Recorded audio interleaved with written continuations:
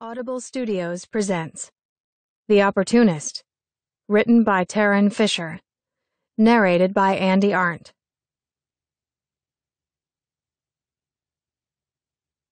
For Broken Love. Chapter 1. The Present. I am Olivia Caspin, and if I love something, I rip it from my life. Not intentionally, not unintentionally either. I see one of them now, a survivor of my tainted, acrid love. He's 100 yards from where I stand, flipping through old records. Caleb. His name rolls around my head like a barbed ball, slicing open feelings that have long since become scar tissue. My heart tries to punch its way out of my chest, and all I can do is stand and watch him. It has been 3 years since the last time I saw him. His parting words to me were a warning to stay away. I suck sticky air into my lungs and try to rein in my sloppy emotions. I want to go to him. I want to watch the hate surface in his eyes. Stupid. I start to leave, and I am almost across the street into my car when my feet fail me.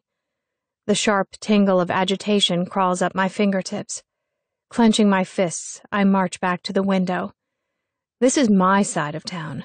How dare he show his face here? His head is bent over a cardboard box of CDs, and as he turns to look at something over his shoulder, I catch a glimpse of his offbeat nose. My heart clenches. I still love this boy. The realization scares me. I thought I was over it. I thought I could handle something like this, an impromptu run-in. I've had therapy. I've had 3 years to get over him. No. Fester in my guilt. I muck around in my emotions for a few more seconds before turning my back to the music store and to Caleb. I can't do it. I can't go back to that dark place. My foot is lifted to step down from the curb when the clouds that have been lurking around Miami for a week suddenly groan like old plumbing. Before I get 2 steps, the rain is assaulting the pavement, drenching my white shirt. I back up quickly and huddle underneath the music store's awning. I stare at my old Beetle through the strands of rain. Just a short run and I'll be on my way home. A stranger's voice interrupts my moment of escape. I pull back, not sure if he's speaking to me. The sky is red, means trouble. I spin on my heels and find someone standing directly behind me. He is closer than what is deemed socially acceptable. I make a surprised sound in my throat and back up a step. He is at least a foot taller than I am, all muscle, though not in an attractive way. He holds his hands at an odd angle with his fingers tensed and spread apart. My eyes are drawn to a mole that sits like a target in the center of his forehead. What? I shake my head, confused. I am trying to peer over his shoulder to catch a glimpse of Caleb. Is he still there? Should I go in? It's an old sailor's superstition. He shrugs. I lower my eyes to his face. He looks vaguely familiar, and as I consider telling him to screw off, I try to remember where I have seen him before. I have an umbrella. He holds up a floral thing with a plastic handle in the shape of a daisy. I can walk you to your car. I look at the sky, which does appear to be a dusky red, and shiver. I want him to leave me alone, and I am about to tell him so when I think, what if this is a sign? The sky is red. Get the hell out of here. I study the chipped polish on my thumbnail and consider his offer. I am not one for omens, but he does have a way to keep me dry. No, thanks, I say. I jerk my head toward the store behind me, and I realize I had already made up my mind. Okay. Hurricane's coming, but suit yourself. He shrugs again and steps out into the rain, not opening his umbrella. I watch him go. His broad back curves against the downpour like a ledge for the rest of his body. He is truly huge. In seconds, the rain has swallowed him and I can no longer see his silhouette. I know him from somewhere, but surely I would remember such a large guy if I had met him before. I turn back to the shop. The sign above the door reads, "Music Mushroom," in bright curlicue letters. I look beyond the glass and search the aisles for him. He is right where I left him, his head still bent over what looks like the reggae section. Even from where I am standing, I can make out a slight furrow in his brow. He can't make up his mind. I realize what I am doing and cringe. I don't know him anymore. I can't make assumptions about what he is thinking. I want him to look up and see me, but he doesn't. Since I don't want to lurk underneath the awning like a creepster any longer, I gather my guts, compose myself, and walk through the door. The air conditioning is icy against my damp skin, and I shiver. I spot a tall shelf of bongs to my left, duck behind it, and I pull out my compact to check my makeup. While I spy on him through the slats in the shelves, I use a finger to scrub at the smudged mascara beneath my eyes. I have to make running into him look accidental. In front of me, there is a bong in the shape of Bob Marley's head. I look into Bob's glass eyes and practice a surprised face. I am disgusted by how low I can stoop. Pinching my cheeks for color, I step out from my hiding place. Here goes everything. My heels bite into the linoleum, snapping loudly as I make my approach. I might as well have hired a trumpeter to announce my arrival. Surprisingly, he doesn't look up. The air conditioner clicks on when I am a few yards away. Someone has tied lime green streamers to the vents. As they begin to dance, I smell something. It is Caleb's smell. Peppermints and oranges. I am close enough to see the scar that curves itself gently around his right eye, the one I used to trace with my finger. His presence in a room is like a jarring physical impact.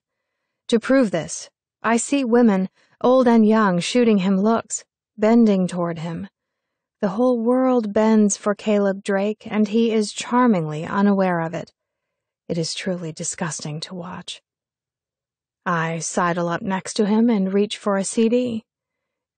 Caleb, oblivious to my presence, moves down the alphabetized line of artists.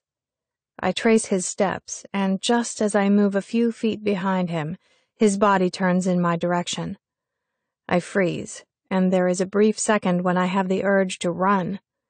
I grind my heels down and watch as his eyes trace my face like he's never seen it before, and land on the plastic square in my hand.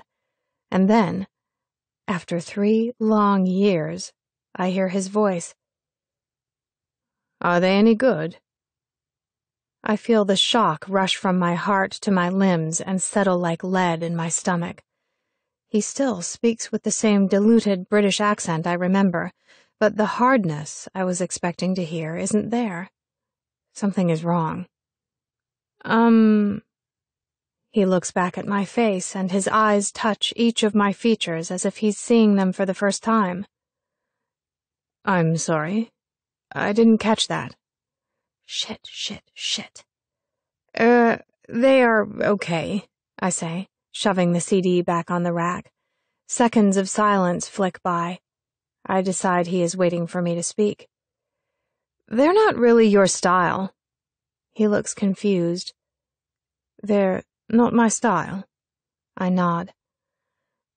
"What, exactly, do you think my style is?" His eyes are laughing at me, and there is a hint of a smile around his mouth. I run my eyes over his face, looking for a clue to the game he is playing. He has always been so good at facial expressions, always the right one at the right time. He looks placid and only remotely interested in my answer. I feel safe, so I say, "You're a classic rock kind of guy. But I could be wrong. People change." "Classic rock?" he repeats, watching my lips. I shiver involuntarily as a memory of him looking at my lips that way comes rushing back to me. Wasn't that look how it all started? "I'm sorry," he says, dropping his eyes to the floor. "This is awkward, but I don't know what my style is. I have no memory of it. I gape at him. Was this some type of sick joke? Some way of getting back at me?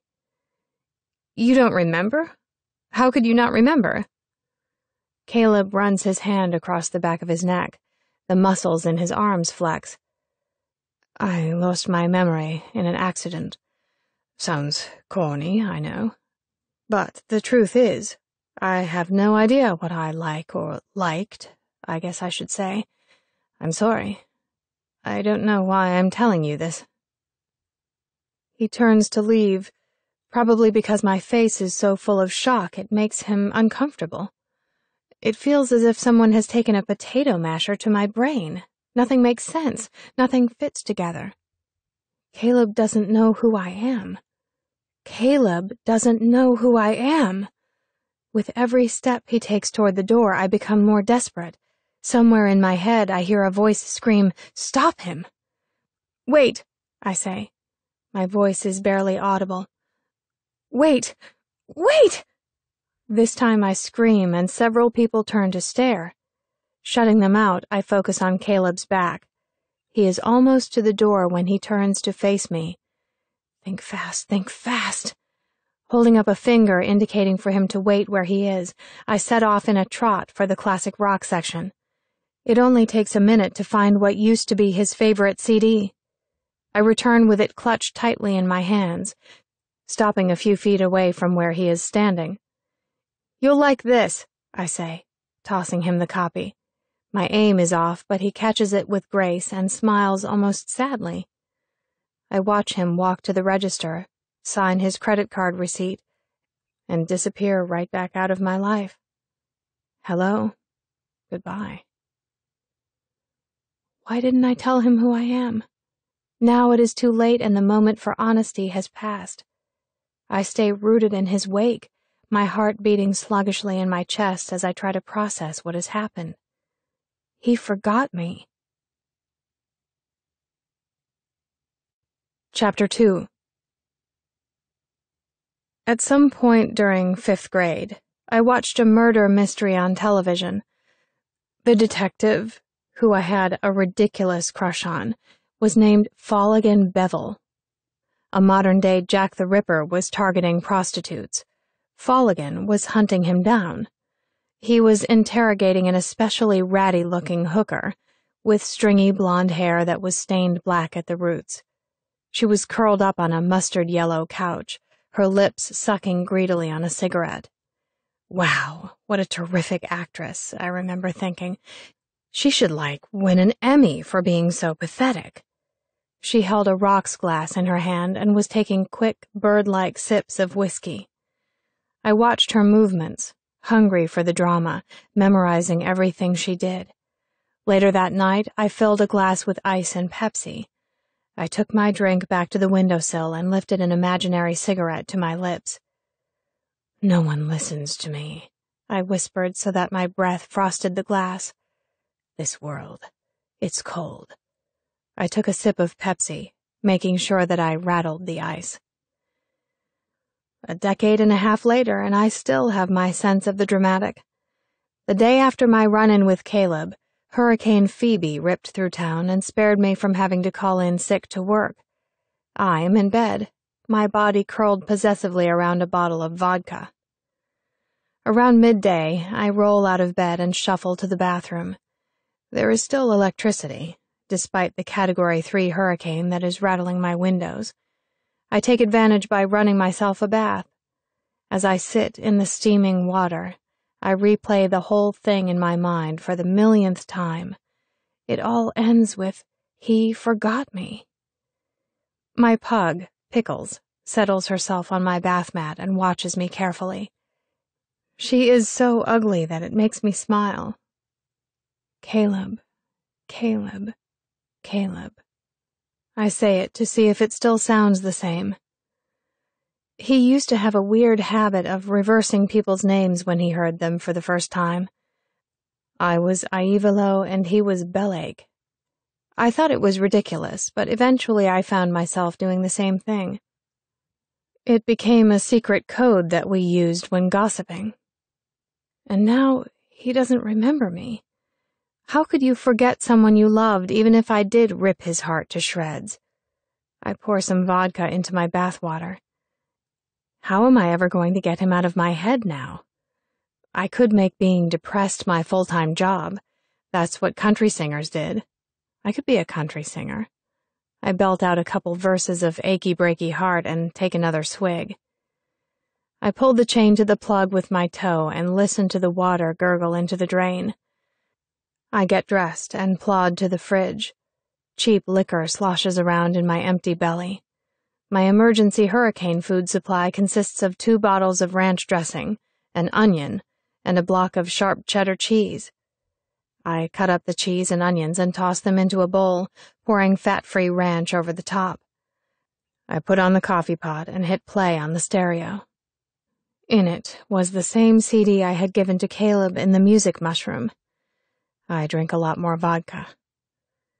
I wake up on the kitchen floor with my face pressed into a puddle of drool. In my fist is a picture of Caleb that has been ripped and taped back together. I feel pretty damn good, even though there is a mild throbbing in my temples. I make a decision. Today I am going to start from scratch. I am going to forget what's-his-name and buy healthy crap to eat and move on with my damn life. I clean up my drunken mess, pausing briefly to toss the torn and taped picture into the trash. Goodbye, yesterday. I grab my purse and head to the nearest health food store. The first thing the healthy crap store does is puff patchouli-scented air into my face. I scrunch up my nose and hold my breath until I pass the service desk where a girl my age is snapping gum and meditating behind a counter. Grabbing a cart, I head for the rear of the store, pushing past the bottles of Madame Deerwood's Aura Cleanser. It doesn't work. The Eye of Newt, and the bags of Gota Cola. As far as I am concerned, this is a normal grocery store and not a supply haven for every New Age weirdo in a 20-mile radius. Caleb and I were never here together, making the Mecca Market a memory-free zone for me. I throw some seaweed cookies and baked chips into the cart and head for the ice cream aisle. I pass a woman wearing a shirt that says, "I am Wiccan, see me broom." She isn't wearing shoes. Turning down the ice cream aisle, I shiver. Cold? I swing around so fast my shoulder upsets a display of waffle cones. I watch in horror as they crash to the ground, scattering and skidding like my thoughts. Caleb. I watch him pick up the boxes one by one, stacking them in his free hand. He smiles at me, and I get the feeling he is amused by my reaction. Sorry, I didn't mean to scare you. So polite. And there was that damn accent again. What are you doing here? The words tumble from my mouth before I can stop them. He laughs.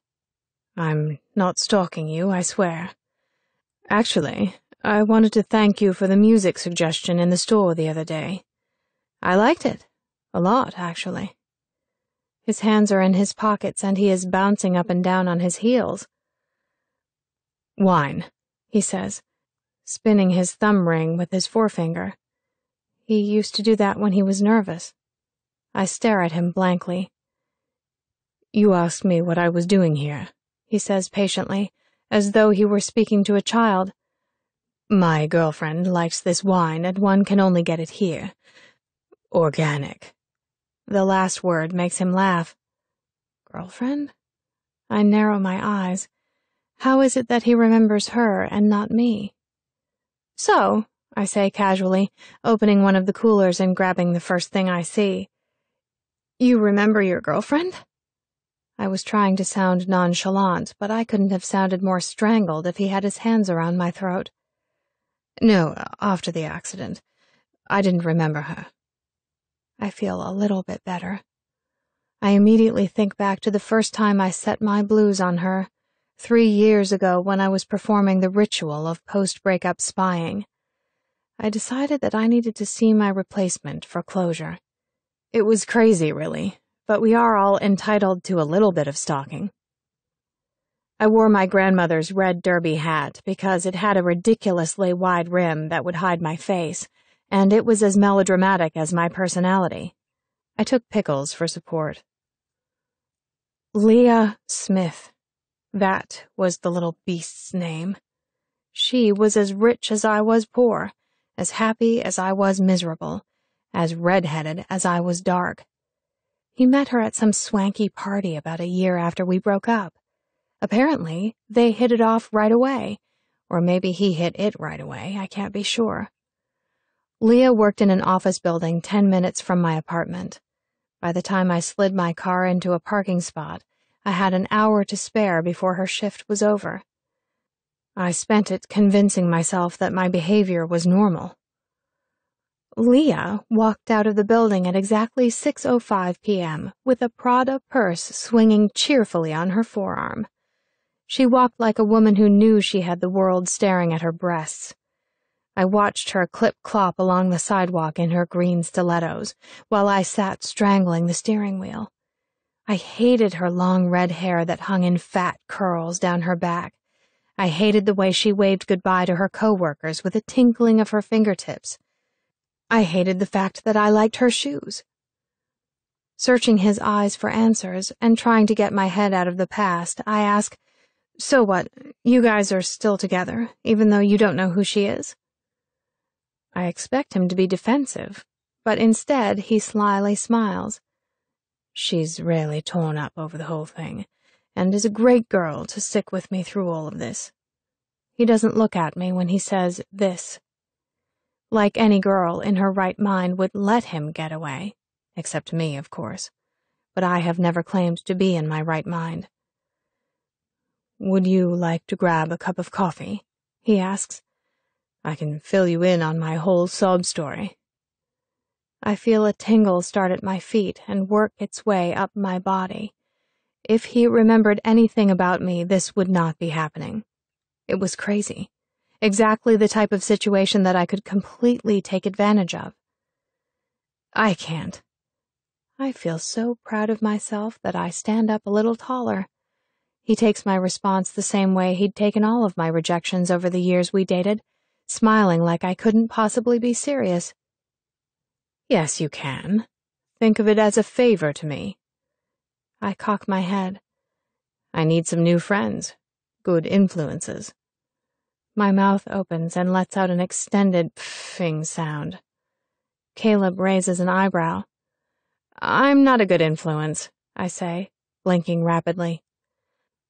I shift from one foot to the other, distracting myself with a bottle of maraschino cherries. I could grab the bottle, toss it at his head and run, or I could go get coffee with him. It was only coffee, after all. Not sex, not a relationship, just some friendly jabber between two people who supposedly didn't know each other. "Okay, coffee."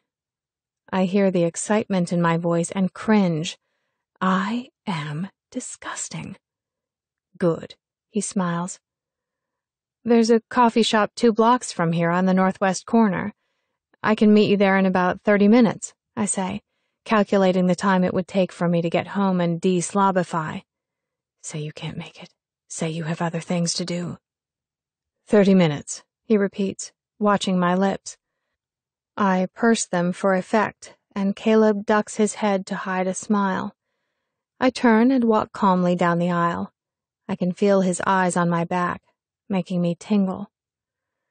I abandon my shopping cart as soon as I am out of sight and gallop toward the front of the store. My flip-flops slap against my heels as I run. I reach home in record time. My neighbor Rosebud is knocking on my door with an onion in her hand. If Rosebud catches me, I will be involved in a 2-hour one-sided conversation about her Bertie and his struggle with the gout. I hide in the bushes. When she gives up 5 minutes later, my thighs are burning from crouching and I need to pee. The first thing I do when I walk through my door is rescue the picture of Caleb from the trash. Dusting it free of eggshells, I shove it in my silverware drawer. In 15 minutes, I am walking out the door feeling so nervous I have to make a conscious effort not to trip over my own feet. The 3-block drive is torturous. I swear at myself and twice swerve into the turning lane to go home. I make it to the parking lot with a mild case of whiplash. The coffee shop is full of dark blue walls and mosaic patterns. It is intense and depressing and warm all at the same time. With a Starbucks only 3 blocks away, this place is reserved for a more serious crowd, artsy-fartsy types that brood over their MacBooks. "Hey, Olivia." The little punk boy who works the counter waves at me. I smile at him. As I pass the bulletin board, something catches my eye. A printout of a man's face is tacked among the flyers. I walk closer, feeling prickles of recognition. Along the bottom of his face, the word "Wanted" stands out in bold letters. It's the man from the Music Mushroom, the one with the umbrella. Dobson Scott Orchard, born September 7th, 1960. Wanted for kidnapping, rape, and assault. Distinguishing feature, birthmark on forehead. The mole! That is the birthmark the poster is referring to. What would have happened had I gone with him? I shake the image out of my head and memorize the number at the bottom of the page. If I hadn't seen Caleb that day, I might have let him walk me to my car. Dobson escapes out of my head when I see Caleb. He is waiting for me at a small table in the back corner, staring absently at the tabletop. He lifts a white porcelain cup to his lips, and I get a flashback of him doing the same thing in my apartment years ago. My heart accelerates. He spots me when I am a few feet away. "Hi. I got you a latte," he says, standing up. His eyes sweep from my feet to my face in one quick motion. I clean up well. I swipe a dark strand of hair out of my eyes and smile. I am jittery. My hands are trembling. When he extends a hand toward me, I hesitate before reaching out to shake it. "Caleb Drake," he says. "I would say that I usually tell women my name before I ask them out for coffee, but I don't remember." We smile awkwardly at his terrible joke as I allow my small hand to be swallowed in his. The feel of his skin is so familiar. I close my eyes for a brief second and allow the absurdity of the situation to wash over me. "Olivia Caspin, thank you for the coffee." We sit down awkwardly, and I begin pouring sugar into my cup. I watch his face. He used to tease me about my coffee being so sweet it made your teeth hurt. He drinks tea, hot, the way the British drink it. I used to think it was charming and distinguished. I still do, actually. "So what did you tell your girlfriend?" I ask, taking a sip. I am swinging my shoe off the end of my big toe, which is something that used to annoy him when we were together. I see his eyes reach my foot, and for a second, I think he's going to grab it to stop the motion. "I told her I needed some time off to think. It's a horrible thing to say to a woman, isn't it?" he asks. I nod. Anyway, she burst into tears the minute the words were out of my mouth, and I didn't know what to do. "I'm sorry," I lie. Strawberry Freckleface is cuddling with rejection tonight. It is a wonderful thing. "So," I say, "amnesia." Caleb nods, looking down at the table. He absently traces a pattern of circles with his finger. "Yes, it's called selective amnesia. Doctors, 8 of them, have told me it's temporary." I suck thoughtfully on the word temporary. It could mean my time with him is as temporary as hair dye, or an adrenaline rush. I decide I'll take either one. I am having coffee with a man that formerly hated me. Temporary doesn't have to be a dirty word. "How did it happen?" I ask.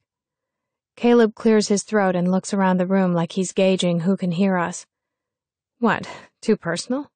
I can't keep the laughter out of my voice. It feels strange that he is hesitating to tell me. When we were together, he told me everything, even the things that most men would be embarrassed to share with their girlfriends. I can still read his expressions after all these years, and I can tell that he is uncomfortable sharing the details of his amnesia. "I don't know. It seems like we should start with something simple before I tell you my secrets. Like my favorite color." I smile. "Do you remember what your favorite color is?" Caleb shakes his head. We both laugh. I sigh and fidget with my coffee cup. When we first started dating, I'd asked him what his favorite color was.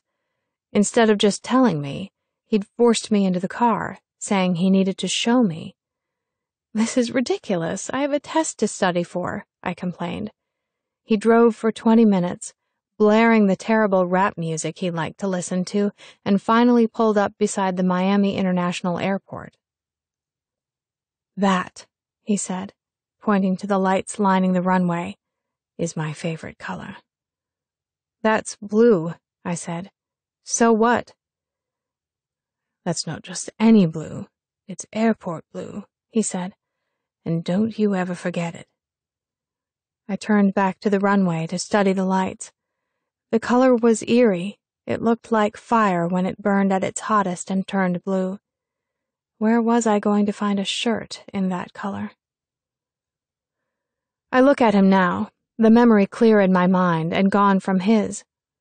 What would it be like to forget your favorite color, or the girl that smashed up your heart? Airport blue haunts me. It's become a brand to me, a trademark of our broken relationship and my failure to move on. Airport fucking blue. Your favorite color is blue, I say, and mine is red. Now we're best friends, so tell me what happened. Blue it is, he says, smiling. It was a car accident. A colleague and I were on a business trip in Scranton. It was snowing heavily, and we were on our way to a meeting. The car skidded off the road and wrapped around a tree. I sustained serious head injuries.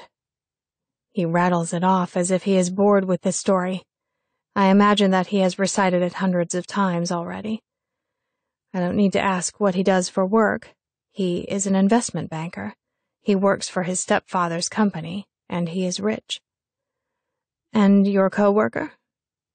He didn't make it. His shoulders slump. I bite my lip. I'm not good with death and the words that you're supposed to offer as condolence. When my mother died, people said stupid things that made me angry. Soft, fluffy words that carried no weight. I'm sorry, when it clearly wasn't their fault, and if there is anything I can do, when we both knew there was nothing. I changed the subject, rather than offer empty words. Do you remember the accident? I remember waking up after it happened. Nothing before that. Not even your name? He shakes his head. The good news is the doctors say I'll remember. It's just a matter of time and being patient. The good news for me is that he doesn't remember. We wouldn't be talking if he did. I found an engagement ring in my sock drawer. His confession is so sudden I choke on my coffee. Sorry. He pats me on the back and I clear my throat, eyes watering. I really needed to tell someone that. I was getting ready to ask her to marry me, and now I don't even know who she is. Wow. Wow. I feel like someone just plugged me in and threw me in the bathtub. I knew that he had moved on with his life. I spied on him enough to know that, but marriage? It made me itch just to think about it. What do your parents think about your condition? I ask, steering the conversation in a more palatable direction.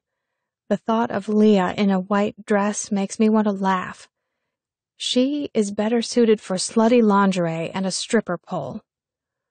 My mother looks at me like I've betrayed her in some way, and my father keeps patting me on the back, saying, You'll get it back soon, buddy. Everything's going to be fine, Caleb. He imitates his parents to a T, and I smile.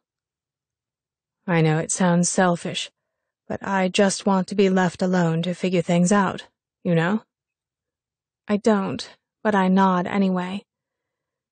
I keep wondering why I can't remember. If my life was as great as everyone keeps telling me it was, why doesn't any of it feel familiar? I don't know what to say. The Caleb I knew was always in control. I always thought Jewel had him pegged. He was fashionably sensitive, but too cool to care. This Caleb is confused and broken and spilling his guts to someone he thinks is a perfect stranger. I want to kiss his face and smooth out the furrows in his brow. Instead, I sit frozen in my chair, fighting the urge to tell him everything that tore us apart in the first place. So what about you, Olivia Caspin? What's your story? I don't have one. I am so thrown off guard by his question, my hands start shaking. Come on. I've told you everything, he pleads. Everything that you remember, I point out. How long have you had amnesia? 3 months. Well, for 3 months of my life, I've done nothing but work and read. There's your answer. Somehow I think there's quite a bit more to you than that. He scans my face and I get the impression he is generating a history from what he sees there.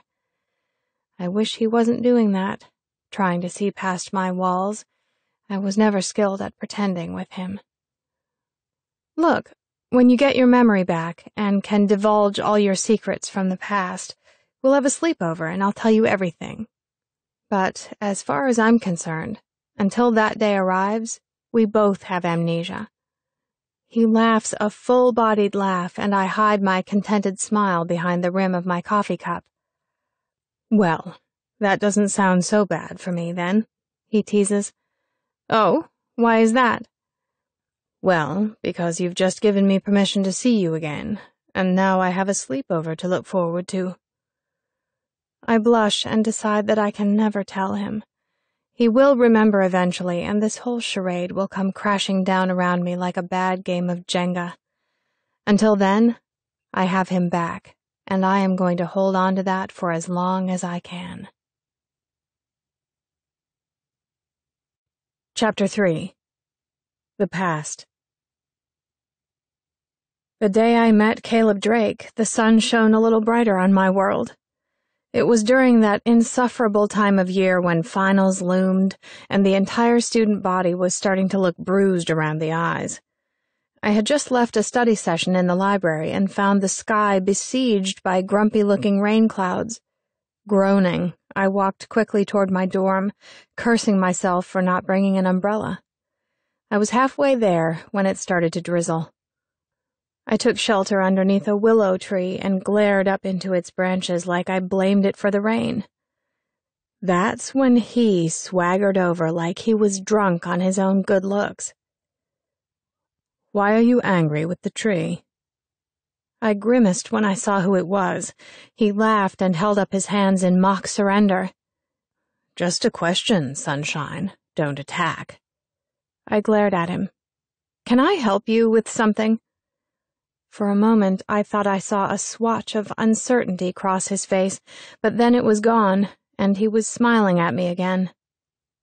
I was interested in finding out why this tree made you frown, he said, repeating his lame starter line. I looked beyond his shoulder and spotted a cluster of basketball idiots leering at us.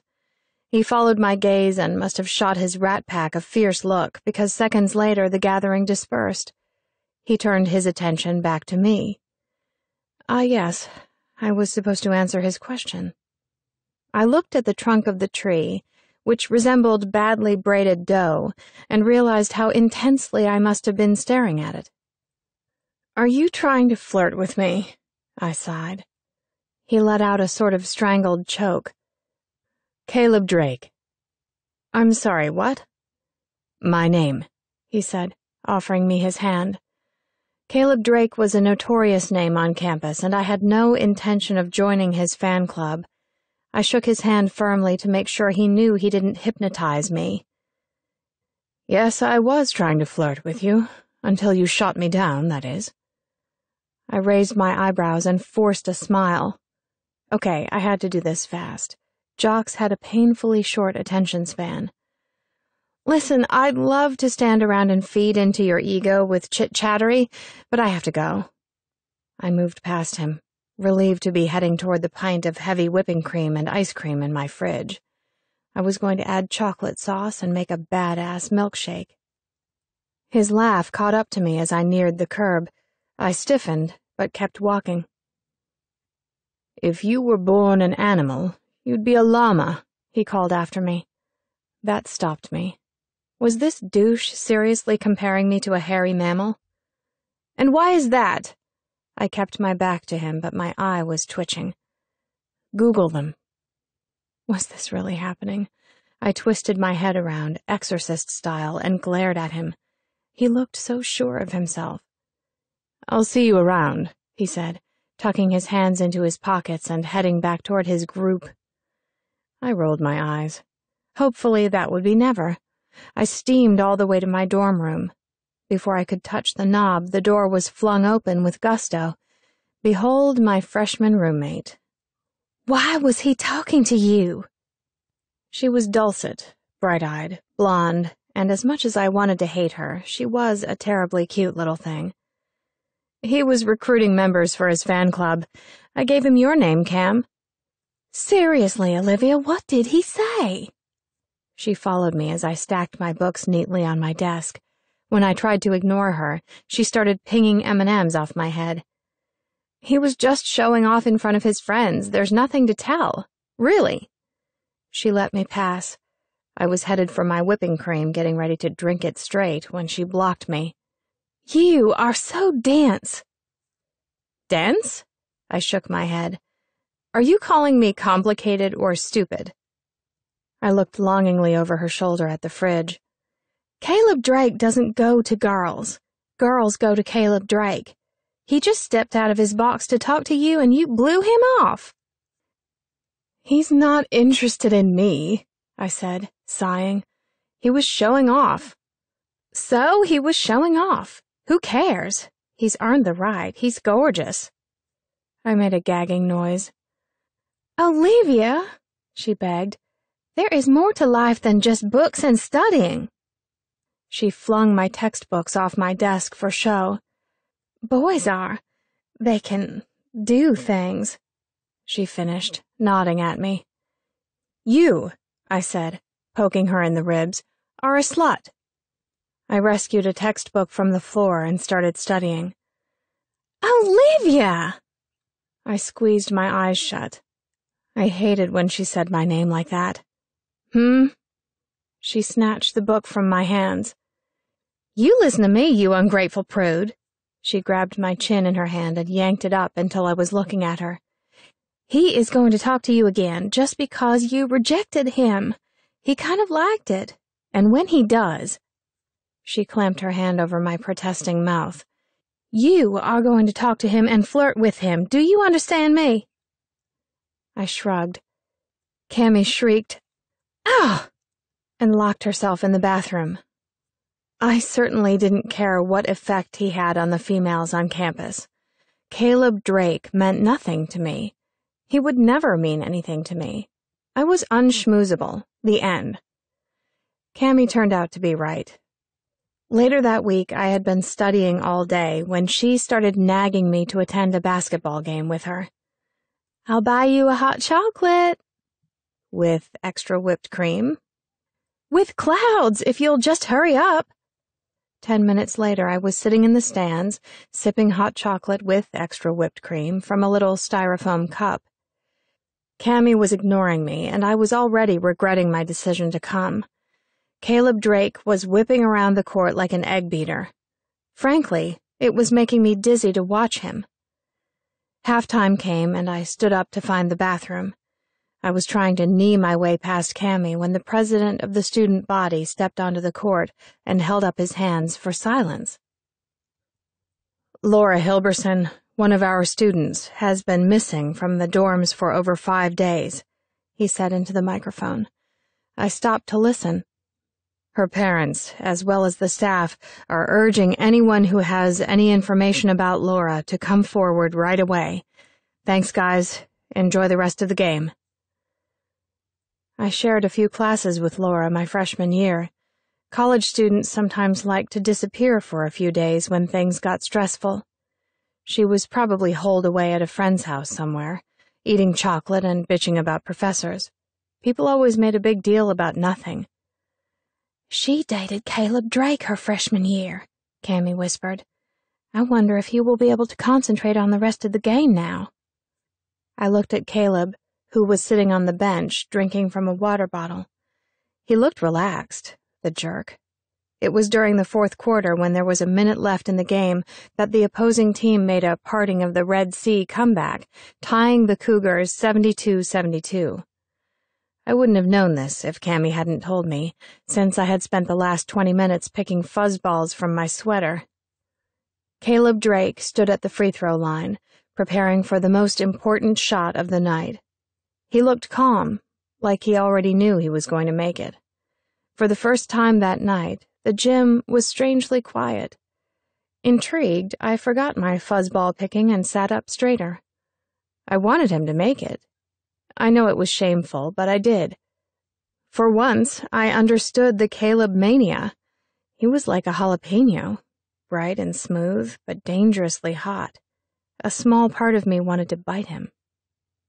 I turned to Cammy, whose eyes were big with anticipation. This was major stuff right here. My eyes drifted back to the court. I jerked. Caleb was watching me. The entire student body was watching him, and Caleb was watching me. Before the ref could blow the whistle, Caleb tucked the ball beneath his arm and jogged over to his coach. "What's going on? What's going on?" Cammy was hopping from one foot to another, her pigtails bouncing in time with the music. Something didn't feel right. I shifted in my seat, crossed and uncrossed my legs. Caleb was handing his coach the ball. I suddenly felt like I was sitting in a sauna. "He's coming up the stairs, Olivia! He's coming this way!" Cammy squealed. I slunk lower in my seat. No way was this happening. He was headed right for me. I pretended to be busy digging around in my purse for something. When he stopped next to my seat, I looked up in surprise. "Olivia," he said, resting on his haunches to look me in the eyes. "Olivia Caspin." I saw Cammy's jaw drop open and a multitude of heads turn to look at us. "Bravo, you found out my name." Then, in a lower voice, "What the hell are you doing?" He ignored me.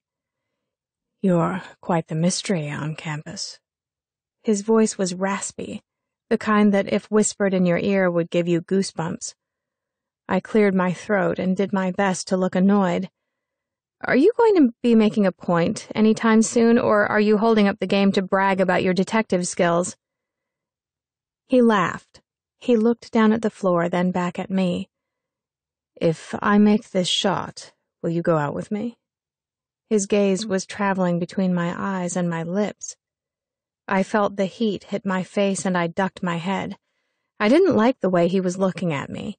It was like he was already planning our first kiss, evaluating my lips. I shook my head. It was ridiculous. He was making a production of his wounded ego, and I didn't give a damn if he made that shot. I narrowed my eyes. "If you were born an animal, do you know which one you'd be?" I asked. A flicker of uncertainty passed across his face. After our little encounter in the rain, I had Googled llamas just as he suggested. Apparently, they were pretty rude. Spitting, kicking, and headbutting were part of their social decorum. "A peacock." He grinned. "It took you all week to think that one up, didn't it?" His eyes were on my lips again. "Sure," I said, shrugging. "So then, it's fair to say that you were thinking about me all week?" Now it was my turn to look shaken. Damn, just when I had him. "No, and no, I will not go out with you." I leaned back in my chair and decided to look at the scoreboard. Maybe, if I ignored him, he would leave. The Black Eyed Peas were playing loudly over the speakers. I tapped my foot to the rhythm. Why not? He seemed agitated. I liked it. "Because I am a llama and you are a bird, and we are not compatible." There was an increasing rise in interest across the gym, as people were standing up to get a better look at what was happening. I started getting nervous. "Okay," he said matter-of-factly. "Then what will it take?" He was leaning so close to me I could feel his breath on my face. It smelled like peppermint. I held my breath and tried to gain control of my racing heart. And then a brilliant thought. Miss it. He cocked his head. I leaned closer, narrowed my eyes. I spoke slower this time, so there would be no confusion. Miss it, and I'll go out with you. I saw the tenderness drain from his eyes. Asking a peacock to pull out his feathers was a hard thing to do. He stood up quickly, too quickly, and took the stairs back to the court 2 at a time. I settled back into my seat with a smug smile. Bet he wasn't expecting that, hotshot, idiot. Cammy was taking turns looking from me to Caleb. There was something like awe on her face. She opened her mouth to say something, but I held up my finger to silence her. This was not the time for Cammy's mouth. Save it, Camadora, I warned her.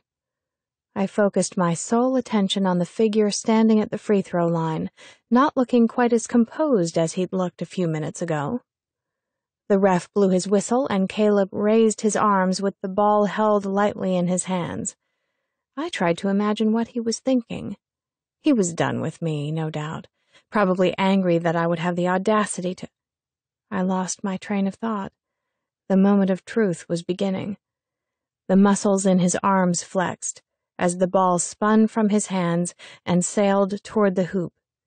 In those few seconds, my mind had time to register that something wasn't right about the situation. And then it happened. The ball fell short, a foot from the basket, and hit the ground with a sickening thud. I watched in horror as pandemonium broke forth. No, I whispered under my breath. How could he do that? Why would he do that? What an absolute idiot. Olivia, I'm going to pretend that I didn't hear any of that, Cammy hissed, grabbing me by the wrist. We need to go before someone kills you. As she pulled me through the throng, I turned back to the court for one last look at what was happening. Caleb was gone. I didn't hear anything from him for over a week. Guilt had started seeping into my self-righteous bones, and it hurt right down to the marrow. I didn't want to admit that Caleb Drake had surprised me and humiliated himself. Someone like him couldn't surprise someone like me, right? Somehow, the news that he sabotaged the game for a girl had spread across campus. Since it was me he had been talking to minutes before his miss, I was prime suspect. Girls whispered when they saw me, and the basketball team had taken to giving me searing and menacing looks. She's not even that pretty, I heard one cheerleader say to another. If he was going to sabotage his entire basketball career, he should have done it for a better piece of ass. I ducked my head in shame and disappeared into the library. How was I supposed to know there were scouts at that game? My knowledge of sports was limited to being able to identify the different colored balls, and anyway, who would have thought that he would actually have done it? I spent a little more time in front of the mirror in the mornings, applying mascara and curling my hair. Since all eyes were on me, I might as well try to be a good-looking piece of ass. I was too pretty to be plain, and my features were too round to be exotic. Men avoided me. Cammy told me once that I had a kind of fierceness in my eyes that scared people away.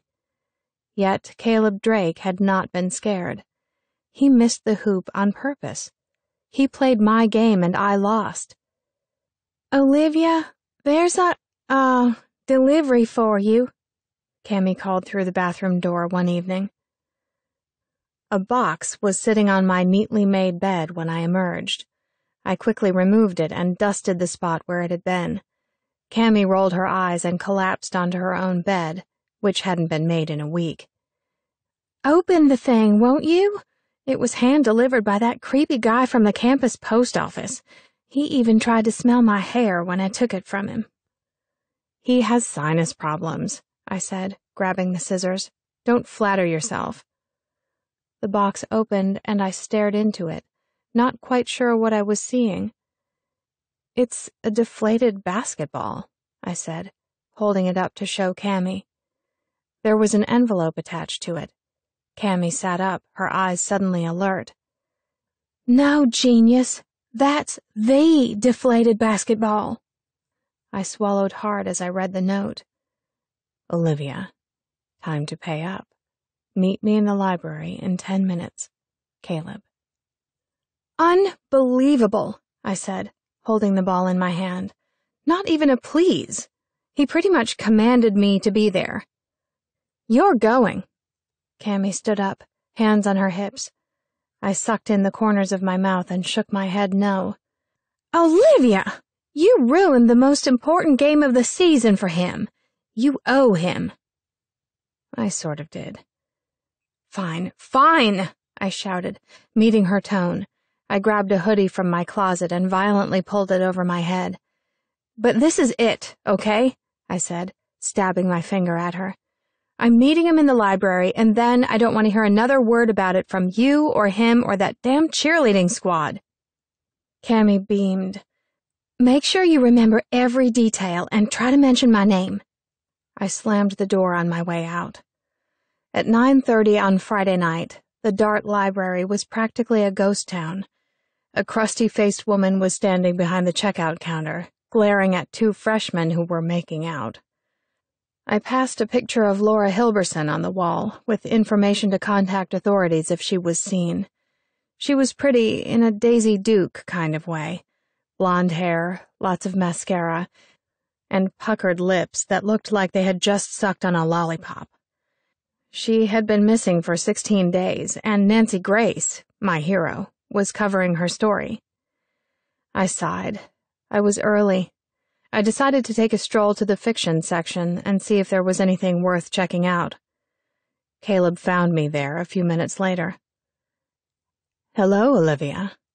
He strolled up to me with such ridiculous confidence I wanted to stick my foot out and trip him. Caleb, I nodded at him curtly. He was wearing a black pea coat over an expensive-looking cream sweater. My heart did a little gallop. I disciplined my heart, calmed it down, and turned to face him. His hands were tucked casually into the pockets of his corduroys. Very GQ. I had expected him to show up in one of those silly basketball jackets and a dingy pair of jeans. Why are you so dressed up? I snapped, adding a novel to the growing pile of books on the table. How do you find time to read? He asked, picking up the book and examining the cover. I wasn't going to tell him that I didn't have a life and that I read my weekends away. I sent him a scalding look and hoped he would drop the subject. The stupid jock had probably never read a book cover to cover. I was about to tell him so when he walked down the aisle next to me, bringing back a chunky novel in his hand. Try this. It's my favorite book. I looked at him warily before plucking it from his fingers. Great Expectations. I had never read it. You're kidding? He grinned. Do you think that because I play basketball, I'm illiterate? I sniffed. That is exactly what I thought. Why did you ask me to come here? I thought that you might be more comfortable meeting me here. He perched himself on the edge of a table. Did you think I wouldn't want to collect on our bet? I was noticing an accent for the first time. British, I thought, but couldn't be sure. Whatever it was, it had the same effect on me as vodka.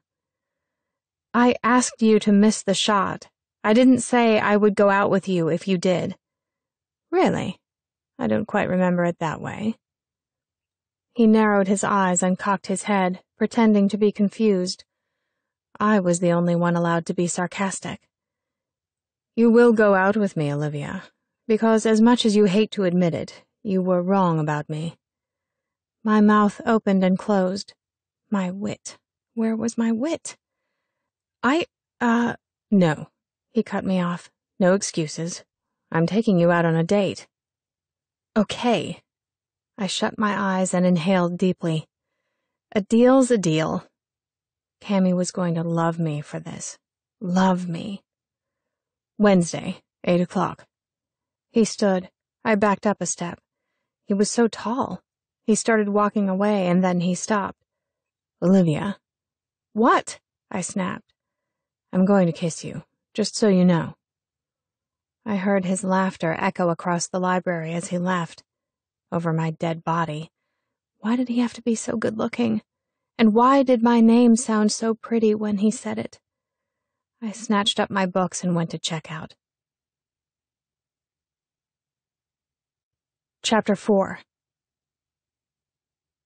I was afraid of him. He was outplaying me, plucking all of my weapons from my fingers and making me feel like a toothless tiger. My solution was to hide in my room until Wednesday to avoid a run-in with him.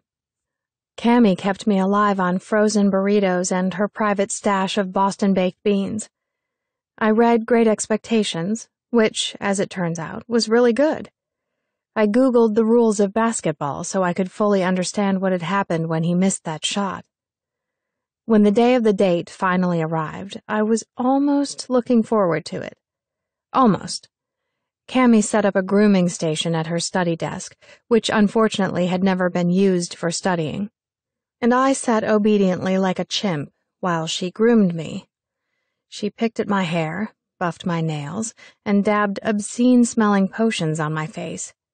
When she started lecturing me on safe sex, I jammed my headphones into my ears and turned the volume on high. At exactly 7:55, there was a polite tap, tap, tap on the door. Cammy jumped up and down, her face grotesquely frozen in silent screams. "He's actually going to be in our room," she hissed, dancing over to the door. She ran a tube of pink gloss over her lips before unlatching the door. I stood back while slutty mother freshman let in our date. "Oh, hello," she said casually. "I'm Cammy." She offered him her hand, and he shook it, smiling politely. When his eyes found me, he did a double take. I looked nice. Cammy had outdone herself. I was wearing jeans and a slinky cashmere sweater that slipped off one shoulder. My hair, as usual, hung in ropey waves to my waist, but Cammy had taken the time to style a poof and spritz it with sinful amounts of hairspray. "Well, let's go then," I said, walking past him and out into the hall.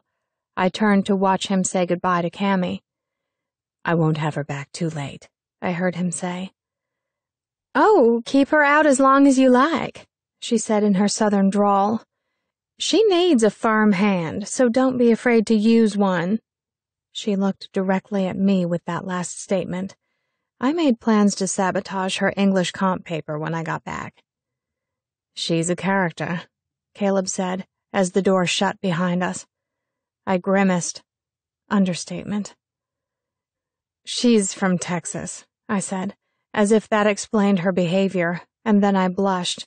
Why did I say that? I looked up at his face to see him half smiling at me. It took all of my self-control not to turn around and go back to my room. In the end, pride kept my feet moving. I didn't want him to think I couldn't handle myself. We passed 2 cheerleaders on our way to the elevator. Their eyes grew large when they caught sight of Caleb. He nodded at them politely, but kept moving, his hand on the small of my back. I tried to scoot away, but he was pretty adept at keeping it there. "Do you take compliments?" he asked, as we stepped into the elevator and I pressed the down button before he had the chance. "If they're original." He snickered and rolled his eyes. Okay, he said. He was trying not to laugh at the expression on my face.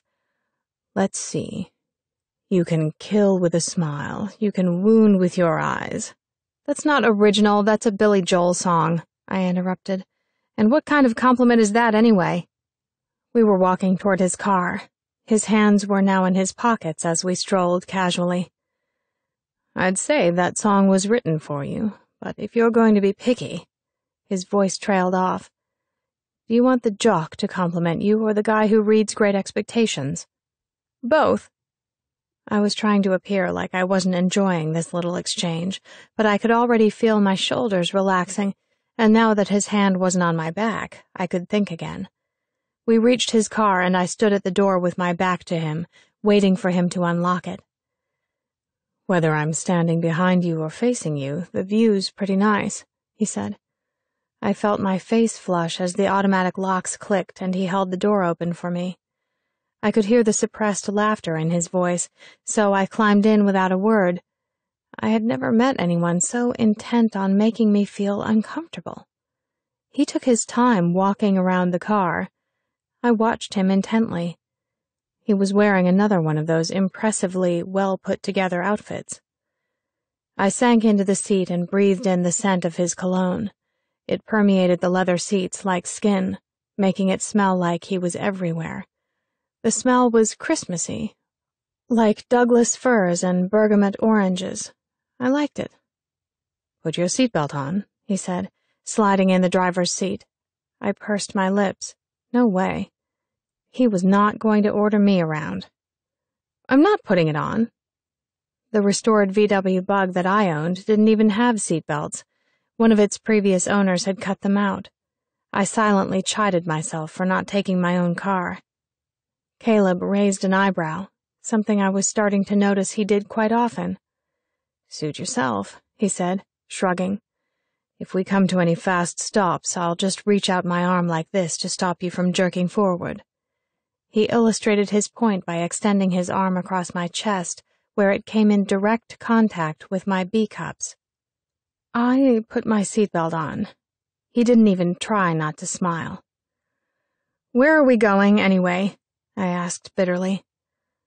Hopefully we could make this quick, and I could be back to my room in time to watch Grey's Anatomy. Handsome, fictional men were so much easier to stomach than real-life ones who smelled of Christmas and looked like a Calvin Klein model. "To my favorite date spot." He looked over at me as his hands shifted gears and I felt unwelcome warmth in my belly. I had a hand fetish.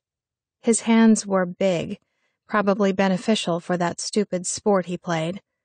His were the kind of hands that made wedding rings look sexy.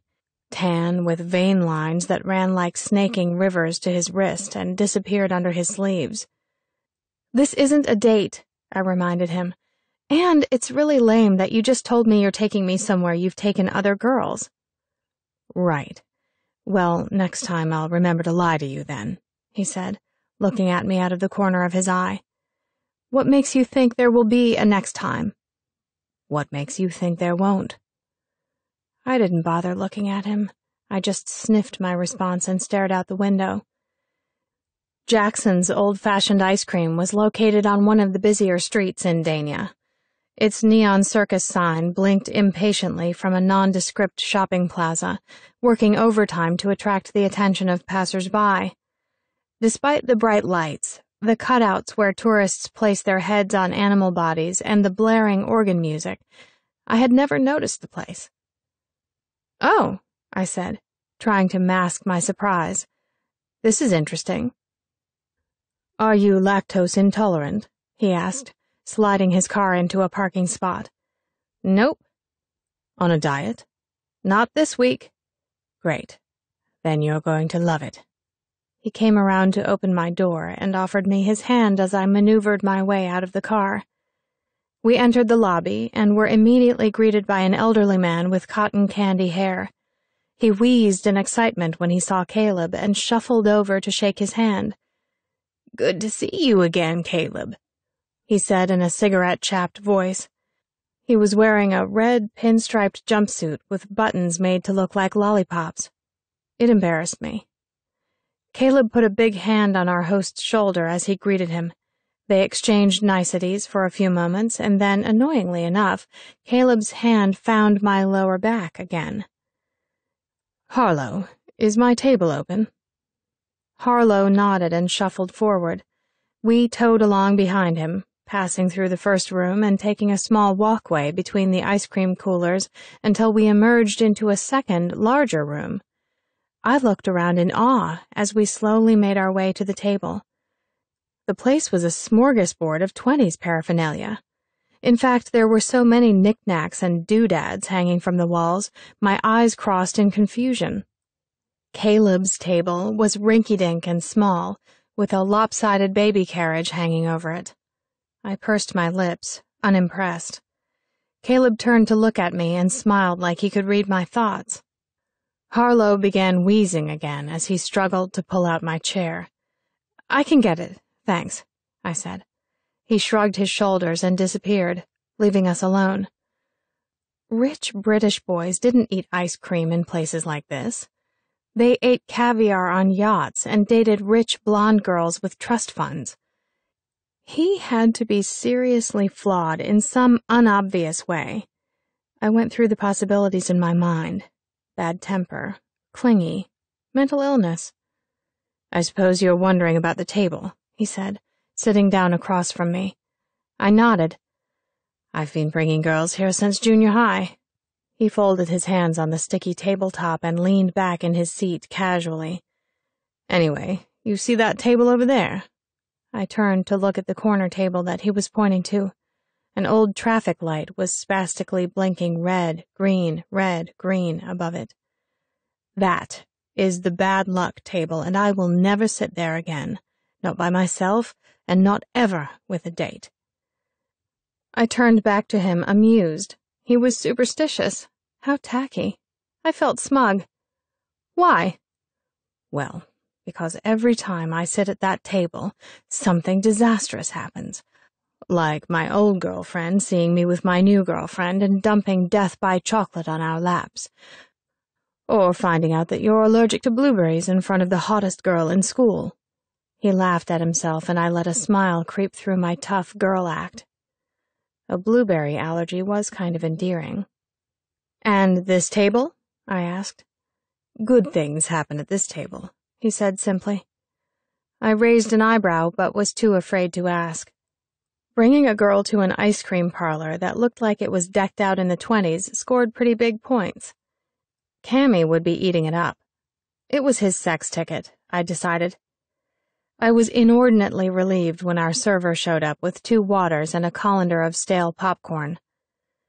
I was still looking through my menu when I heard Caleb ordering for me. "Are you kidding?" I asked when our server walked away. "Are you aware that women can now vote and order their own food?" "You never give an inch," he said. "I like that." I licked the salt off my fingers and narrowed my eyes at him. "I saw you looking at this." He tapped a picture of a banana split.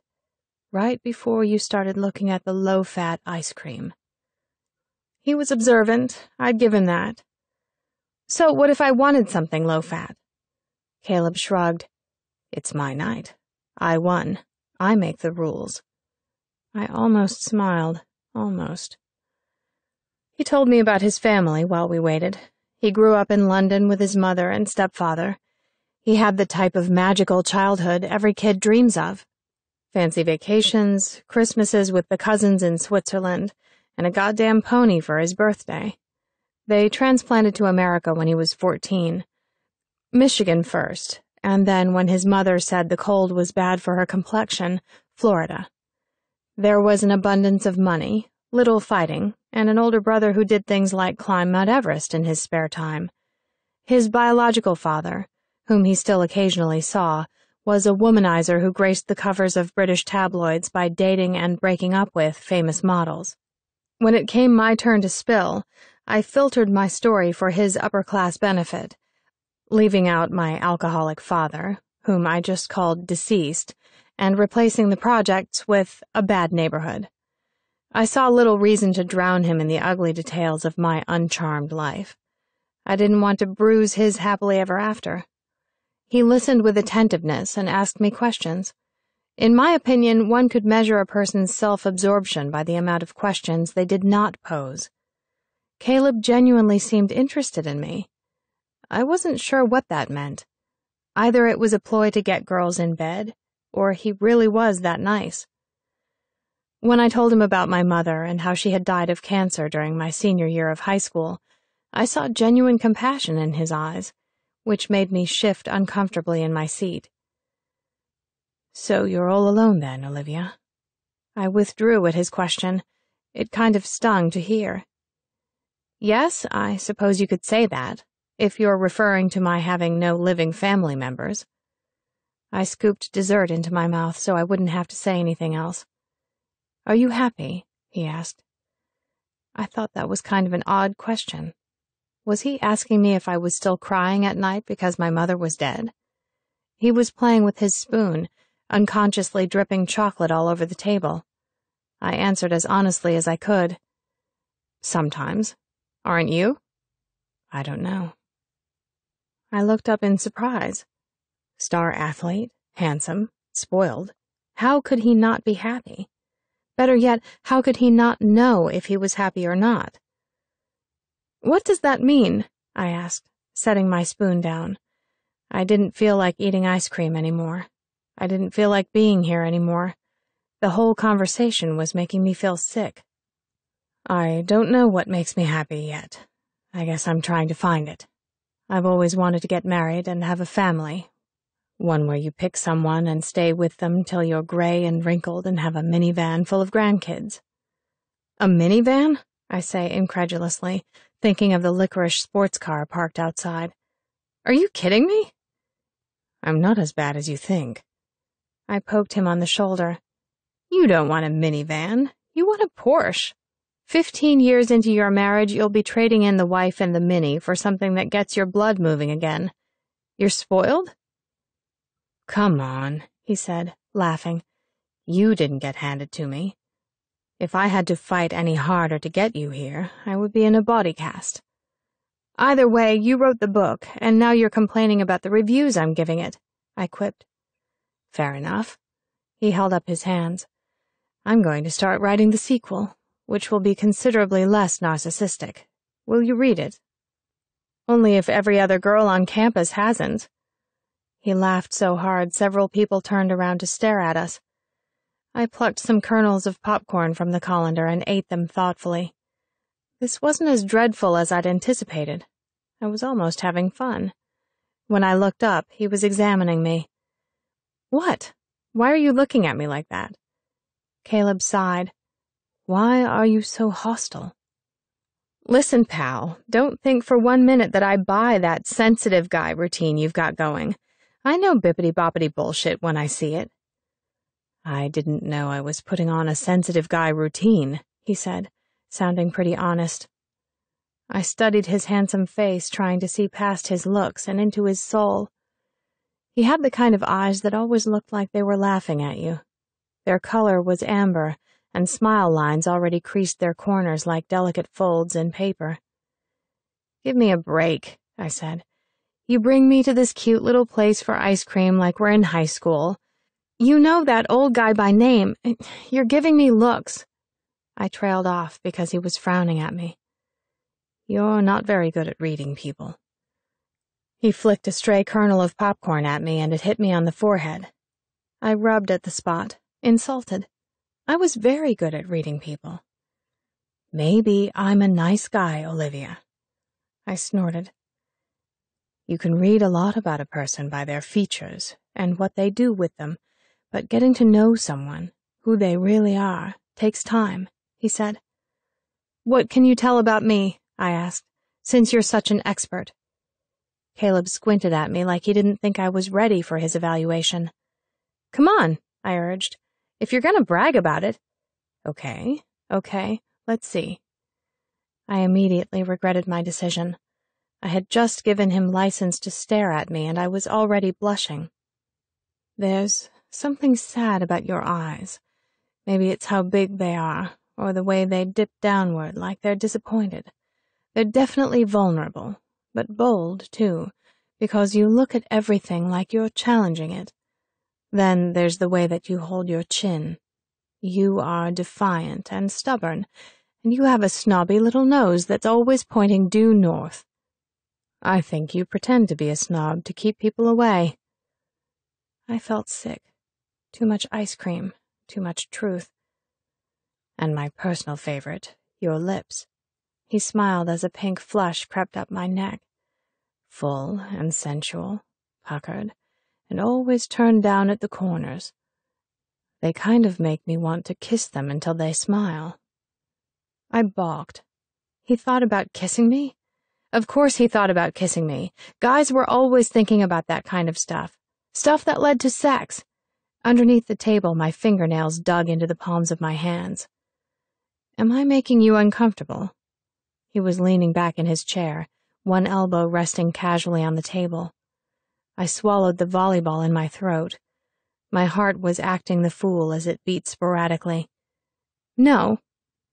Good, because I don't take you for a woman who's ever really surprised, especially when the school jock proves her wrong.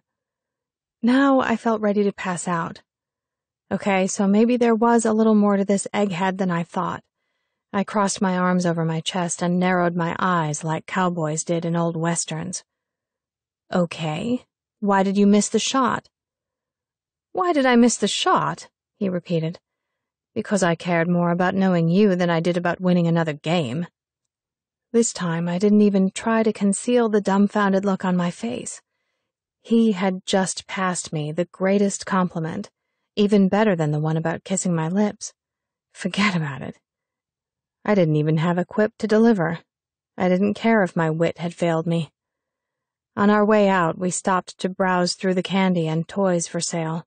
As if the place wasn't small enough, they had to cram it full of junk. Caleb was studying something in the corner as I studied him.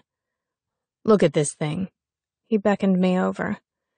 I wedged myself between him and a row of sherbet-colored Beanie Babies to get a look. It was a penny press, one of those souvenir coin makers in which you placed 50 cents and a penny. The machine would then press your penny and stamp a random message on it in its newly flattened form, keeping your 50 cents as payment. Caleb was pulling change from his pockets like he was roped on too much sugar. You do it, he said, dropping the coins into my palm. I slid the change into the narrow slit on its front and pushed the start button. The press began to hum and vibrate in a polite vibrato. I was acutely aware of how close we were standing, and I would have edged away if there was anywhere to go. I knocked a few of the Beanie Babies off the shelf. As we bent to pick them up, the machine made a small burping sound, and the penny landed in the return slot with a tinkle. He rubbed his hands together, and I giggled. Now there's something you don't see very often, he said, tapping me lightly on the nose. I swallowed my girlishness and resumed my dour face. My nose was now tingling. It's just a souvenir machine. Calm down, Stokes. Ah, but this isn't just any coin maker, he said, pointing to an advertisement on it that I, unfortunately, had failed to see. This is the romantic coin maker. I paled. The penny was still warm when my fingers found it. I handed it to Caleb without even bothering to see what the message was. Well, well. His voice was smug. Curiosity got the best of me. I pulled his arm down until the coin was directly in front of my face and read, Good for one kiss. Anywhere, anytime. The nerve. I backed out of the tight spot and started walking to the door. Good luck collecting on that one. He didn't say a word, and he didn't need to. His strut and the smile on his face said it all. I asked him about Laura on the way back to the dorms. He told me that he only dated her for a week their freshman year and that she was a nice girl. By the time he walked me to my dorm room, I was so preoccupied with thoughts of him kissing me that I stumbled over my own feet. Careful, Duchess, he said, grabbing me by the elbow. If you sprain something, I'm going to have to carry you to your door. He laughed at the look of horror on my face. Most girls would be excited by that prospect, you know. I'm not most girls. Yes, so I see. He took a step toward me, and I shrank back against the door, trying to press myself into the thin plywood. He was unbearably close. Placing both hands on either side of my head, he was inches from my face. I could feel his breath on my lips. I wanted to see his lips, watch what they were doing, but I kept my eyes locked on his. If I could just hold his eyes, he might not notice that my chest was heaving from my labored breaths and that my fingernails were curved into the door behind me. He moved his head closer. His nose was practically touching mine. My lips parted. How long had we been standing there? It felt like 5 minutes, but I knew it was probably more like 10 seconds. He moved a millimeter closer. There was nowhere for me to go. If I pressed myself further against the door, I'd melt into the wood. I was so afraid. But of what? I'd been kissed before. He spoke, and he was so near my face I could feel his lips brush against the corner of my mouth. "I'm not going to kiss you," he said. I felt my heart lurch. Was it up or down? Up or down? I didn't know if I was disappointed or relieved. He backed up. "Not today, Olivia, but I am going to kiss you." I felt a swell of agitation swirl through my belly. It traveled up my chest and reached my mouth. "No." It sounded so silly, a child's word of defiance. I don't know why I said it, except to take back some of the control he'd stolen from me. Caleb had already turned to walk away, but my no stopped him. He turned. His hands were in his pockets. The hallway seemed to shrink around him, his presence swallowing it up. How did he do that? I expected him to say something else, maybe flirt with me some more. Instead, he grinned, looked at the ground, looked back at me, and walked away. He won again. That little move had been stronger, left more of an impression than if he had actually pressed his lips to mine. Now I had the impending feeling of being hunted. I barely had time to process what had just happened when the door was flung open and Cammy pulled me into our room by the waistband of my jeans. "Tell me everything," she demanded. She had rollers the size of Twinkies in her hair, and her face was lathered in something that smelled strongly of lemon. "There's nothing to tell," I said mysteriously, almost dreamily. "I'll let you keep the sweater I loaned you." I considered this a moment before nodding. "He took me to Jackson's ice cream," I began. Chapter 5. The Present. I have to stop daydreaming. I've been spending too much time thinking about the past and reliving how we met. I am suddenly aware that I am seated behind my desk, scribbling distractedly on a document I am supposed to be transcribing into type, and that hours had passed. I brought donuts into work, and one of the lawyers from the firm is digging around in the box, getting sugar all over his sleeve. He makes his selection and perches himself on the edge of my desk, knocking over a cup of pens. I cringe, but keep my hands in my lap. "So, how's law school going?" He ignores the mess he made and bites into a jelly. I imagine the stack of law school applications on my dresser at home and sigh.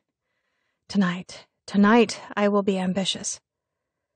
"Fine, thank you, Mr. Gould." I can't take it anymore. I scoop up the pens and reposition the cup. "You know, Olivia, a girl with your looks can get far in this world if she plays her cards right." He is chewing with his mouth open.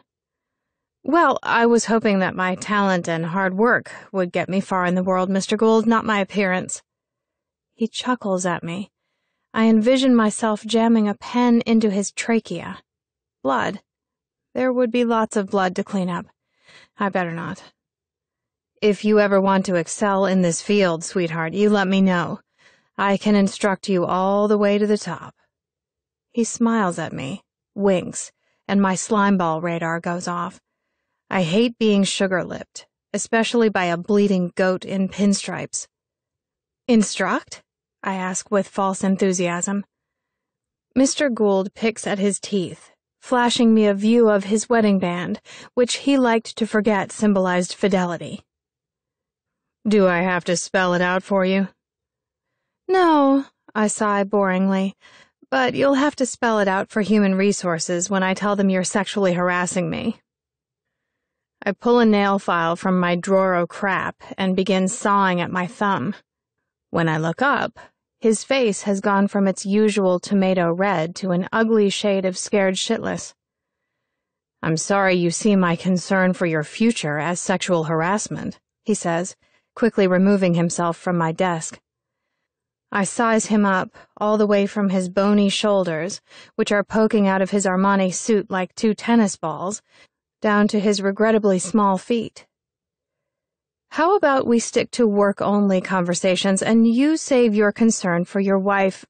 Mary was her name, wasn't it?" He turns away, his shoulders rigid. I hate men. Well, most of them. My intercom crackles. Olivia, can you come in here for a sec? It's Bernie. Bernadette Vespa Singer is my boss, and she loves me.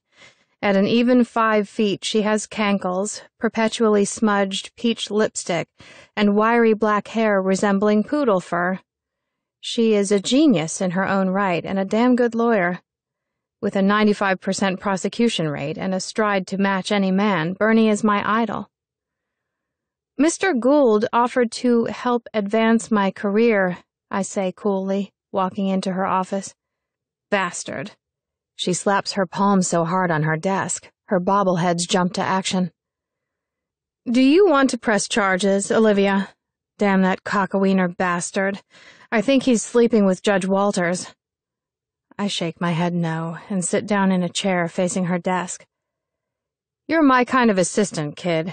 Tough as nails and ambitious as hell. I smile. That was what she said when she hired me. I'd taken the job knowing she was a little crazy, but not caring since she won cases. What's happening with that fellow you were telling me about? She asks. She scratches her nose with the tip of her pen, and it leaves a scribble on her face. I blush so fiercely, it is an immediate admission of guilt. You know he's going to find out eventually, she says, narrowing her already beady eyes at me. Don't do anything stupid. You could have one hell of a lawsuit on your hands. I bite the inside of my cheek. I don't know why I told her. I regret it now as she stares at me with her probing eyes. I know, I mumble, pretending to fumble with the buttons on my blouse. Can we just not talk about it right now? What is it with this guy? She says, ignoring me. Is he well endowed? I can never understand why pretty girls like you go chasing after men. You should get a vibrator. You'll never go back. Here, let me write down the name of a good one for you. She scribbles something down on a yellow post-it note and hands it to me. Thanks. I look at the wall above her head and take the paper. Not a probby. See you later, kid. She waves me out of her office with her chubby, ink-stained fingers. I invited Caleb over for dinner. Same dog, same tricks. Our coffee rendezvous ended abruptly when the pimply kid behind the counter flipped the closed sign in the window and turned the lights off in the cafe. We had lifted ourselves regretfully from the table and wandered outside.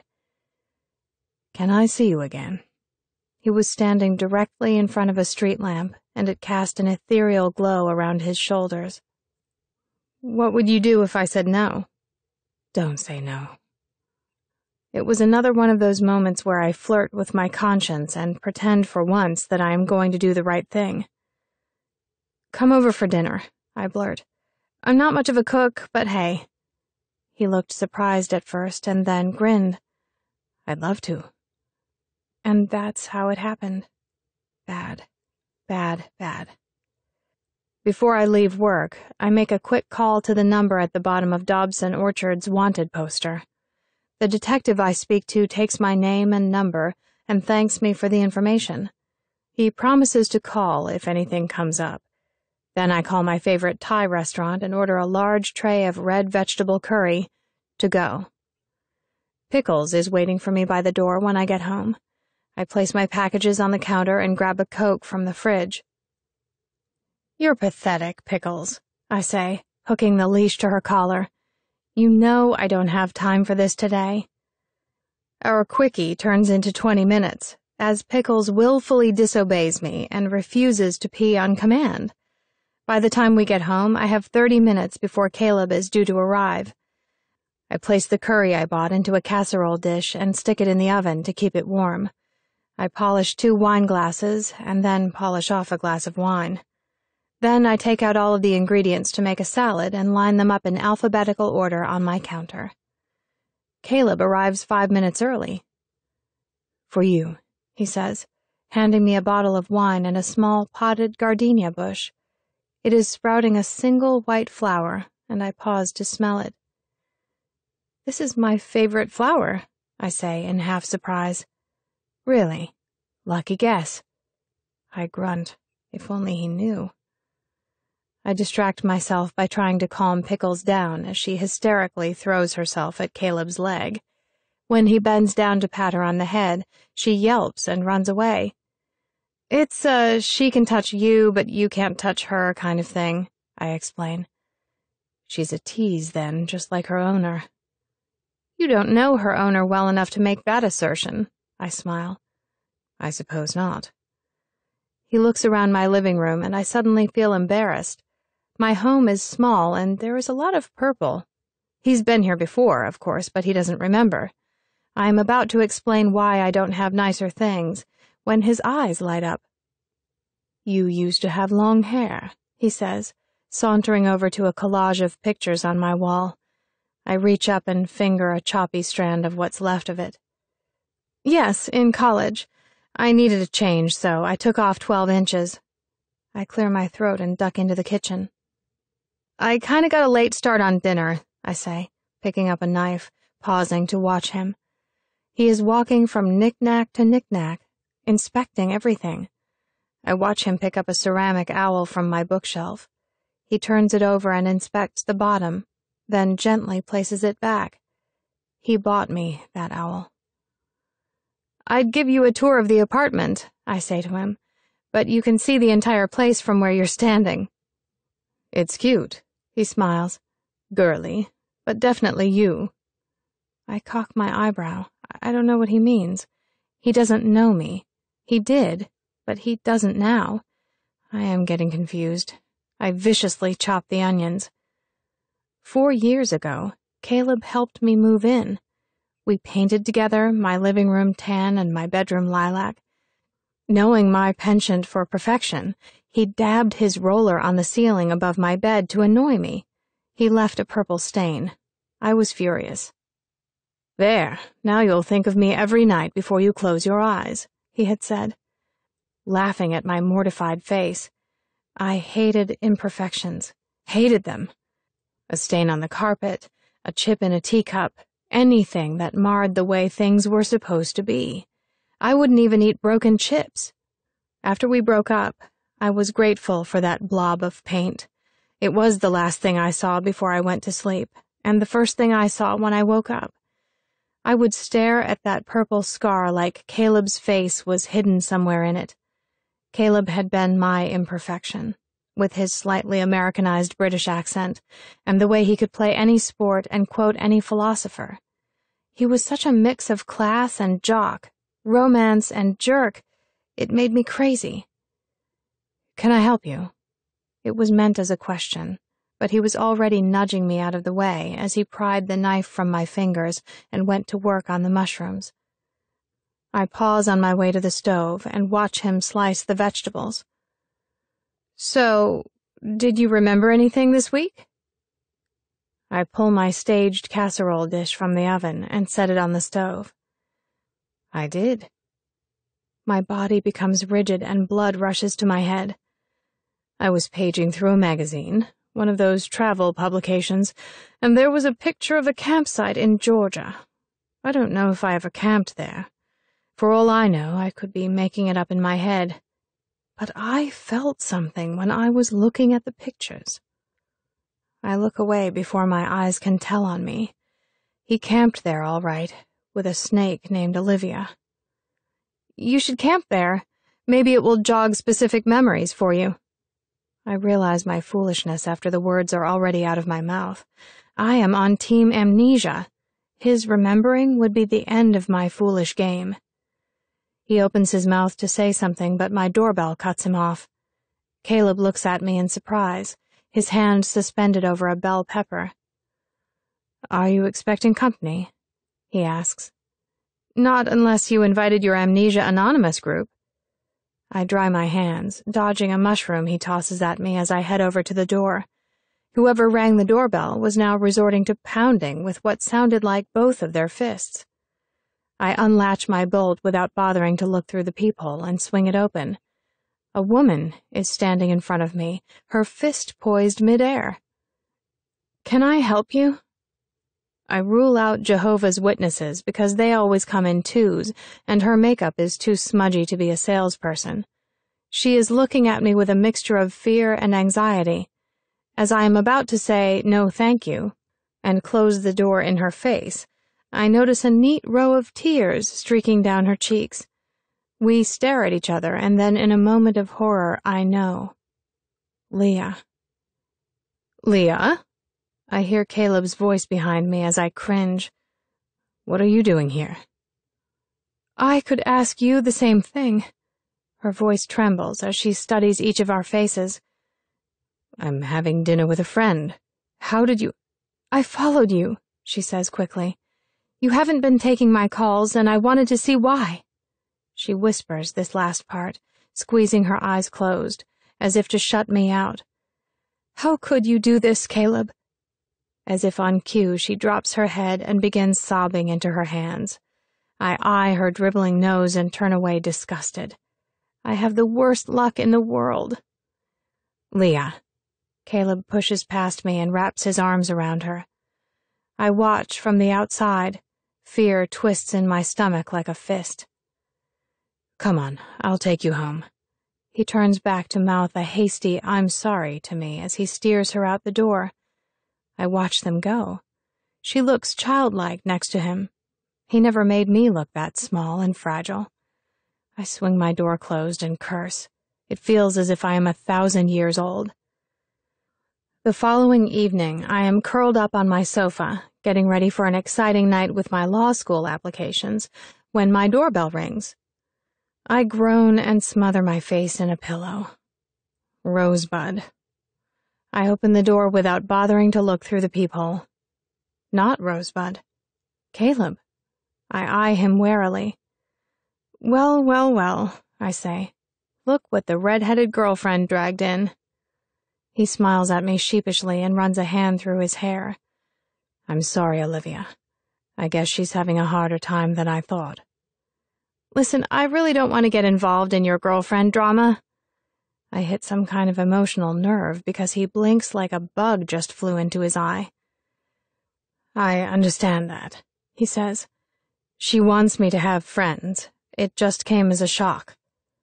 She doesn't want you to have a friend like me, Caleb, and if she told you she was okay with it, she was lying. Friends like you, he says, smiling. Are you insinuating that you're attractive? I roll my eyes, totally off topic. Okay, he says, holding up his hands. But I want you as a friend, regardless of what anyone else thinks. Does that count? I make him wait. I pretend to be thinking about it. I bite my lip and frown. Then I stand aside and let him back into my house. He looks pretty damn smug. We decide that we want cake. I pull out mixing bowls and ingredients, and Caleb fashions chef hats for us out of paper towels. I marvel at the fact that a few weeks ago I thought I would never see him again, and here he is in my kitchen. We laugh a lot, and when the batter is ready to be poured into the cake pan, Caleb sours the mood. Leah makes the best red velvet cake. I glare at him because I don't want to think about his fancy-pants girlfriend just now, and I've never even eaten red velvet cake.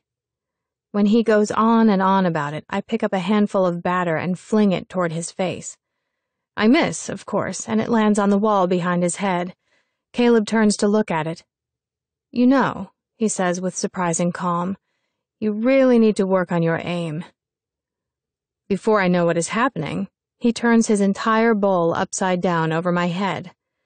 I am dripping brown batter all over the floor, laughing so hard I can barely stand. I reach for the counter to steady myself and feel my feet slip out from underneath me. Caleb reaches out a hand to grab me, and instead of accepting his help, I try to smear batter on him. I smash it into his face. He yelps, and in seconds my tiny kitchen is a war zone. We throw eggs, flour, and oil, and when those run out, we launch handfuls of chocolate chips at each other. At some point, I tackle him, and we go sliding to the floor. We are laughing so hard, tears start leaking from my batter-encrusted eyes.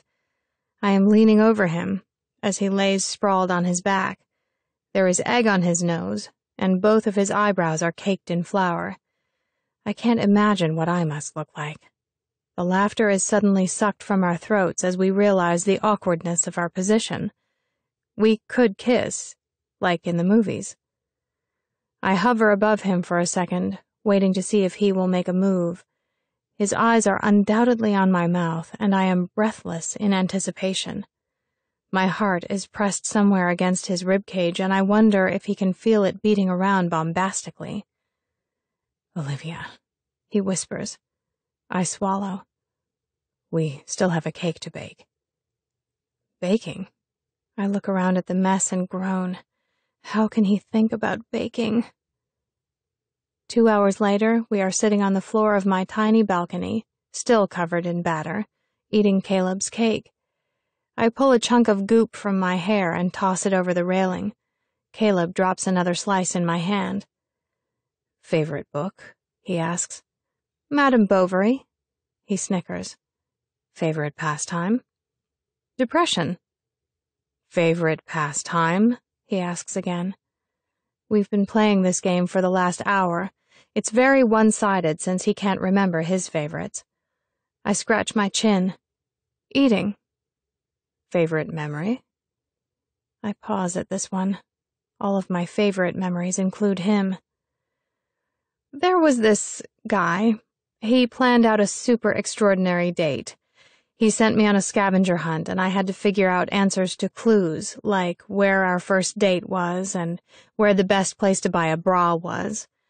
Each time I went to one of the places in the clues, there would be a gift and another clue waiting for me. It ended with me going to the place where we had our first kiss.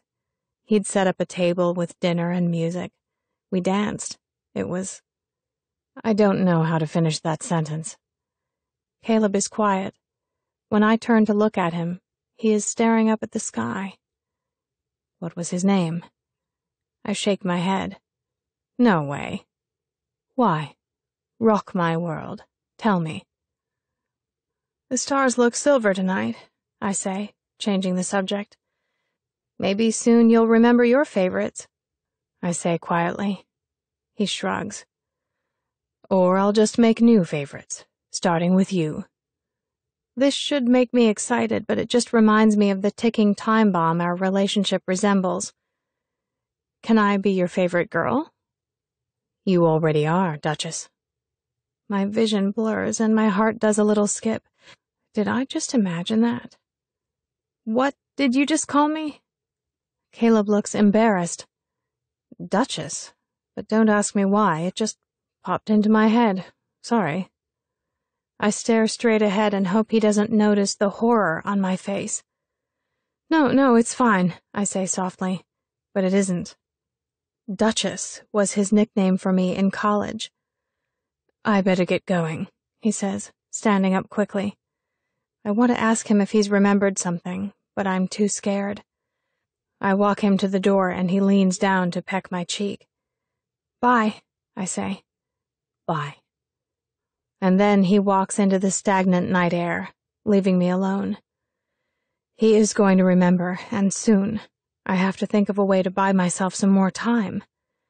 Duchess thinks about getting drunk, but calls Cammy instead. Well, it's about time. Her voice sounds far away. Sorry, Cam, I've been busy. Busy with what? And I thought you gave up eating chips. My crunching stops. I hold my half-eaten Doritos in my cheek and say nothing. You're up to something, Cammy says after a minute. Tell me what it is. I mumble. I can hide nothing from this girl. She has gossip radar. I saw Caleb, Cammy, I blurt out, nervously biting my nail. There is silence on the other end of the line. She knows I wouldn't joke about something like that. He has amnesia and doesn't know who I am. I hear her sigh. Olivia, tell me you didn't. I did. Are you insane? I hold the phone away from my ear. Cammy, when I saw him, I felt things just as strongly as I did when we were together. It's like everything is still the same and the past 3 years didn't happen. You have a right to love him. That's not something you can control. What you do not have the right to do is take advantage of him again. Where has this mature little monster come from? I liked you better as a freshman. Yeah, well, some of us grow up, Olivia, and some of us play the same tired games forever. Have you ever thought that maybe you are not together because you aren't supposed to be? Let go. I can't, I say softly. Cammie's voice is gentler this time. Olivia, you can have any man you want. Why him? Why is it always about Caleb? Because I didn't need anyone until I met him. You know he's going to find out. I have to go, I say. I don't want to think about that. Tears start oozing from my eyes. I love you, Olivia. Be careful. I hang up feeling like my stomach is full of rocks. He forgot me. I can make him remember. Not what I did to him, but what he felt for me. I wander to my closet, reach up to the top shelf and pull down a dusty box. Laying it on the carpet, I gently remove the lid and stare at its contents. There are a couple of envelopes stuffed with letters, some pictures, and a small wooden box with a flower painted on its lid. I reach for the box and open it. My hand sifts through the jumble of memories, a keychain, a CD, and a frayed book of matches. My hand stills when it brushes against the most important keepsake. I jiggle the box until everything moves aside, and I can see the shiny oval penny. You, I say accusingly, picking it up and rolling it between my fingers. This is all your fault. Chapter 6. The Past. I'm not getting in the pool. It's freezing. It's November in Florida, Olivia. It's 70 degrees out. Besides, it's a heated pool. Man up. Caleb waded around in his boxers in the turquoise water of the campus swimming pool. I tried to avoid looking at his muscles. You can't manipulate me into the pool by making a sexist comment, I said, leaning down to splash him in the face. He grabbed my wrist before I had time to withdraw. Our eyes locked. Don't, I warned. For a second, I didn't think he'd have the guts. Next thing I knew, I tumbled headfirst into the freezing water. I came up gasping for air, my hair wrapped unbecomingly around my face. Caleb peeled it away, laughing. I can't believe you did that, I gasped, shoving him on the chest. It felt like I was pushing on hot rocks. You look good wet, he said. It would probably be easier to swim if you took off some of your clothes. Shooting him a searing look, I started a breaststroke toward the side of the pool. Ah, not one for fun, I see. His voice was light when he said it, but there was a definite challenge in his tone. Screw it, I mumbled, stopping a foot away from the ladder. I was the type of girl that would jump off of a bridge to spite my friends. I was wearing my good underwear anyway. I ducked under the water and shed my polyester skin like a snake. I resurfaced seconds later with just my skivvies on. Caleb unconsciously mouthed, "Wow." To your fun, I toasted him with my sopping wet clothes and then threw them at his head. He dodged and circled around to where I was treading water. Nice lace, he smirked, eyeing me without shame. Can you not make it so obvious that you're looking? I felt violated. I submerged myself under the water until only my head was visible. I thought our relationship was about honesty, he smiled. Pfft, I snickered. Our relationship is based on dares and blackmail. His eyes were twinkling. He had such expressive eyes. I wanted to crush that twinkle and kick him where it hurt. Blackmail is such a harsh word, he said, as he swam closer. You threatened to tell the school newspaper that I was the reason you missed the shot, Drake. He was way too close for comfort now. I began pedaling backwards. There was a scar at the corner of his right eye that I had never noticed before. It was just a faint crescent moon, but somehow it made him look dangerous, in a sexy way. I shook my head. These thoughts were not mine. They were Cammie's, damn her. How did you get that scar? I asked. I shuffled along the bottom of the pool on my tiptoes to get away from him. He absently reached a finger out to touch it. I stole a pound note from my grandfather's wallet, and when he caught me, he decided to punish me with his walking stick. I felt one of those "this is why he's messed up" moments coming on, and I prepared myself to understand him. Really? No.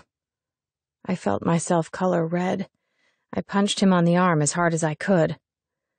I fell off my bike when I was 12, he laughed, rubbing the spot where I hit him.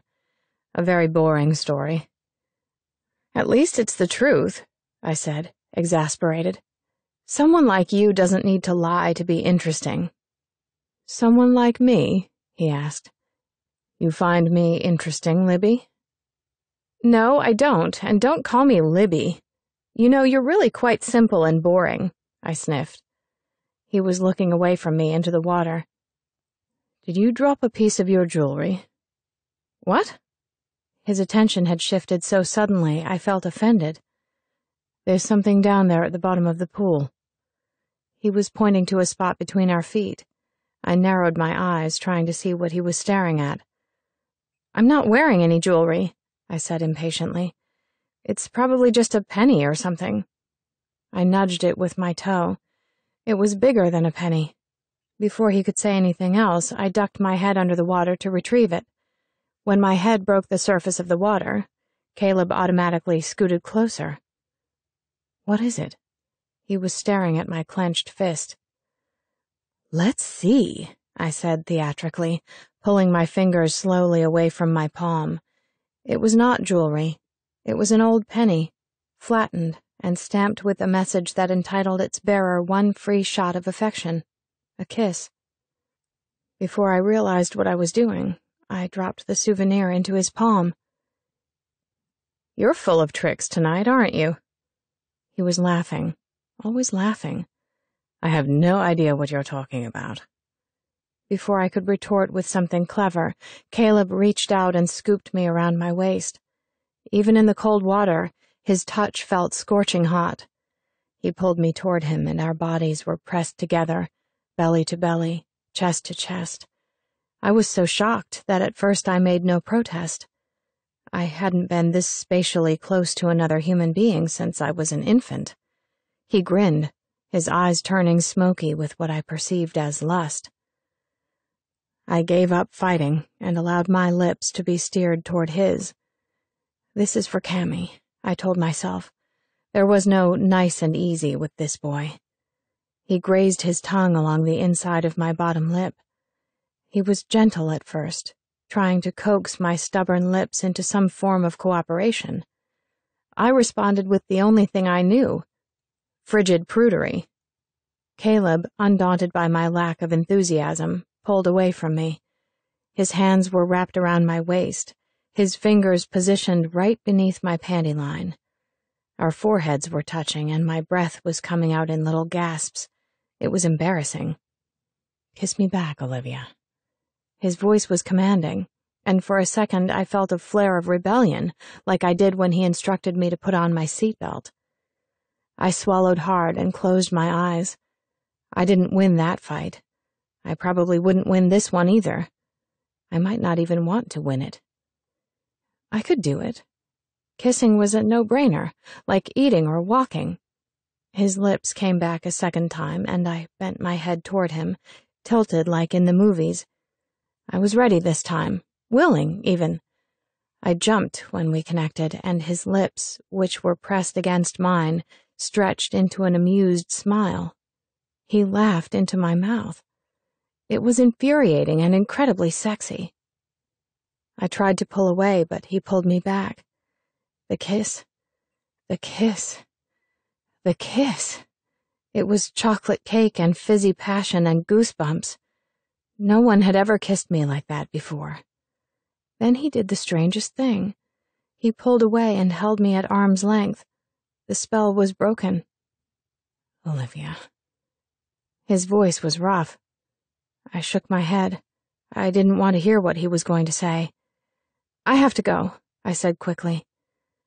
The water, which had been still, began rippling as I struggled over to the side of the pool. In one smooth motion, I pulled myself up and out of the water and looked down at my shivering body. I was canoodling in a pool in my underwear with the college Casanova.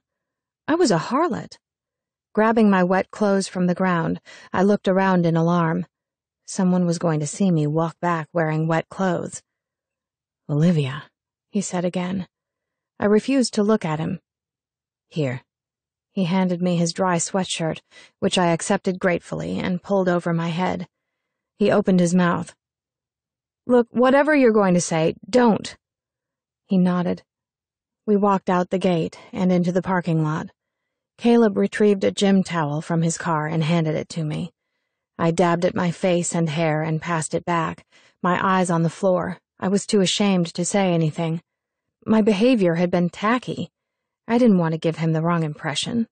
I ground my molars together and pressed my eyes closed. "Good night, Caleb," I said quickly, sounding half strangled. I could feel his eyes on my back as I walked away. Why had he pulled away like that? The first time I'd ever let myself go, and I got a hard slap in my face.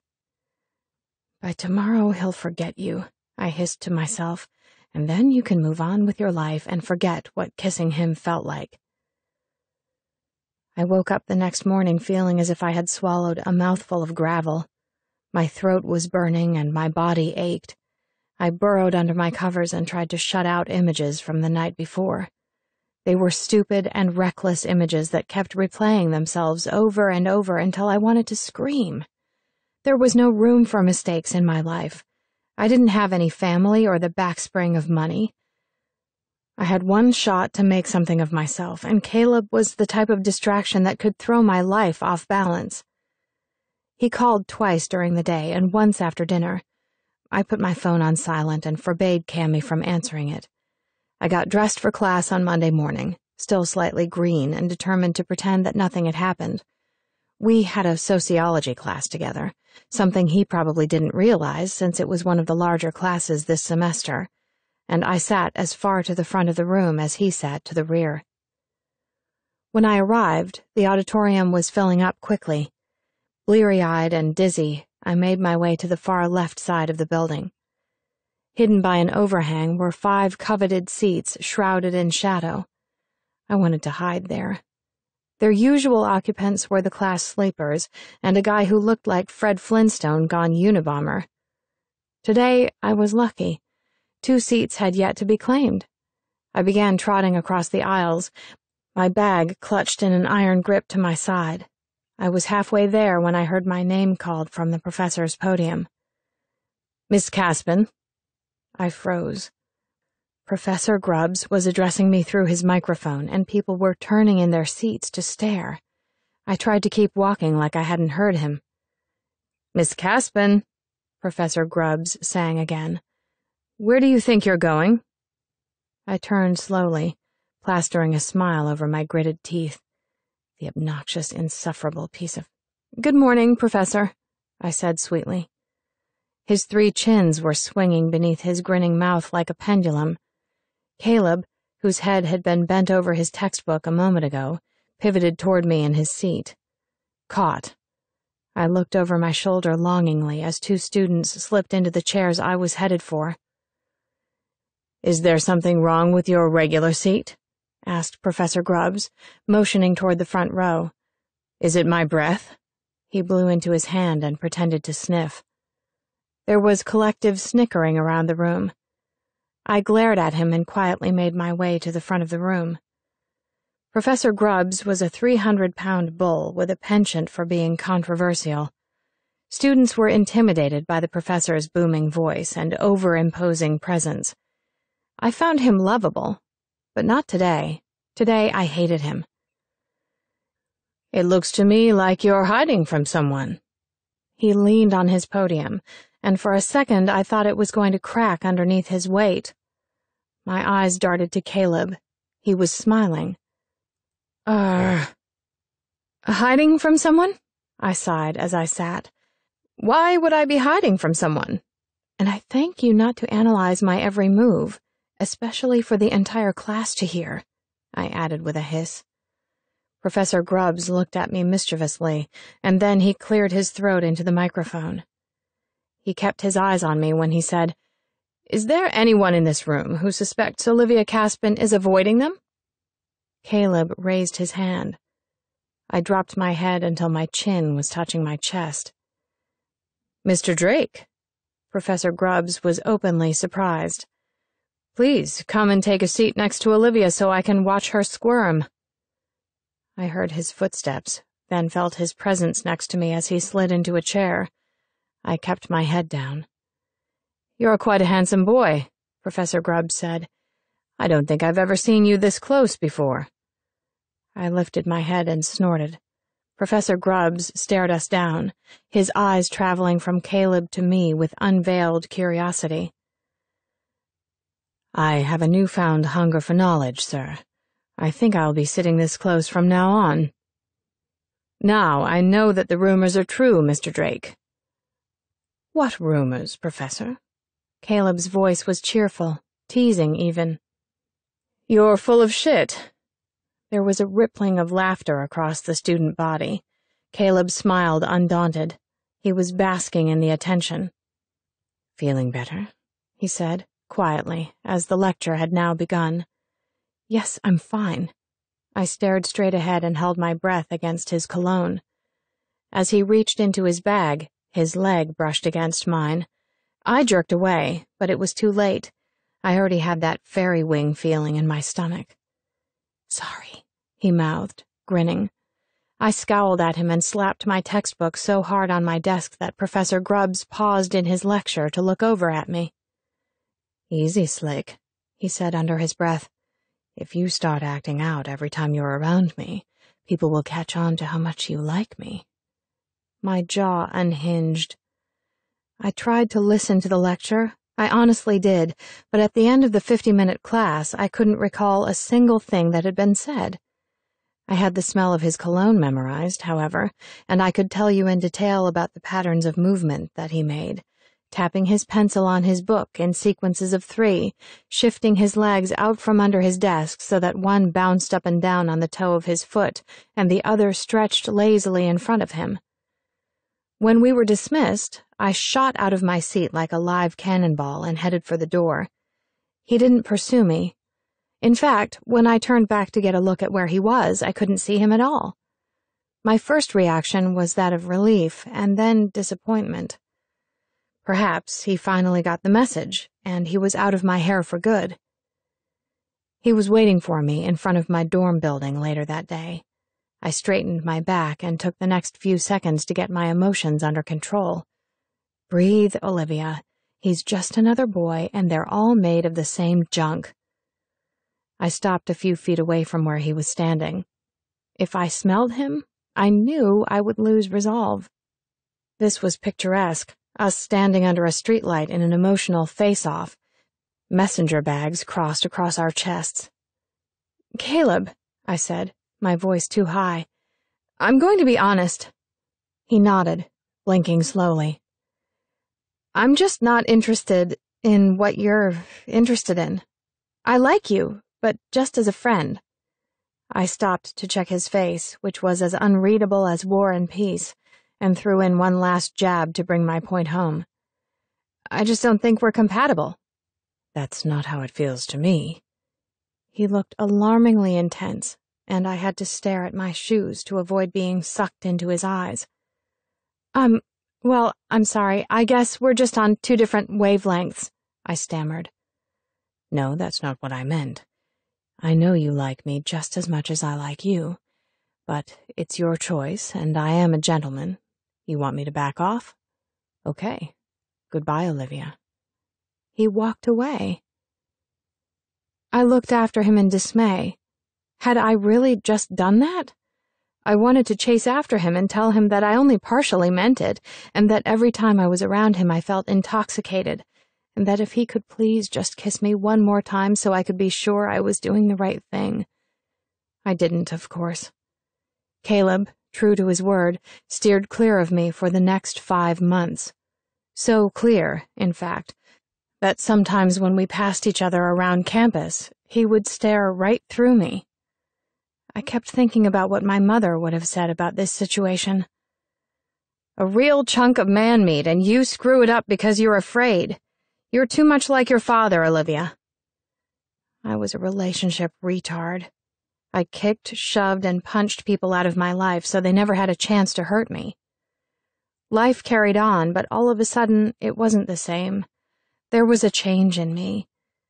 I couldn't put my finger on it, but somewhere in my brain, a new door had appeared, and despite my hardest efforts to keep it closed, my thoughts kept going there, wandering around in the empty room, putting up images of Caleb. Sometimes I felt sad for days. Then my mood would swing, and I would feel incredible rage towards him for messing with my head. Around the second month of my emotional torture, I gave up the fight. Obviously, I no longer wanted to be an island. Maybe it was time to open up and experiment with relationships. I became interested in boys almost overnight. I enlisted Cammie's help, and she gave me lessons on blow-drying my hair, doing my makeup, and, like any true friend, introduced me to the padded bra. This new, smooth, and puckered look, along with great effort on my part not to be dour, got me one date, and then two. By month 4, I owned my very own pair of hot rollers and had accumulated a small group of ardent admirers. I was seeing Brian, the brain who was a pre-med major, Toby, who drove a Lamborghini and took me to swanky restaurants, and of course there was Jim, a poet who was too artsy-fartsy for his own good. He smoked a carton of Marlboros a day and could recite chunks of Tolstoy. He was my favorite. Everything he did and said was so bold it gave me a thrill. There was, of course, just one problem with all of these men. They were not filling that Caleb room in my head. He was like an itch that never went away. I thought of him when I looked at trees, buildings, and when I was in the checkout line at Target choosing gum.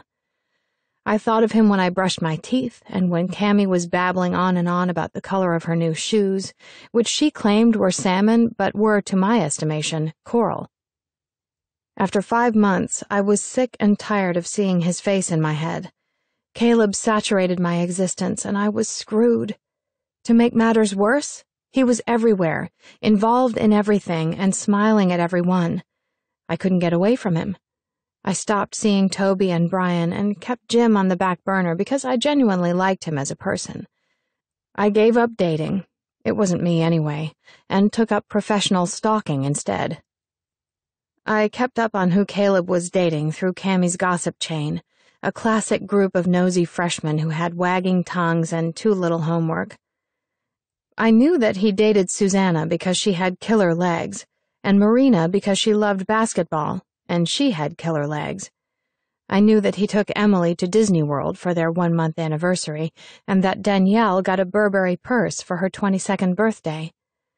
I knew all of these things, and yet I couldn't bring myself to talk to him. "You remind me of that slimy-looking dwarf from Lord of the Rings," Cammie commented one day. I had just finished quizzing her on Caleb's evening at Passion's nightclub, where she had seen him carrying on with a new blonde. "He's a hobbit." "Yeah, my precious, right?" I flipped her the bird. In early March, when the migrant birds spread their wings for home, Caleb started dating a Barbie doll. Her name was Jessica Alexander. She was a transfer student from Las Vegas, where she worked as a professional dancer in the Toni Braxton show. Her legs were endlessly long, her hair impossibly blonde, and it was widely rumored that her parents were the heirs to the Oscar Mayer hot dog fortune.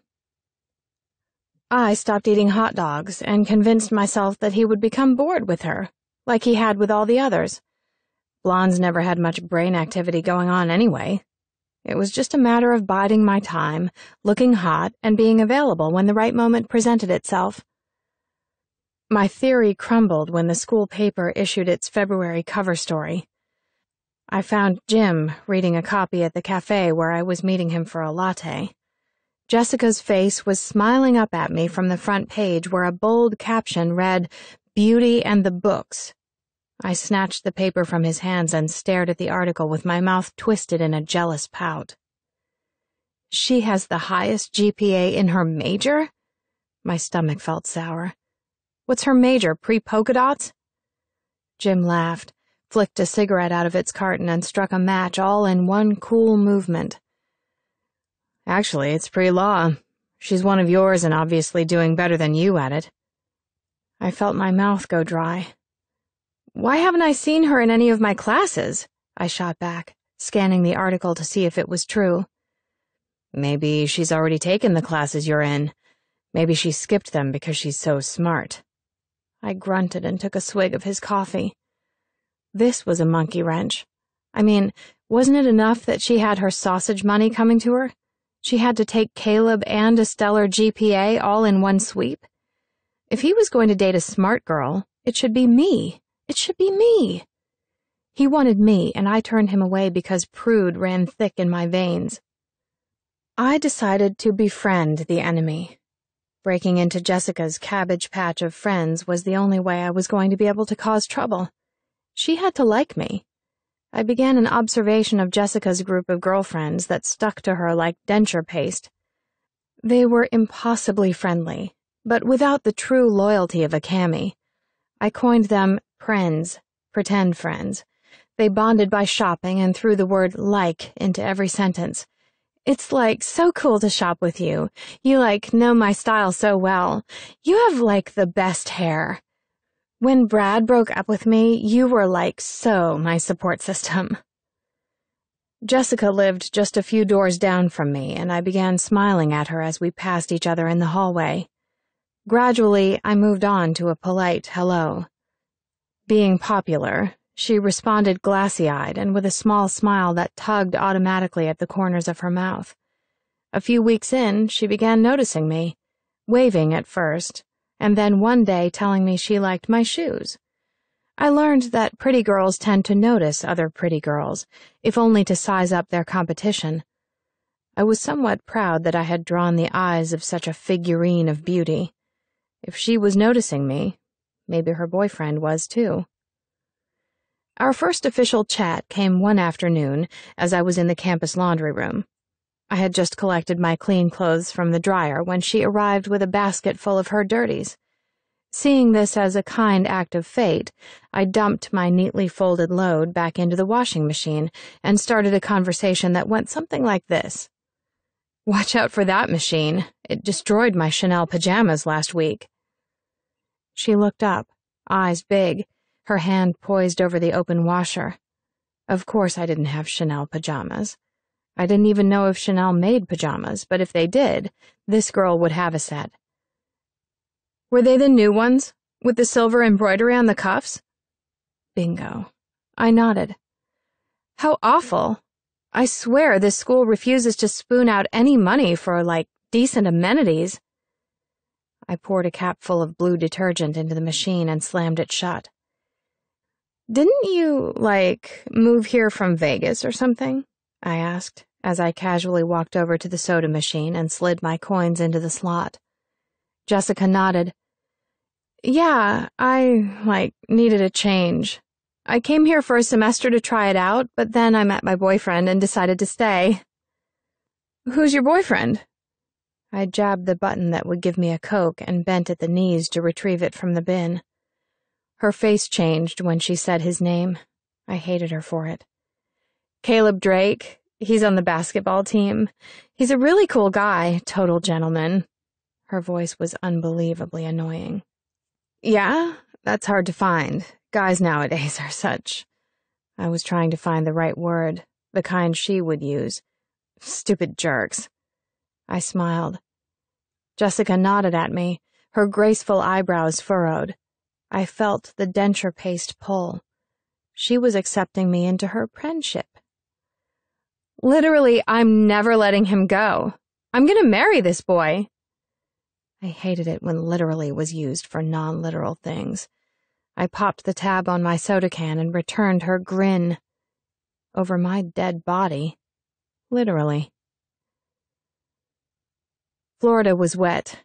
The forever blue sky was wearing chunky gray clouds like accessories. It had been like this for a week, and I was sick of seeing umbrellas bobbing all over campus. I decided to take my textbook to the student lounge to study. I tucked a few snacks and my reading material into a bag and headed out the door, scribbling a note telling Cammy to bring me dinner from the cafeteria.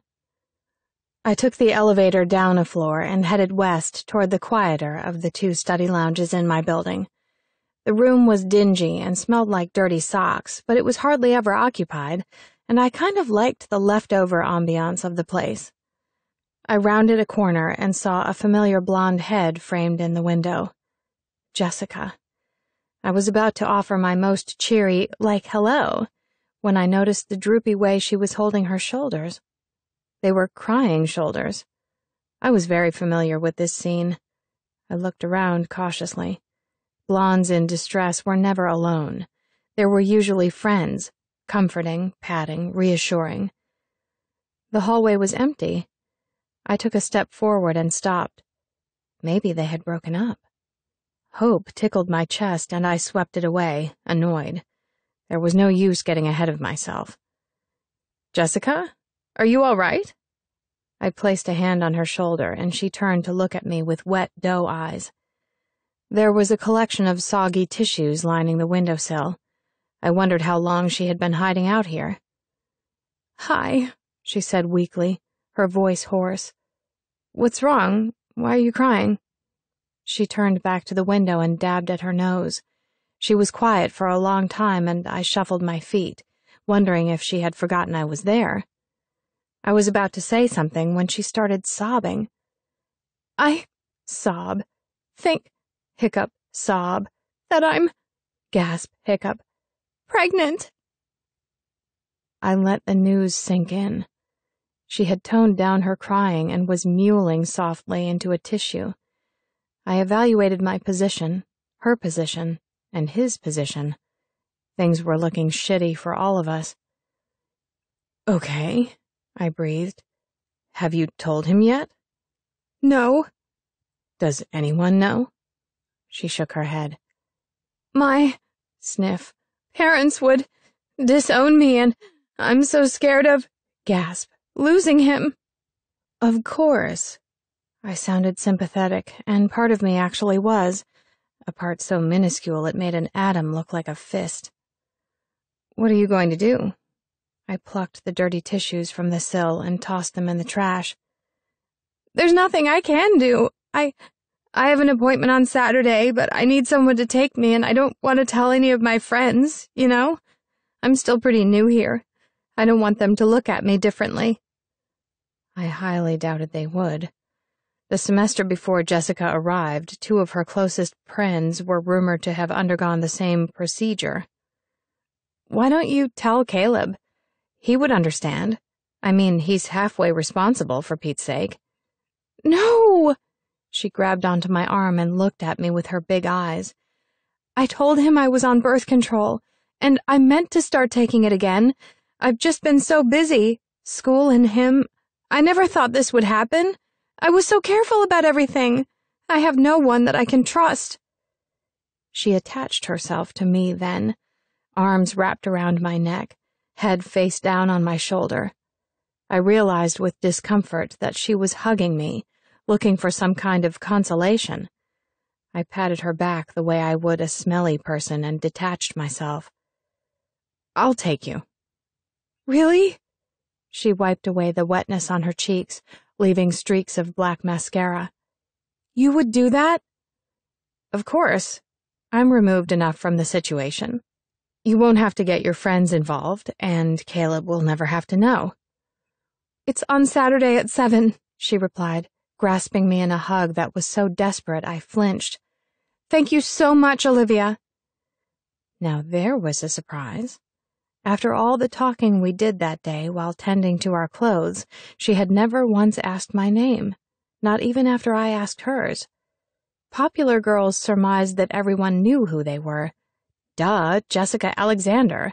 Don't you read the school paper? Jessica had no reason to know my name. "I don't remember telling you my name," I smiled at her. "Everyone knows your name. You're the girl Caleb missed the shot for, right?" I felt the shock right down to my red-painted toenails. How could I forget my 15 minutes of fame, my sour run with popularity? I shrank back, suddenly feeling self-conscious. That had been a dark, dark time in my life. Don't worry, he explained to me about your inclinations. The word inclinations rolled off her tongue like a well-sucked lifesaver. It dropped in the middle of us, shouting its scary implications at me. That you're gay, she buffered, smiling. Any woman that turns Caleb down has to be either a lesbian or crazy. See you Saturday. Touché. I shuffled back to my room in a daze, considering two options. 1. Caleb decided the only reason I could reject him was because I was gay. 2. Caleb tells everyone I am a lesbian as revenge for blowing him off. Either way, I was going to have to air my sexuality to clear things up. Chapter 7. The Past. I drove a somber Jessica to the clinic Saturday morning as scheduled. The day was fittingly dreary, and she stared out of the window for most of the ride, making an occasional comment about a store we passed or a restaurant Caleb had taken her to.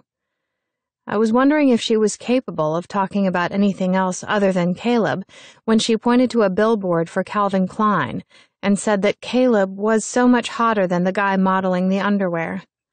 I pictured him in his boxers, kicking around in the pool, and suddenly got lightheaded. He was. Filthy girlfriend-impregnating scumbag. The clinic was posh, definitely not one of those shady inner-city places that is tucked away in a storefront. This was where rich girls came to wipe away their indiscretions, Boca Raton style. The waiting room was stuffed with oversized furniture and framed art. I chose a seat in the far corner and stared intensely at a macrame plant holder while Jessica spoke with the receptionist. She came to sit next to me while she filled out a mound of forms. The scratching of pen on paper was the only sound in the room. Before the nurse took her to the back, she looked over at me with saucer eyes and said, "Do you think I'm doing the right thing?" A nerve in my eyebrow started twitching. I was simply the driver. I didn't want to be her conscience coach. If I told her no, we would walk right out of here. She was looking for a reason to leave. If I told her yes, well, it made me an accomplice. I thought of Caleb. He would do the right thing and marry her if she kept the baby. They would probably be divorced within 5 years. Broken home, broken hearts, me without him. I swallowed hard. Absolutely, yes, I said, nodding. She smiled brightly and grabbed my hand. Thank you, Olivia, she said, squeezing. I pulled my fingers gently away and tucked my hands beneath my purse. Oh my gosh, oh my gosh, oh my gosh. She stood to leave, and I had the urge to snatch her by the hand and run for the car. What was I doing? I could change her mind. She took 1 step, 2, and the moment for goodness passed, kidnapping my conscience as it went. The nurse led Jessica through a set of double doors, and then she was gone. I felt sick, like all the blood in my veins had turned to vinegar. What had I done? And for what? Him? Did I really plan on using this information to get what I wanted? I rocked back and forth, my arms wrapped around my belly.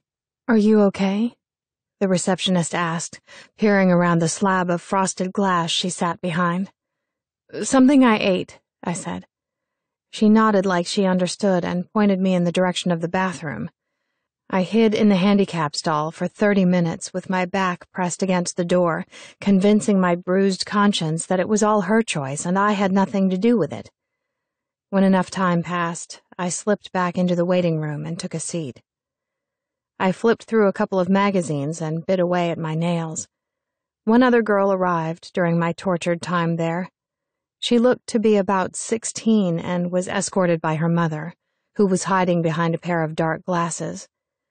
The mother hurried over to the window while her daughter slouched down in a chair and began texting on her phone, her thumbs moving like fast machinery over her keypad. I pulled my eyes away. My mother would have made me keep it. I remember her telling me, "I'll be damned if a daughter of mine walks away from her responsibility. Do it once and you'll do it for the rest of your life." I really missed my mother. Maybe if she were alive, I wouldn't be so rotten.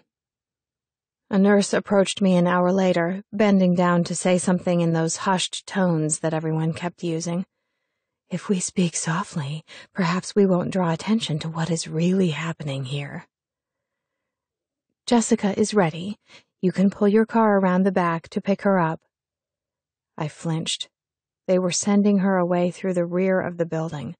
Sneaky, like she was bad trash. I rushed out and hopped in my car, glad to be rid of the place. A nurse was standing behind Jessica's wheelchair, her hands resting lightly on her shoulders. Jessica was pale as a peeled potato. She smiled when I pulled up, a sort of relieved smile that made me uncomfortable. I jumped out of the car and hurried to open the passenger side door. "She is to do no heavy lifting and no exercising for a week," the nurse informed me. I nodded. "Are you okay?" I asked her as she slid from the chair into my front seat. She nodded weakly. I pulled away from the curb with anxiety aggravating my belly. I had accomplished what I set out to do, and now I needed to get Jessica as far away from me as possible. She made me feel guilt, a luxury I couldn't afford while trying to steal Caleb. I put the radio on as we eased onto the highway.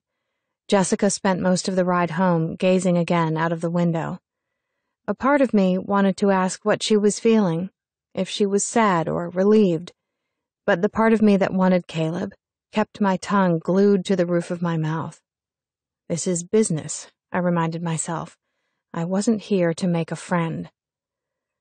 When the gray rooftops of the campus came into view, we both breathed a sigh of relief. I parked my car in front of the building and jumped out to open her door. "Do you need me to help you to your room?" She shook her head no and winced as I helped her from the seat. She was pale, and her usually full lips looked pinched and timid beneath her running nose. Not the Jessica Alexander that was featured in the school paper less than 2 months ago. Even her hair was dull and lifeless, hanging in greasy chunks around her face. She hugged me before shuffling off toward the elevators. I watched her jab at the button, leaning limply against the wall, hugging her arms around her torso. When the elevator finally arrived, she turned one last time to wave weakly at me before climbing in and disappearing behind the doors. I slumped against my car, suddenly feeling exhausted. I decided not to go back to my room. Cammy would be there, and when it came to me, she was terribly perceptive. I drove instead to a breakfast place a few miles away and seated myself at the bar with a newspaper someone had left discarded outside. The cover story was on Laura Hilberson and the lack of leads in her case. The detective handling the case was speculating that Laura's disappearance might not have been abduction, and that all evidence was pointing to Laura having purposely disappeared. Her distraught parents were begging someone to come forward with information. I wished that I had paid better attention to the girl when she shared classes with me. Those were my pre-Caleb days, when I hadn't cared a thing about who he was dating and why. She didn't seem like the type of girl who would want to disappear. She was popular and perky, a communications major, according to the paper, who had aspirations of becoming a news anchor. I stared at the grainy picture of her and tried to imagine her sitting behind the anchor desk of the 6 o'clock news. Now she was on the 6 o'clock news. I felt sad for her, wherever she was. Something had gone terribly wrong, kidnapped or not, and now it was likely that Laura would never see her dreams come to fruition. I thought about my own dreams as I bit into my bagel. I wanted to be an attorney and put bad people in prison. Now, I was the bad person because I was plotting and scheming for a stupid boy. I hadn't even thought about my dreams lately. It was like Caleb had rooted out my ambition and replaced it with a lusty obsession. God, I was really going downhill. I finished up my coffee and tossed money on the counter. If this obsession was draining my ambition now, what would happen if I actually got him? Would I be so enraptured with Caleb that I would be satisfied with being his girlfriend and nothing else? That would mean following in my mother's footsteps, and she had warned me against falling for a man before accomplishing my dreams. I was halfway to convincing myself to forsake my Caleb obsession when I arrived back on campus. I parked my car in the student overflow lot and trotted toward my dorm building, feeling resolved. I needed to stop this foolishness now, before I ruined everything. As I climbed the stairs, I heard voices echoing from the third-floor landing. I slowed when I realized that one of them was Jessica's. She was cooing, talking in that sweet, girly voice that advanced flirters used to charm men. I walked slowly, trying to catch as much of what she was saying as I could. "Not today. I have my, you know." I climbed the last few stairs and turned the corner. Jessica was on her tiptoes, with her arms wrapped around Caleb's neck. They were nose to nose, and he was looking down at her adoringly. I stopped abruptly, and they both turned to look at me. "Olivia," she said, sounding embarrassed. "Hi." "Hi," I said, looking at Caleb. He looked right through me, like I wasn't even there. He turned back to face Jessica. Ouch. Jessica was freshly showered with her hair wet and pulled back in a bun. She looked significantly more polished than when I had left her hours ago. It dawned on me then that Caleb must have hinted at sex. Jessica, who had received strict instruction to abstain from hanky-panky for the next 14 days, was trying to deter him with a story about her period. I shuffled my feet, embarrassed. Her face was red and she was looking at me pointedly. I pointed to the door, which they were blocking, and raised my eyebrows to demonstrate my annoyance. "Oh, sorry," Jessica giggled and pulled Caleb out of the way.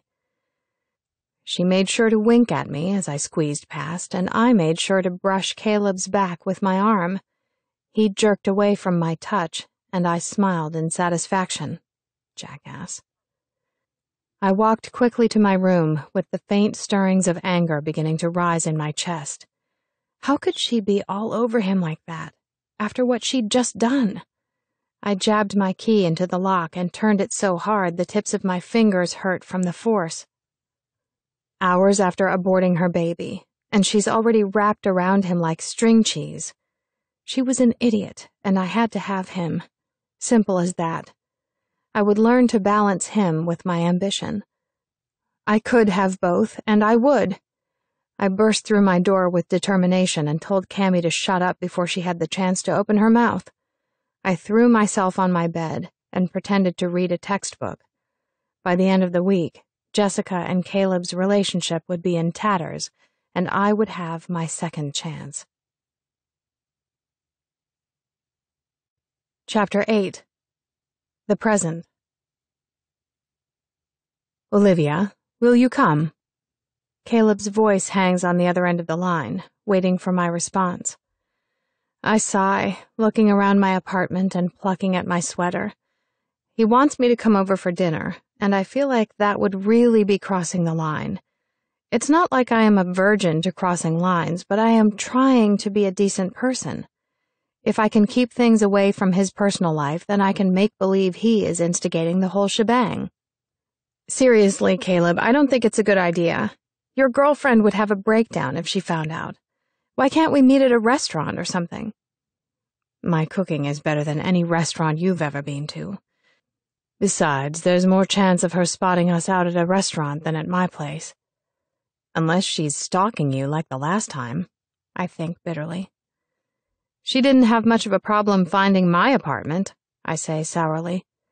Besides, I barely know you. How prudent would it be for me to show up to a stranger's house for dinner? You could be a rapist for all I know. Olivia, you've already had me over to your place and survived. I'll open a bottle of wine. It'll be fun. I'm not really a fun-loving person. It will be dangerous. I smile. I only drink red wine. Yes, ma'am. And make sure she doesn't show up this time. Caleb laughs. Really, I thought it would be nice if she came.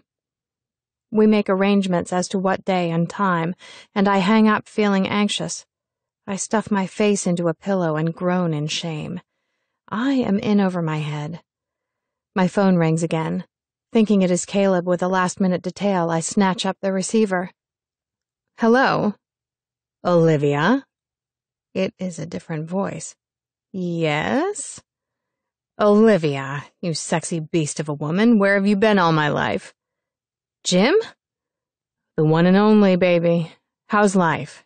Kicking your ass lately? Hard as usual, I say, laughing. To what do I owe the pleasure? I'm in town, and there is nothing I want more than to spend some quality time with my dream girl. Dream girl? Last time I saw you, you called me a shrew and told me I had no talent. Those are just words, baby girl. Besides, you had just rejected another confession of my love for you. Give a man his verbal abuse, huh?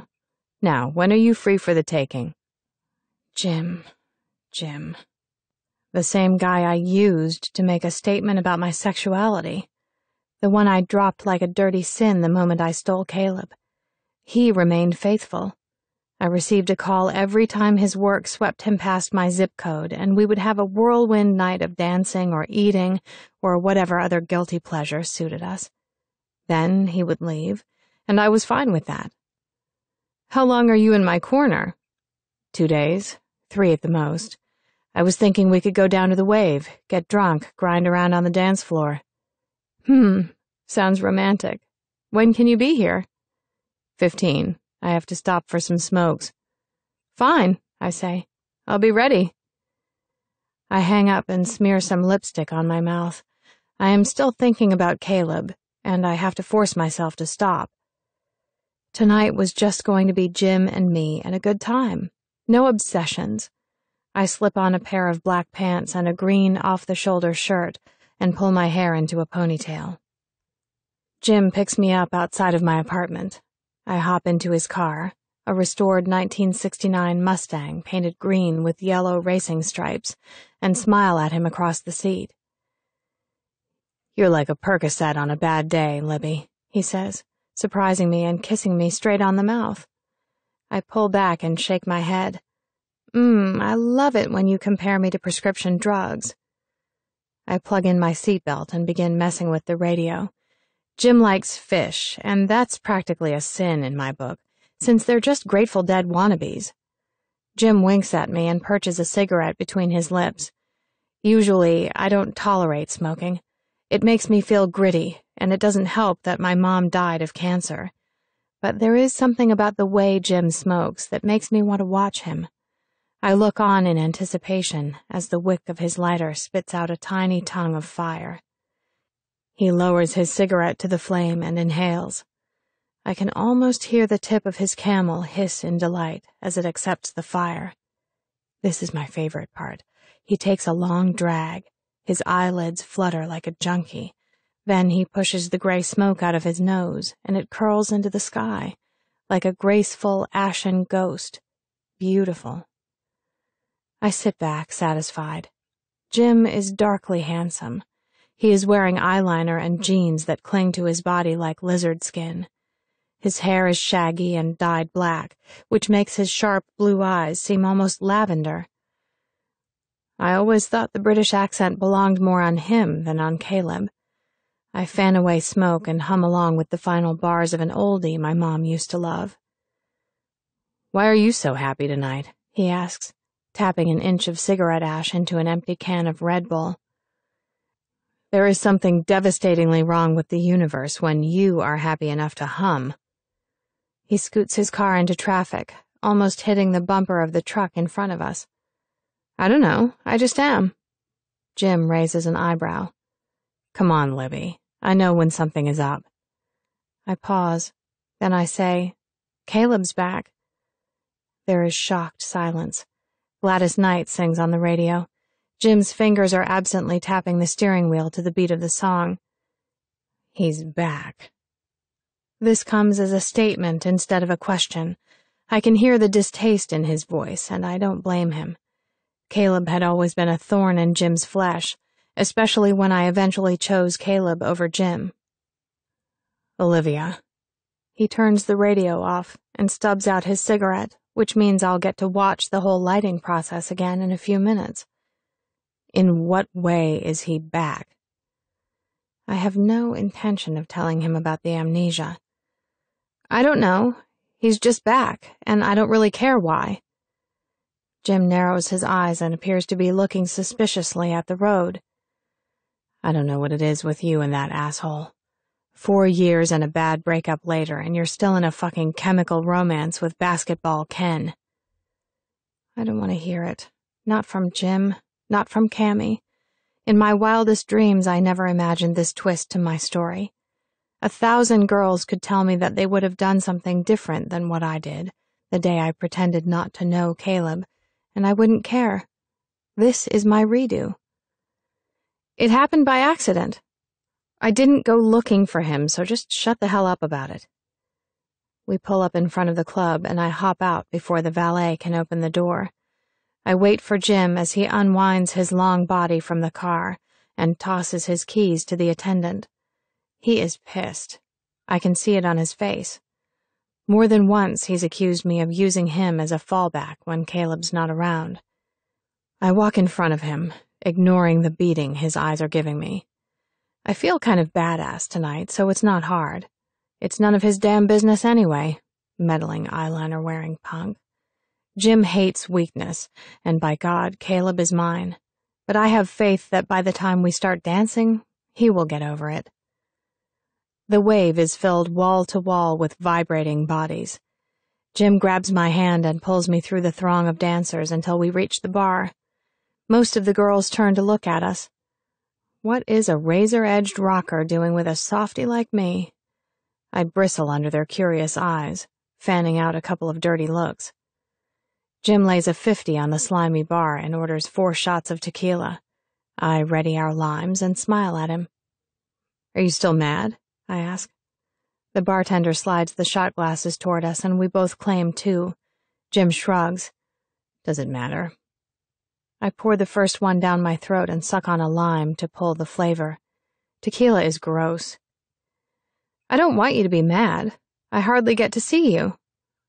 Jim does this triple blink thing that makes him look really annoyed, and then he kisses me on the cheek. Let's just have fun. He orders 2 more shots, and we clink our glasses together. We linger at the bar for a few minutes, watching the dance floor. We are still too sober to let loose. Let's go do some dance floor humping, he says, tossing his lime peel into the trash. I follow him into the wiggling crowd as the tequila finds my head. We dance until my feet feel numb and my hair is damp with sweat. Jim touches me more than he usually does. I equate it to Caleb's return. Men always need to piss on everything they feel is theirs. I let him pull me close. I am too drunk to care. It reminds me of the scene in Dirty Dancing, where Baby crashes the employee party clutching the watermelon.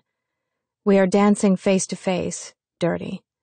Jim doesn't believe in the bumping and grinding, the token dance of teenagers. He calls it dirty spooning. We dance face to face. I find something very honest in that. We don't leave until the DJ starts packing his equipment. You okay to drive? I ask him. I feel like I am bobbing in space. Jim snickers. I'm as sober as a preacher on a Sunday morning, he twangs in a mock Southern accent. On the ride home, I keep my eyes closed and let the wind blow over my face. We don't speak much. Jim plays an old Marcy Playground CD that we used to listen to in college. Sex and Candy. I giggle when he loudly sings the words. When we pull up to my apartment, he hops out of the car and follows me to the door. Was this a date? Why are you walking me home? I laugh. I dig around in my purse for the keys while he watches. When I look up, he is staring at me funny. Jim? I ask, taking a step toward him. Are you okay? I think that maybe he is sick. His face is blank and a little flushed, like someone who is deciding if they are about to throw up. I pull to a stop when he suddenly jerks forward. At first, I think he is going to be sick, but at the last minute he veers right for my face and tries to kiss me. I turn my head so his lips land in a wet mess on my cheek. When he pulls back, his eyes are red. "What are you doing?" I ask. Jim and I never go there. It's an unspoken rule of mine. He is so close that I have to bend my head all the way back to see his face. We haven't kissed since college. "Is it because I'm not him, Olivia? Fucking Caleb?" I shake my head. I feel so fuzzy. I can't seem to formulate words quickly enough. "It's not like that with us, Jim. Why now?" "You know, sex doesn't always have to mean something. It can just be fun." His eyes are blinking, like he's trying to expel me from his vision. What am I supposed to say to that? "I think that friends should stay friends, without the complication of sex." "Friends," he croons, in a nasty hiss. "I'm sick of being your fucking reprieve." I shudder. It is very true, but ugly to hear.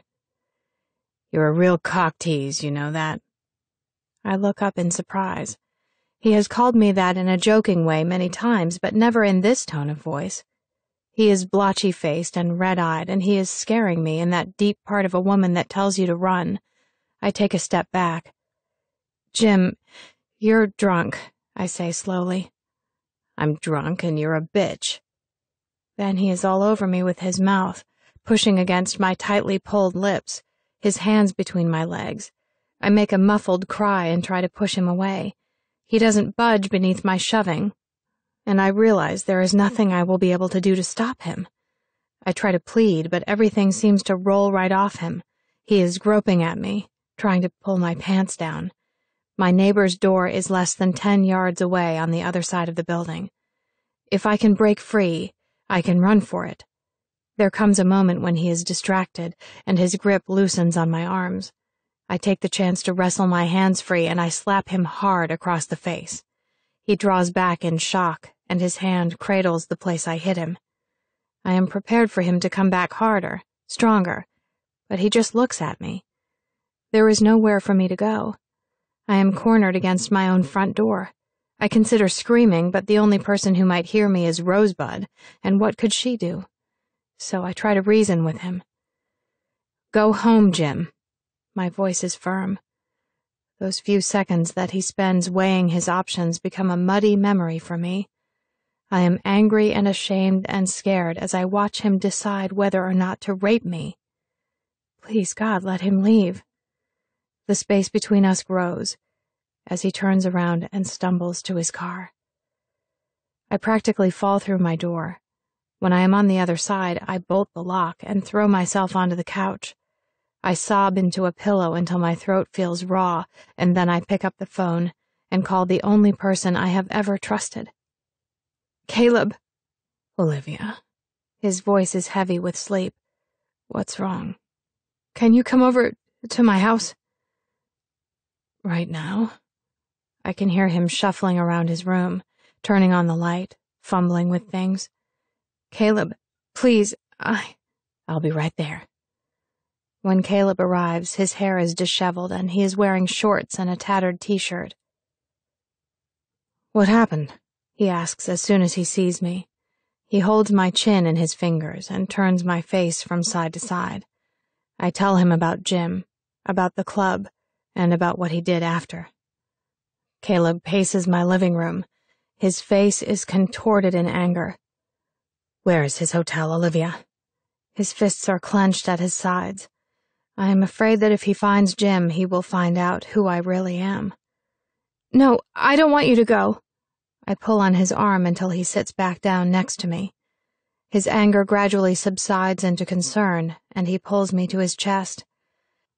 I haven't been against his chest for a very long time, and I feel overwhelmed. He smells like soap and Christmas and himself, and I cry like a baby at the unfamiliar security his touch gives me. No one has held me like this before. I don't know whether to bolt or cling on for dear life. "Can you stay here tonight?" I whisper. He kisses my forehead and smooths away my tears with his thumbs. Yes, of course I'll stay. I feel so relieved that I shudder pathetically. He squeezes me tighter. What would I have done if he weren't around? Who would I have called? Caleb is here now, but the clock is ticking. I have gotten myself into a situation where I am going to lose him all over again. The first time was bad enough. I burrow into his warmth and enjoy the feeling of being cared for. I fall asleep with my head leaning against his chest, listening to his heart drum out the most beautiful beat I've ever heard. Chapter 9. The Past. The decision was made. I told Cammy about the abortion as we sat bent over our dinner trays in the cafeteria. "You're kidding," she said, as a French fry dropped from her mouth. "No," I said, swallowing the lump in my throat. "I overheard her talking to that tall girl about it, the one who picks her scabs." I stuffed the last of my fries into my mouth and licked the salt off my lips. "Nadia?" asked Cammy, pushing her plate away. "Yes, Nadia, but you can't tell anyone I told you, Cam. I mean, how horrible would it be if that got out?" I studied my roommate's pretty face and frowned. Perhaps this would be the one time that Cammy kept her mouth shut. What would I do then? "Do you think Caleb would care? Do you think he would have wanted to keep it?" I stared at her glittering eyes and felt a sinking in my stomach. I never really thought about that one. He would have wanted to keep it. I knew that in my heart. The way he had spoken about his family that night at Jackson's told me he wanted to be a father. I closed my wicked eyes and sighed. "Why would you think I would know the answer to that question?" Cammy shrugged. "You kind of know him. You spent some time with him, right? I just thought—" "I don't know anything about him," I snapped, standing up and grabbing my tray. Except that I wanted him more than anything else in the world. I looked down at Cammy and felt panic. This was it. Cammy had diarrhea of the mouth. It was going to be all over the school, and fast. I had now officially secured my front row seat on the train to hell. Choo-choo. "I'm going back to the dorms," I said. I wanted her to follow so I could keep an eye on her. I wasn't sure that I wanted— "Okay, I'm going to hang here for a while." Cammy smiled sugar-sweetly up at me. Her face looked innocent, but her eyes looked evil. I could see the gossip monster crawling its way up her esophagus and pushing frantically behind her mouth to be let out. I turned on my heels and fled before she could see the tears pooling in the corners of my eyes. Choo-choo. News of the abortion spun and chortled through the gossip chain until it reached Caleb 2 days later. It was an ex-girlfriend who delivered the blow to Caleb. She took her first chance to axe Jessica in order to win him back. I had watched her give Jessica dirty looks for the last few weeks. I recognized them because I was giving them too. The entire breakup took less than 10 minutes. It was witnessed by a large portion of the student body, hovered on the scene like flies over a bleeding carcass. I was not there, but was told by Cammy, who had a front row seat. The ex timed it perfectly, telling Caleb right before he was supposed to meet Jessica for dinner, and then standing back to watch. Jessica found Caleb waiting for her on the steps to the cafeteria. Their exchange was brief. Jessica, in hysterics, admitted everything to Caleb, who some say punched a wall, and others say threw a bench at a tree. In actuality, he walked away from her stony-faced and never spoke a word to her again. Jessica left for home a day after the commotion, and purportedly left all of her belongings behind. I wondered if she knew it came from me, if she even thought about me after that day, or if my face blurred into that place where all of the non-populars belonged. I wore my guilt for a week. It was like a firm hand pressing down on the back of my neck. I hung my head in shame and lurked around the dorms like a shadow. By day 8, I was already justifying what I had done. I was ensconced in self-love. I had taken advantage of a girl looking for someone to trust, and I used her predicament for my own personal gain. I was my father's child. I hated myself. My father, Oliver Caspin, no middle name, was the worst sort of bastard a woman could drop from her loins. My mother used to say that he was a carbon copy of Elvis, dark and sexy, with bedroom eyes. He had the type of mouth that said pretty things, but when things got thin, it would curl into a hateful grin and cut you where it hurt. But before he would peel off the overcoat of charm he wore, and before he would tell you that the only reason he was with you was because of the ugly brat you bore, he was all smiles and kisses and compliments. That's how he got my mother, and that's how he got me, the ugly brat. He only stayed for 3 years after my birth, before shuffling off with his duffel bag over his shoulder. Periodically, through my tweens, he would reconcile with my mom, taking up residence on the left side of her bed, before once again jockeying off to sow his wild oats elsewhere. He gambled our grocery money, swore at us when he lost it, and he never batted a guilty eye when we had nothing to eat but a box of stale saltines. My dad. Once, when our cabinets were empty, and I was hungrily gnawing on my thumb, he disappeared with my mother's last dollar. My 5-year-old mind thought he was off to find some food, but hours later, he came back smelling so strongly of Philly cheesesteak, it made my mouth water. Oliver Caspin looked out for Oliver Caspin. Ouch. That had been the straw that broke my mother's back. She kicked him out of our crappy studio apartment with a string of swear words I had never heard. The feeding frenzy for Caleb began shortly after Jessica left. Girls clamored for Caleb's attention like chimps on crack.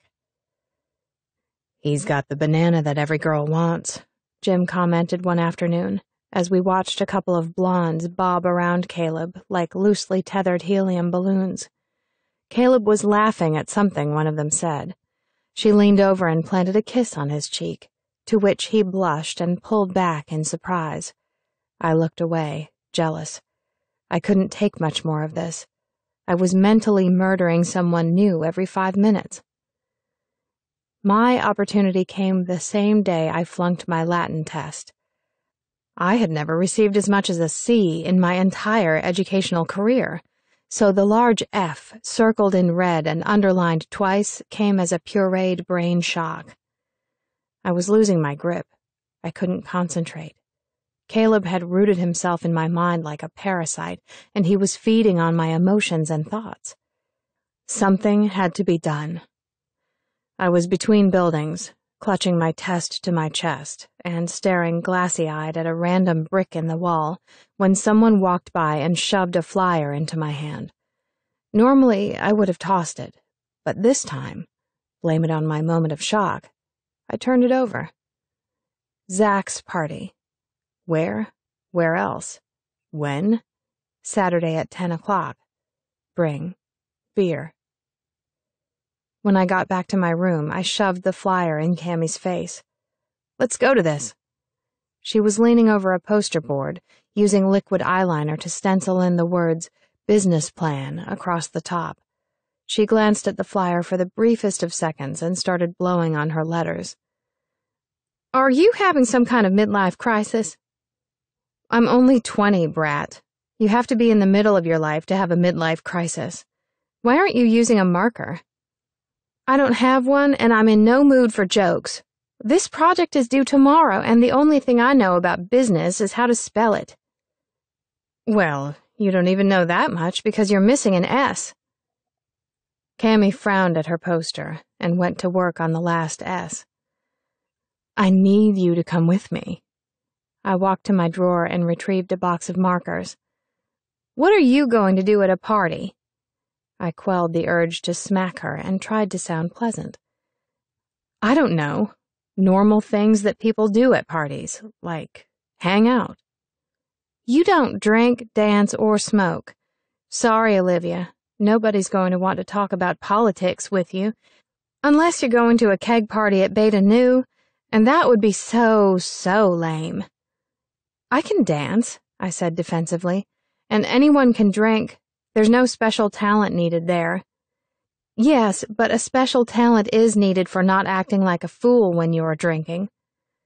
She was drawing hearts on the corners of the board and making little smiling faces in the center of each one. She was such a waste of good air. I sighed dramatically. I will do your project for you if you come with me. Cammy rolled over onto her back and waved her arms in the air like she was swimming the breaststroke. Glory hallelujah! You've said the magic words. I grunted. I would have done it for her anyway. I'd be damned if I let my roommate turn in a business plan that looked like a Valentine's Day card. On Saturday, I got ready with the precision of a spinal surgeon.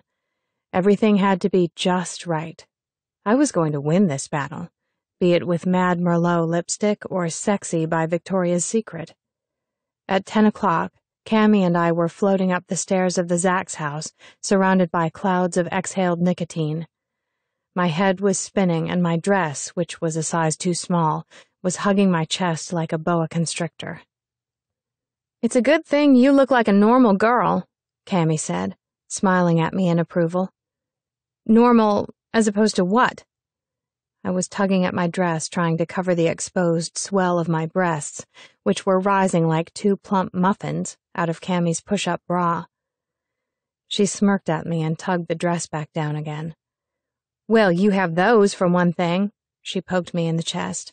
You've been hiding them in those ugly, outdated shirts you wear, and makeup makes you look sexy, exotic even. You clean up nicely, my friend.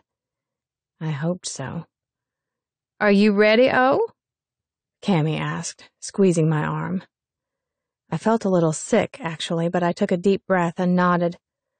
Good, because this is going to be the most interesting night of your life. The door opened and we stepped into a room so thick with bodies and the stench of beer, my first instinct was to step back. Cammy shoved me through the doorway and toward a table corrupted with bottles. A drink first, she said, handing me a red plastic cup. Then you do what you came to do. Cammy splashed vodka into my cup and added a stingy dash of cranberry. I was so nervous I took a sip too large from my mouth and spilled the concoction down the front of my dress. Careful, Julia Roberts. The plan is to be smooth. Cammy eyeballed me disapprovingly, and I took another sip, carefully this time. It was worse than I thought.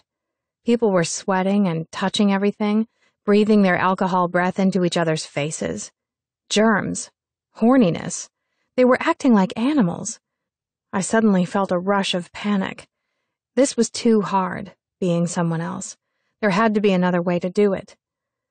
I don't think that I can, I said, turning around. The door was 10 steps away. All I would have to do was dodge a couple of bodies, and I could slip into the cool night air before I had the chance to humiliate myself. Cammy grabbed my arm. There he is, she hissed into my ear. I turned. He was in a room to our left, playing pool. Raucous laughter drifted over to where we were standing, and I caught the words vibrator and locksmith. Well, maybe we can stay for a bit, I said weakly. Caleb was taking his turn. He bent over the table with hard concentration and knocked 2 balls into their pockets. What do I do now? You have to get his attention without getting his attention. I don't speak girl games. Cammy waved to someone across the room. Look, just don't be obvious, she said. There's nothing more unattractive than a girl who throws herself at a guy. This was coming from the same Cammy that rubbed baby oil on her cleavage every morning to draw attention to her better parts, as she advertised them. How the hell do I do that? You were the one who wanted to come. You figure it out. And with that, she left me. Freshman scum. I hovered at the drink table for a few minutes, then realized I must look like a loser and wandered away. Okay, I had to do something to get his attention, to let him know I was here. I spotted the DJ's booth, and an idea wiggled its way into my brain. Dancing. My secret weapon. A guy wearing a Korn t-shirt was typing something into a laptop behind the table. He nodded at me when I approached, and his eyes immediately found my cleavage. "Can I request a song?" I shouted above the music. He nodded at my girls and pressed a piece of paper and a pencil into my hand. I quickly scribbled the name of a song and the artist onto the paper and handed it back to him. "My face is here," I said, reaching out and lifting his chin until he was looking me in the eye. He smiled and winked at me. Degenerate. I kind of liked him. "Yours is up next," he shouted over the music. He gave me the thumbs up as I sauntered away. I eyed the dance floor with trepidation and saw the only person out there was a prematurely drunk guy who was shuffling around, winding his hips without a trace of rhythm. This was going to kill me, but that was the price of obsession. I was going to do it. I took a huge swig, finishing off what remained of my vodka cocktail, and summoned the memory of our kiss in the pool. The thought of it gave me a temporary surge of boldness. I want to be kissed like that again, possibly every single day of my life. I stepped onto the dance floor as my song flowed from the speakers. It only took about 10 seconds for me to take over the entire room. People simultaneously stopped what they were doing to watch me. I was good. I was really, really good. I silently thanked my mother for the 8 years of free dance lessons she had wrangled out of the local studio as I twisted my hips in a complicated wind. I'm obsessive when just the thought of you comes up. I saw Cammie's face appear around the corner to see what was happening. Her mouth made the O shape and she winked at me with approval. It's not healthy for me to feel this. Other people started joining me on the dance floor, but they kept a respectful distance, swaying around me like my personal backup dancers. "Looks like we have a hot one in the house tonight," I heard the DJ say over the microphone. As more people started crowding around to watch me, I saw Caleb and his pool buddies emerge from the back room. That's right. Come take a look and see what all the commotion is about. I let my hair fall seductively into my eyes and swiveled my hips in his direction. This time, please, someone come and rescue me. I watched his face as he spotted me. My stomach did a little dance of excitement. Bingo, eye contact. Other than a slight narrowing of his eyes, his face didn't show one iota of emotion. Damn it. I threw in my signature belly dancer shake and I saw with satisfaction that he raised an eyebrow. When Rihanna sang, "Just Your Presence," and I second-guessed my sanity, I looked directly at Caleb and crooked my finger. He didn't look surprised at all. He pushed himself away from the wall and walked casually over to me, hands still in his pockets. He allowed me to dance around him for seconds, smiling at the hoots and catcalls before grabbing me by the waist and dancing in sync with my steps. He was good, all smoothness, like I expected. When that song ended, we danced to the next one and the next one. My hair was damp and sticking to the back of my neck when Caleb finally pulled me off the dance floor. I held onto his hand as he steered us through the ocean of bodies and out onto the porch. We leaned our elbows on the railing and let the cool air run her fingers across our sticky skin. "You're full of surprises." These were the first words he had spoken to me in months. I savored the sound of his voice before I answered. "Why? Because I can dance?" I lifted my hair off of my neck and looked him in the eye. Caleb shook his head and did something with his lips that almost made me keel over. "No, because you came, because you're wearing that dress," he smiled, eyeing my cleavage. "And not because you can dance, but because you did dance." "You think I'm uptight," I sigh, watching a girl throw up in an azalea bush 100 yards away. "Everyone thinks you're uptight." I knew he wasn't saying it to be mean. It was just fact, like green apples being sour. "You're like a pair of boots with 6-inch heels, all attitude and sexiness, but you make people feel uncomfortable just looking at you." Well, I had officially graduated from llamas to footwear. "And after tonight?" I asked him, picking at the peeling paint on the banister. I think you broke a heel and you're wearing flip-flops like the rest of us. There was laughter in his voice. I might put my boots back on tomorrow, I said. And why are we speaking metaphor? Caleb laughed, and then all of a sudden he became serious again. I like your boots. They're sexy. His voice was throaty and seductive. I knew he could get girls, maybe even me, into bed just by using that voice. I have something for you, I said, suddenly pulling out of the trance he was putting me in. He cocked his head. That small gesture got me so worked up I forgot what I was supposed to be doing for a few seconds. Grabbing his hand, I placed my token in his palm. He smiled at me, almost questioningly, and looked down. It was the penny. I found it in the pocket of his sweatshirt the morning after our kiss. This time, I made the first move. I stepped towards him, eliminating the space between us, just as he looked up. His hands wrapped around my waist, and in one smooth motion, he whipped our bodies around until my back was pressed up against the wall. He was trying to shield our moment from the stragglers who had wandered onto the porch. I all but disappeared behind his back, but I could still hear some snickering and exclamations of surprise. This kiss was different from the first one. We had kissed before, so there was no hesitancy or shyness this time. He did things with his mouth that purposely prompted racy thoughts. I was breathing hard when he pulled away. My hands were braced behind me, pressing against the rough stucco of the house. Caleb laughed, running his hands through my hair, tugging on the split ends. I was still leaning against the wall, wondering if my legs would work if I took a step away. The back door opened, leaking out the noise of the party. Come on, he said, taking my hand. I want to see you dance again.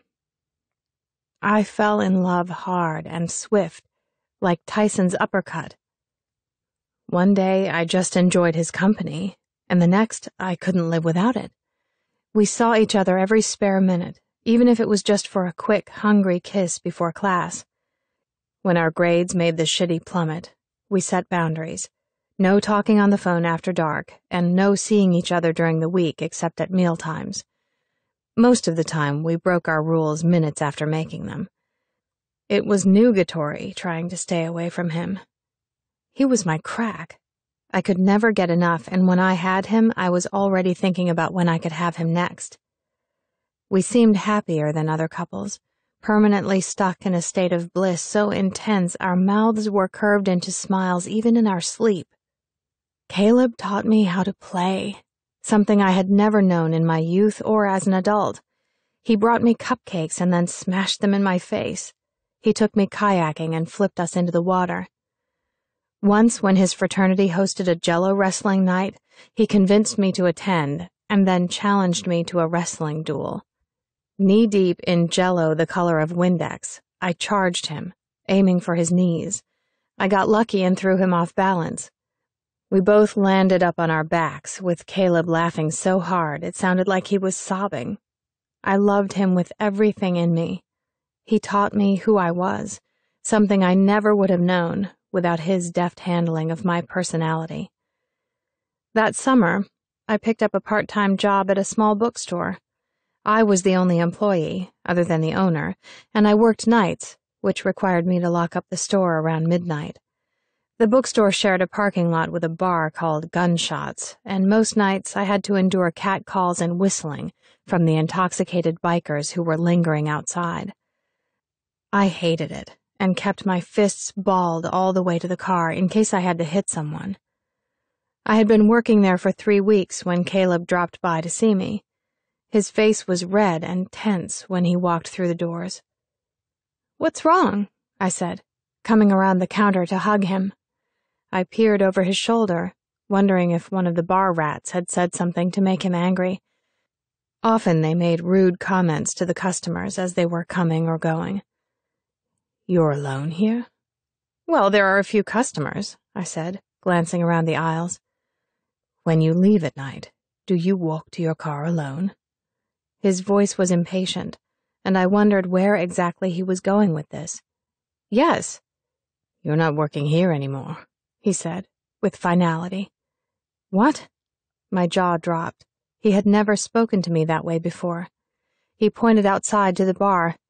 "It's dangerous. You're a woman. You are alone, and it doesn't help that you look the way you do." "You're telling me that I have to quit my job because of the way I look?" I raised an eyebrow and walked back behind the register. He was pissing me off. "I'm telling you that it is not safe for you to be here alone and then walk to your car by yourself." "I can take care of myself." I began stacking books that needed to be shelved onto a trolley. "You're 100 pounds soaking wet, and those are very drunk men." I shrugged. Caleb looked like a ball of hot energy, and he was making me nervous. "I'm not quitting," I said, putting my hands on my hips. "I have to work. Not all of us have rich parents and trust funds to see us through life." His face became white. He hated for anyone to mention the fact that he was loaded, least of all me. He walked out of the store without a goodbye. I threw a pen at the door, wishing he was still there so it could hit him on the head. Later that night, when I was locking up, I saw his car in the lot. I walked up to the driver's side window and tapped on the glass with my keys. "What are you doing here?" I asked when he rolled down the window. He shrugged. Annoyed, I walked away. From then on, any time I worked, Caleb's car was parked in the lot when I left. We never acknowledged each other in the parking lot, and we never spoke about it during our regular relationship hours. But at midnight, he was always there, making sure I was safe. I liked it. It took me a while to get used to Caleb's vast popularity. Maybe 5 people on campus knew my name, but his was a name that was engraved on brass plaques in the school's gymnasium. "I feel like I'm dating a celebrity," I said, when we were out to dinner one night and a couple of girls waved to him from the next table. He rolled his eyes and played it off like I was being dramatic. But my jealousy weaseled its way into my mind every time some bimbo paid him homage. Those girls had no regard for the fact that he was my boyfriend. They were waiting for the chance to pounce on him, just like I had. And then there was the sex issue. We hadn't gone that far. Cammy quizzed me nightly on just how far our makeout sessions went. "We just kiss," I told her for the umpteenth time. We were both in our beds with the lights out, and Cammy was sucking on a lollipop, making wet slurping noises. "You need to brush your teeth when you're done with that." "And he never tries to do more?" she asked, ignoring me. "I don't want him to." "Olivia, just looking at that man makes me want to have sex, and I'm sure 99% of the female student body agrees with me. What's your issue? Wait, were you molested?" She pronounced it molested. I rolled my eyes. "No, shut up. I just don't want to. Why do I have to be a product of sexual assault because I'm not jumping into bed with him?" "Hello, Caleb is a man. He wants to have sex, and if you're not giving it to him, he'll find it somewhere else." I rolled over and refused to say anything more. What did Camadora know anyway?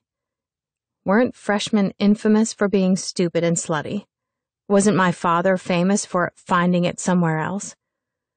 No, I wasn't going to use my father as an excuse to lose Caleb again. Caleb was faithful, attentive, and he had never pushed me to do more than kiss because he respected me. I remembered the last time we kissed. It had been in his room, lying on his bed. His whole body felt tense, like he was wound up and ready to spring loose. What if he was using every ounce of self-control when he was with me? The word cock tease sprang to mind, and I crept further under my covers in shame. It wasn't that I didn't think about having sex with him. I thought about it all the time. But thinking and doing were 2 different things. I wasn't ready, and I didn't know why. Laura Hilberson was found the same week Caleb and I messed around for the first time. The police found her wandering the Miami airport, barefoot, and her eyelids hanging low over milky eyes. Laura's story was that a man had abducted her while she was jogging on a trail at a park not 2 miles from the school. Calling for help, he claimed to have sprained an ankle and begged for her assistance. He asked to be helped to his car, which was just yonder, over the rise. Reluctantly, Laura agreed. She shouldered his weight and walked the short distance to his white van. The van was an old Astro van with rust eating away the metal like cancer. Hindsight told Laura that the darkly tinted windows and slightly cracked rear door was a flashing warning sign. As she helped him into the driver's seat, he let his keys slip from his fingers and fall into the grass at Laura's feet. When she bent to retrieve them, the man lifted a crowbar from the passenger seat and connected it with one powerful motion to Laura's pretty temple. He then shoved her into the back and drove her to what the papers were calling the rapist's den. Laura remembered being kept in a basement of some sort, for a time she couldn't determine, because she had been sedated. The man, who she described as shy, used her for sex and company. Then, one day, for no good reason, he kissed her on the cheek and dropped her off at the airport. She told police his name was Devon. Laura Hilberson had been missing for 6 months. While Laura was lying in a hospital bed being questioned by police, Caleb and I were at a charity auction that most seniors in his fraternity were required to attend. It was one of those fluffy affairs where everyone dresses up in expensive suits and dresses, with waiters circling the room with flutes of champagne. He spotted a group of people who were huddled together in a tight pack. "I went to high school with them," he said casually, sliding an olive off of a toothpick with his mouth. "How many of those girls did you date?" I said, eyeing the group. Nearly all of the girls were beautiful enough to be on the cover of a magazine, and several of them had greeted Caleb with a sensual familiarity that made my green monster crack his knuckles. "Why is that important?" he asked, and I could see the amusement in his eyes. "Because if I made a statement like that, you would want to know who I'd been kissing," I snapped impatiently. He smiled and obliged, bending his neck to speak softly into my ear. "Adriana Parsevo." His voice was so low I had to strain to hear him. I repositioned my ear closer to his lips and shivered when I felt them against my lobe. "She's in the little silver dress." I directed my gaze towards a striking girl whose dress didn't manage to cover even a tenth of her never-ending legs. What was it with Caleb and the legs? We dated for a while. She was very experimental. That last word and the texture of his voice hinted at so much, I felt a surge of jealousy crush my windpipe. Caleb, seemingly enjoying my reaction, continued. "If I recall correctly, the girl she's speaking to, the one drinking the mimosa, is named Kirsten. She has a birthmark that resembles Africa on the inside of her thigh." I blew air hard through my nose and glared at him. He laughed, the type of naughty, sexy chuckle that stirred the sleeping butterflies in my belly. "You asked, Duchess." I pictured him kissing those girls, his fingers tracing their birthmarks, and my breath caught in my throat. I hated them, and I hated him for liking them. "Would you like to hear more?" he asked, lips grazing the top of my ear. "No," I said, surly, and I meant it. Asking was a big mistake. As soon as we got in his car, I pounced on him. I kissed him hard, jumping across the seat and climbing into his lap. He laughed into my mouth, knowing his game had struck a chord, and he cupped his hands around my buttocks. I ignored him and kept working, intent on proving myself seductive. Caleb's mood changed quickly, and soon all smiles were gone as we were tangled together in a kiss so intense we were both panting. I thought I was going to die when his fingers lowered the straps of my dress, and I felt air on my breasts. Then there was more than air. His hands and his mouth found me, and I wondered why I had never done this before. I said something. I don't know what it was, but my voice seemed to snap him back to reality, because he tore away from me the moment he heard it and held me at arm's length. I had never done anything as wanton, as daring. He had never had to stop at such an early point in foreplay. "Why?" I was breathless and still clutching at his shirt. He kissed me softly on the lips. All sexual charge was gone. He turned on the ignition. I climbed back to my side of the car and slumped down in my seat. It was because he didn't want to go halfway.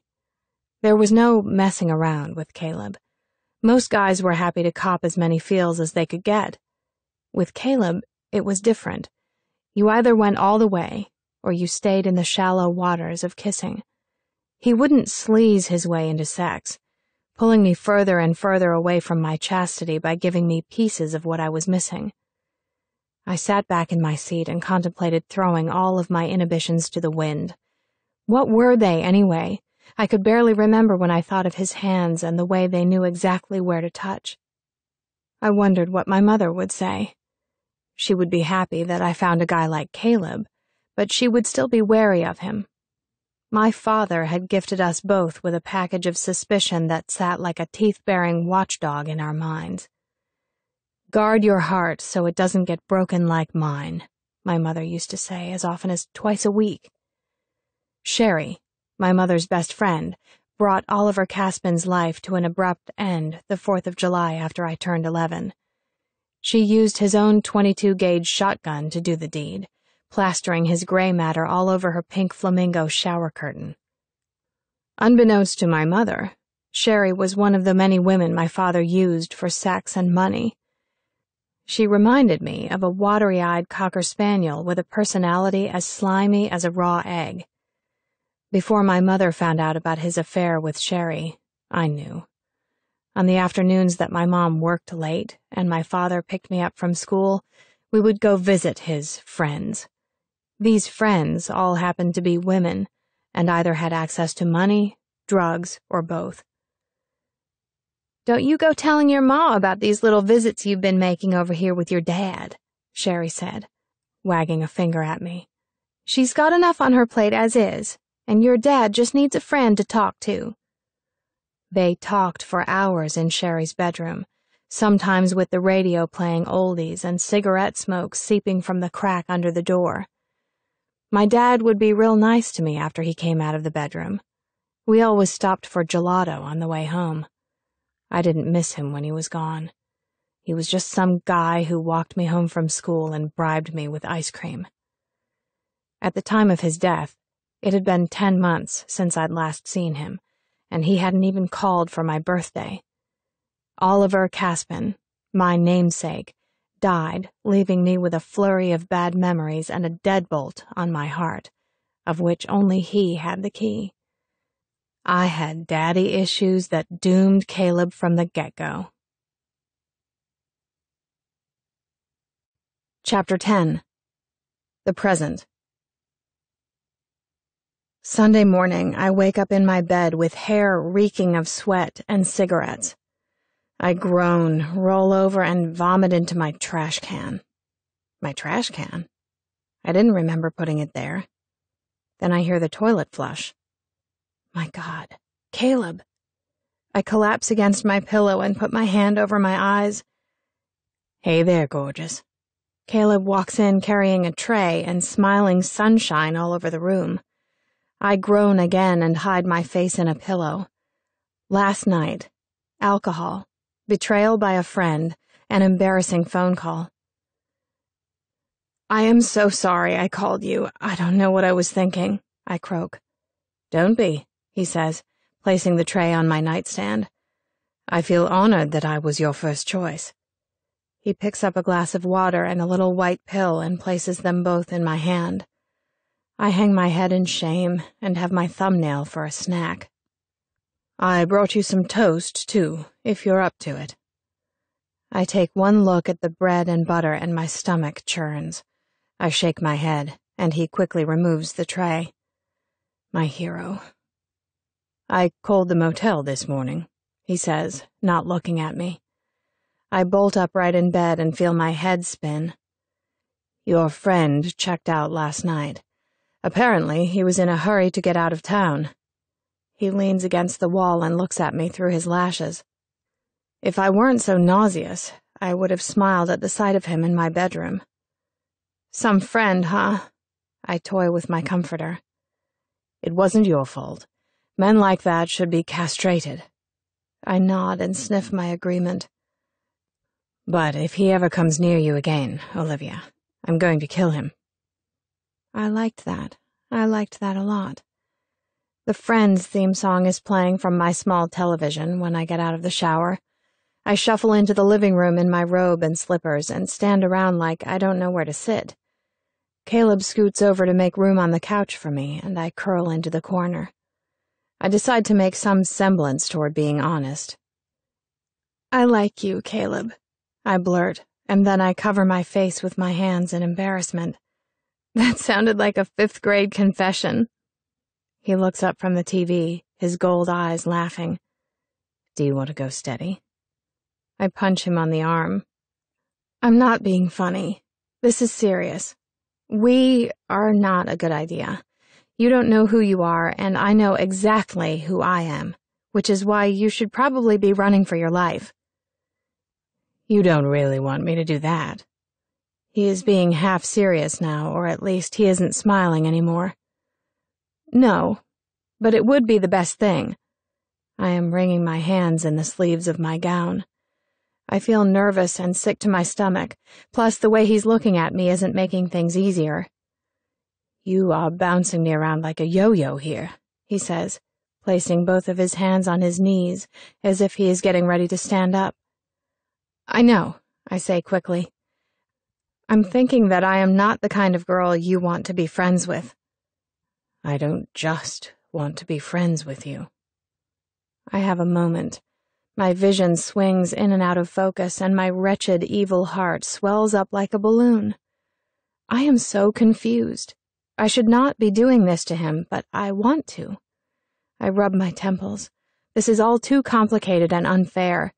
After 3 long years, I have what I want, and it isn't real. He doesn't know who I am, and if he did, he wouldn't be sitting in my living room. I blow air through my nose. Good Olivia is begging me to break things off with him for good. She remembers airport fucking blue and paint on the ceiling and what happens when those memories blow through your empty life and remind you of how cold things are. We turn back to the TV, both of us embarrassed and awkward. Caleb leaves a couple of hours later, sucking the hope from my lungs as he goes. Lock all the doors and call me if you need me, okay? I nod, biting my bottom lip. I don't want to be alone, but I am too embarrassed to ask him to stay longer. I'll see you tomorrow. I will him to stay, gazing up at his beautiful face. He seems to hesitate, and for a moment, I think it's working.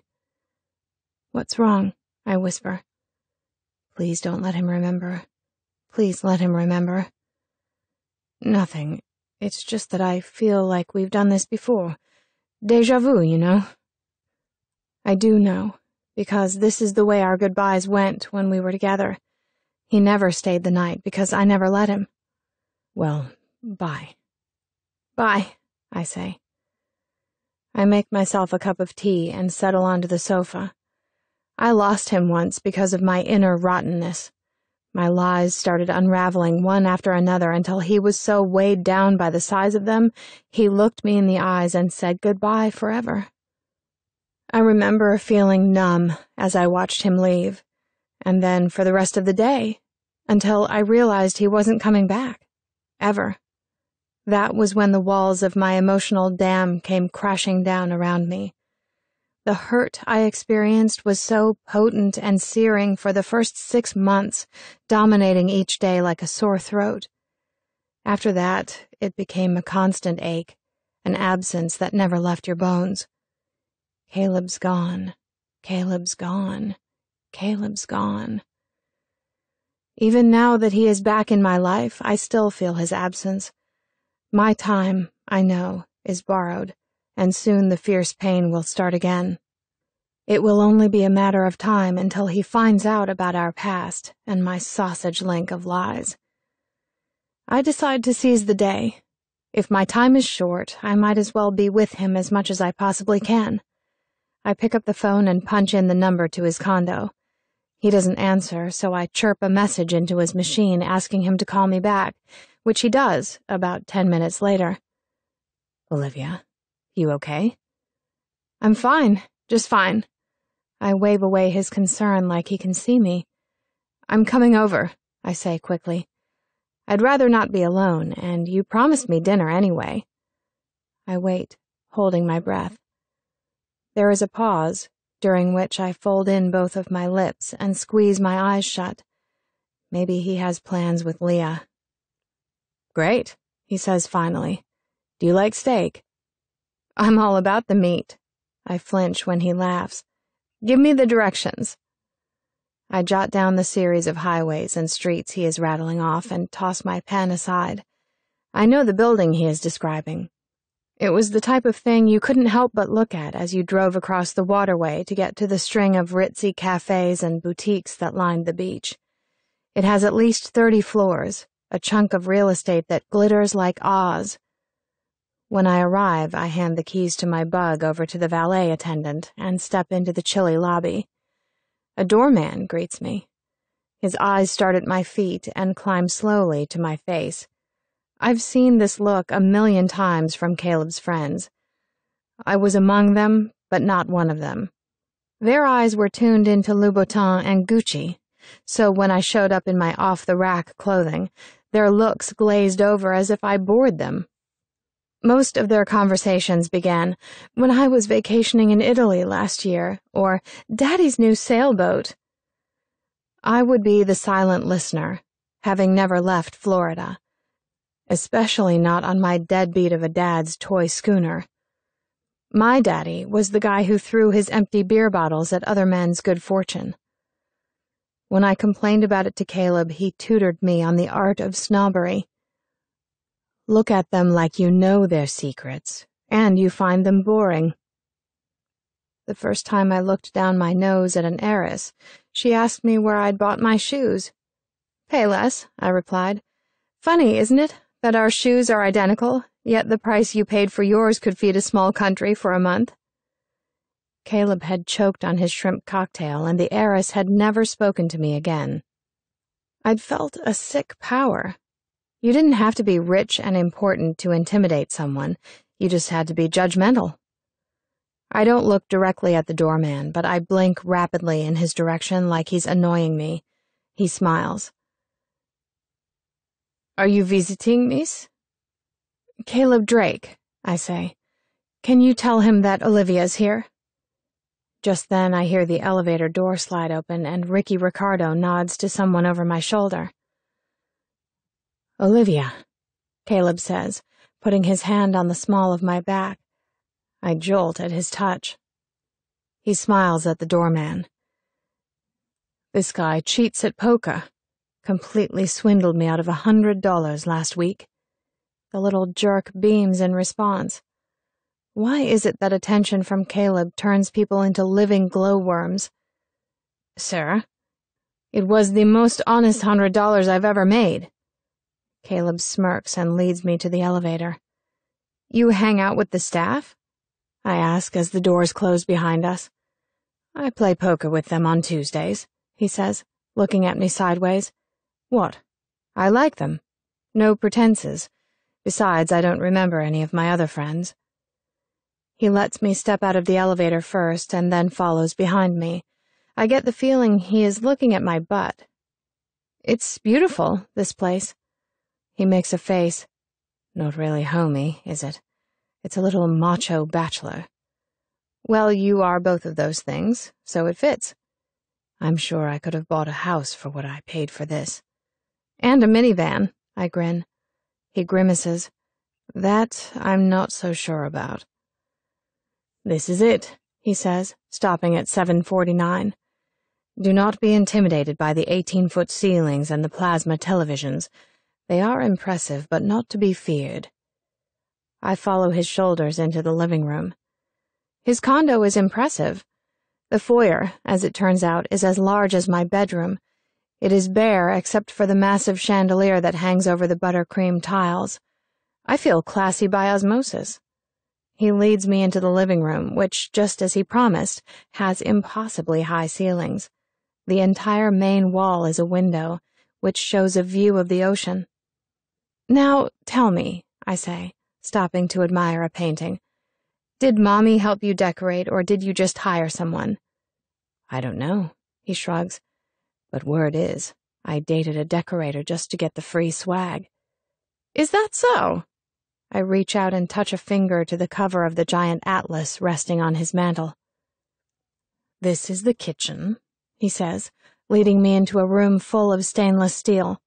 He leads me into a hallway and pauses before opening the door. My office. I peek around his shoulder into a room that was cased ceiling high in bookshelves. My stomach clenches in excitement, and I feel an urgent need to pee. Books. Wonderful, magnificent books. You read all of these? I hope not. That would indicate I had absolutely no life pre-amnesia. I don't know, I say, my eyes sweeping over the titles. I think you'd enjoy a good classic. Maybe Great Expectations. I pluck it from his bookshelf and place it in his hands. He pulls a face, but doesn't put it back, placing it on his desk instead. A framed picture of Leah sits strategically placed, probably by her, next to his computer monitor. I glare at it. It's one of those posed studio pictures that the photographer painstakingly tried to make look natural. Leah was looking slightly to the left of the camera, and her mouth was pouty and slightly open. "Kiss me, I'm a beautiful whore," it says in black and white. I want to have a huge office one day, he says, following my eyes to a picture of Leah. More books that I don't read, a fireplace, and one of those big arched doorways with the heavy knockers. Are you going to hang that picture up in your new office? I ask. It hurts to see her here. So fixated in his life. Caleb shrugs and looks at me in interest. Depends. The girl in the frame might be different. I do have a thing for brunettes. I pull a face at him. And my bedroom. His sheets are black silk, and they lay rumpled and unmade. It makes me sick to think of all the women that have rolled around in his sheets. Where's the bathroom? I say in a weak voice. He leads me to the bathroom through the bedroom and watches me stare. There is a shower with 6 different heads and a sunken bath that could easily fit 5 people. There is even a small wine bar built into the corner. He laughs at my expression. This is my favorite room, too. Wow, I say. Well, if you spend the night sometime, you can have the privilege of using it. All the blood rushes to my head. We land up back in the living room. I slump onto the couch while Caleb goes to fetch a bottle of wine from the kitchen. He comes back with 2 glasses balanced in one hand and a bottle of red in the other. He fills our glasses and hands me one, his fingers brushing against mine in the process. When he disappears from the room to start dinner, I pour the wine down my throat like a shot and refill my glass. I half expect either Leah or his memory to make an appearance at any second, and I don't want to be sober when it happens. So, can I see this ring you bought for your sweet little girlfriend? I say when he walks back into the room. I don't know why I ask this, but I'm sure the wine has made me bolder. Why do you want to see the ring? He looks at me from under his lashes. Because I want to see what could have been mine. Curiosity. I'm a girl and I like jewelry. You don't have to show me if you don't want to. He disappears into the bedroom and comes back carrying a small blue box. Tiffany's. How predictable. Whoa, baby, I say, cracking open the lid. It is a carat past enormous, the most beautiful and obnoxious bauble I have ever seen. Well, aside from Cammy anyway. This thing needs its own zip code. Try it on. He buffers the box at me and my hand automatically pushes it away. Isn't it bad luck to try on someone else's ring? Bad luck for the bride, I think. He taunts. In that case, I say, reaching for it. Wait. I pull my hand back. You have to propose first. I hand him the box and sit back waiting for the show. Everything has to be a production with you, doesn't it? He says, standing up and turning his back to me. Ask and you shall receive. When he spins back around, his features are twitchy and nervous. Bravo! I clap my hands. Olivia, he begins. I look at him in mock surprise. Then suddenly he is serious, or he seems so. I catch my breath. You belong with me. Do you believe me? I feel my sweat glands open. Holding my breath, I nod. This is supposed to be for laughs, but it doesn't sound funny.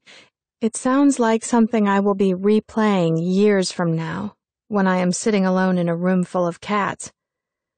Will you marry me, Olivia? You are the only woman I know how to love. The only woman I want to love. He doesn't lower himself to his knee, and he doesn't need to. I am rocking on the edge of an emotional meltdown as is. I know I am supposed to give some sort of response. I grope for my wit, but my mind is as dry as my mouth. The wine speaks for me. I kiss him, because he is close and there is no other response good enough. It is just a brush of lips, warm and hasty. He freezes and stares at me with his eyebrows cocked in surprise. I would have given you diamonds a week ago, if I knew it would get me that. I shrug. He lifts my finger and studies Leah's diamond. It looks silly, I finish for him. Here, take it. I tug at the band and it rams into my knuckle. I try again. It is stuck. Crap, I moan. I am so sorry, Caleb. This was such a stupid idea. Don't apologize. Your fingers are probably just swollen. Give it some time and we'll try again later. And then he disappears into the kitchen to see to dinner, and I am left on the couch with half a bottle of wine and strawberry shortcake's ring on my finger. I don't get it. How can you think so differently from before? I ask while we sit eating dinner at his dining room table. I am buzzing from the wine and my tongue feels dangerously loose. You don't like the ring you chose before the amnesia. You don't like the girlfriend, or your condo. How can the same person be someone else entirely? No one said anything about not liking the girlfriend. What might have been my taste then is not so now. So the amnesia made you a different person? Maybe, or maybe the amnesia revealed that I'm not the person I was pretending to be. He is right. The years that he went missing from my life, he'd morphed into a professional bachelor, right down to his cheesy silk sheets. It wasn't my Caleb, the one who had put that purple blob of paint on my ceiling. Do you love Leah? The words are out of my mouth before I have the chance to swallow them. My mouth tastes bitter. She's lovely, very kind and sophisticated. She always says the right thing at the right time, but I can't seem to summon the things that I'm supposed to be feeling for her. Maybe those feelings were never there in the first place. Do you ever think that maybe you're crossing the line? He puts down his silverware and rests his elbows on the table. Hey, we're just two strangers getting to know each other. There are no lines yet. I push back from the table and cross my arms. My mood had soured like old milk, and I wanted to fight. Truce, he says, holding up his hands. Before I can agree, he grabs our dinner plates and hustles into the kitchen. I help him stack the dishes in the washer, and then Caleb retrieves some ice from the freezer and holds it on my finger. I watch through languid eyes as his fingers work. His next move almost makes me faint. He is trying to explain the rules of football to me, which I am pretending to care about, when he reaches for my finger and gently puts it into his mouth. The ring slides off easily this time. He takes it from his lips and replaces it in the box without another word. He carries it back into the bedroom, and I clench and unclench my fist. I need to go, I say, standing up. Don't, he says. My phone starts ringing, and I let go of his eyes to dig around in my purse. My phone hardly ever rings. I only have it for emergencies and Cammy. I expect to see her number when I look at the screen, but instead it's Rosebud's.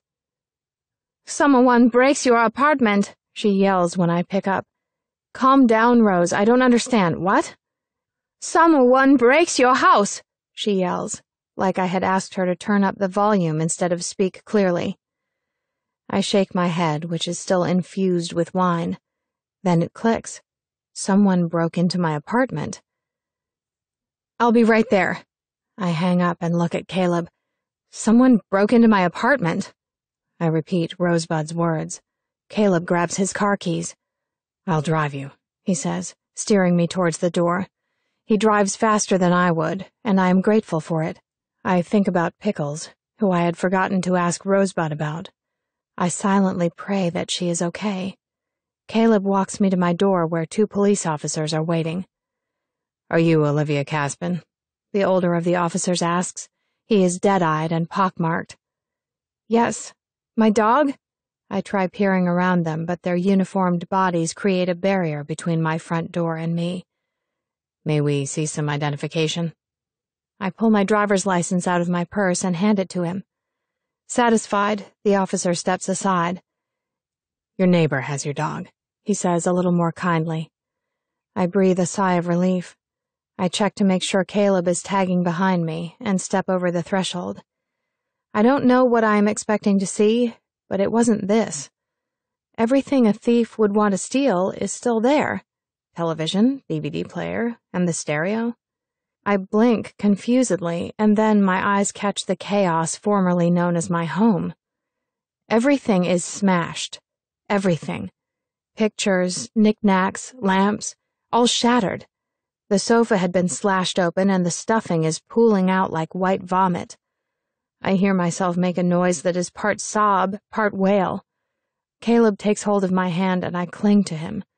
I move from room to room, my eyes bleeding tears as I survey the damage, or rather the annihilation of everything that I own. My coffee table is the only piece of furniture that remains unbroken. However, the intruder has taken the time to carve the word slut into the wood. "This doesn't look like a robbery," I hear Caleb say to one of the officers. I slip into the bedroom before I can hear their reply. I step over my mutilated clothes and into my closet. My memory box is lying topsy-turvy on the floor. I drop to my knees and begin rummaging through the bric-a-brac, running my fingers over each object in relief as I recover it. Almost everything is there. Almost. I press my palms to my eye sockets and rock on my haunches. Why? Why? Only one person would have a use for what is missing. She is the devil's spawn, evil, with red hair and motives as big as Ursula the Sea Witch's ass. My head automatically turns in Caleb's direction. Time. I am out of time. She's on her way to his condo now, no doubt, the evidence clutched in her hands. I start shaking. I am not ready. I can't say goodbye yet. "Miss?" The police officer is standing at the closet door, looking down at me. "We need you to fill out a report to let us know what they took." I see Caleb push past him and walk carefully around my ruined belongings. He lifts me from the floor and leads me back into the living room. His hands are like anchors on my arms. I feel anger bubbling beneath my eyes, my nose, and my mouth. It is coursing through my limbs and doing a tap dance across my abdomen. I want to grab that bitch by her skinny little chicken neck and squeeze until she pops. I grope with my calm and turn to the policeman. "They didn't take anything," I say, waving my hand at the television. "This wasn't a robbery." "Do you know anyone who would want to do something like this, Ms. Caspin? An ex-boyfriend, perhaps?" he says, stealing a glance at Caleb. Did I? I grind my teeth. I can tell him everything right here, right now. Beat the bitch to the punch. Caleb is looking at me intently. I open my mouth to say something, but he beats me to it. "Tell them about Jim, Olivia," he says gently. "Jim?" No, Jim would never do something this precise. No, this was a woman's work. The detail, impeccable. It wasn't Jim, I say. Let's go get Pickles. After they leave, Caleb takes my hand and tenderly says, I want you to stay at my place tonight. I have no intention of doing any such thing, but I am on mute until I can stew up a plan. We lock up and go over to Rosebud's apartment, where Pickles throws herself at me with rabid hysteria. Rosebud clucks around me like a mother hen, touching and prodding until I grab both of her hands and assure her I'm fine. Wait here, she says, disappearing into the kitchen. I know what is coming. The moment she first laid eyes on me, Rosebud decided that I needed to be taken care of.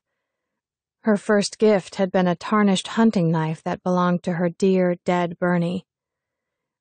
If someone breaks in, you use this.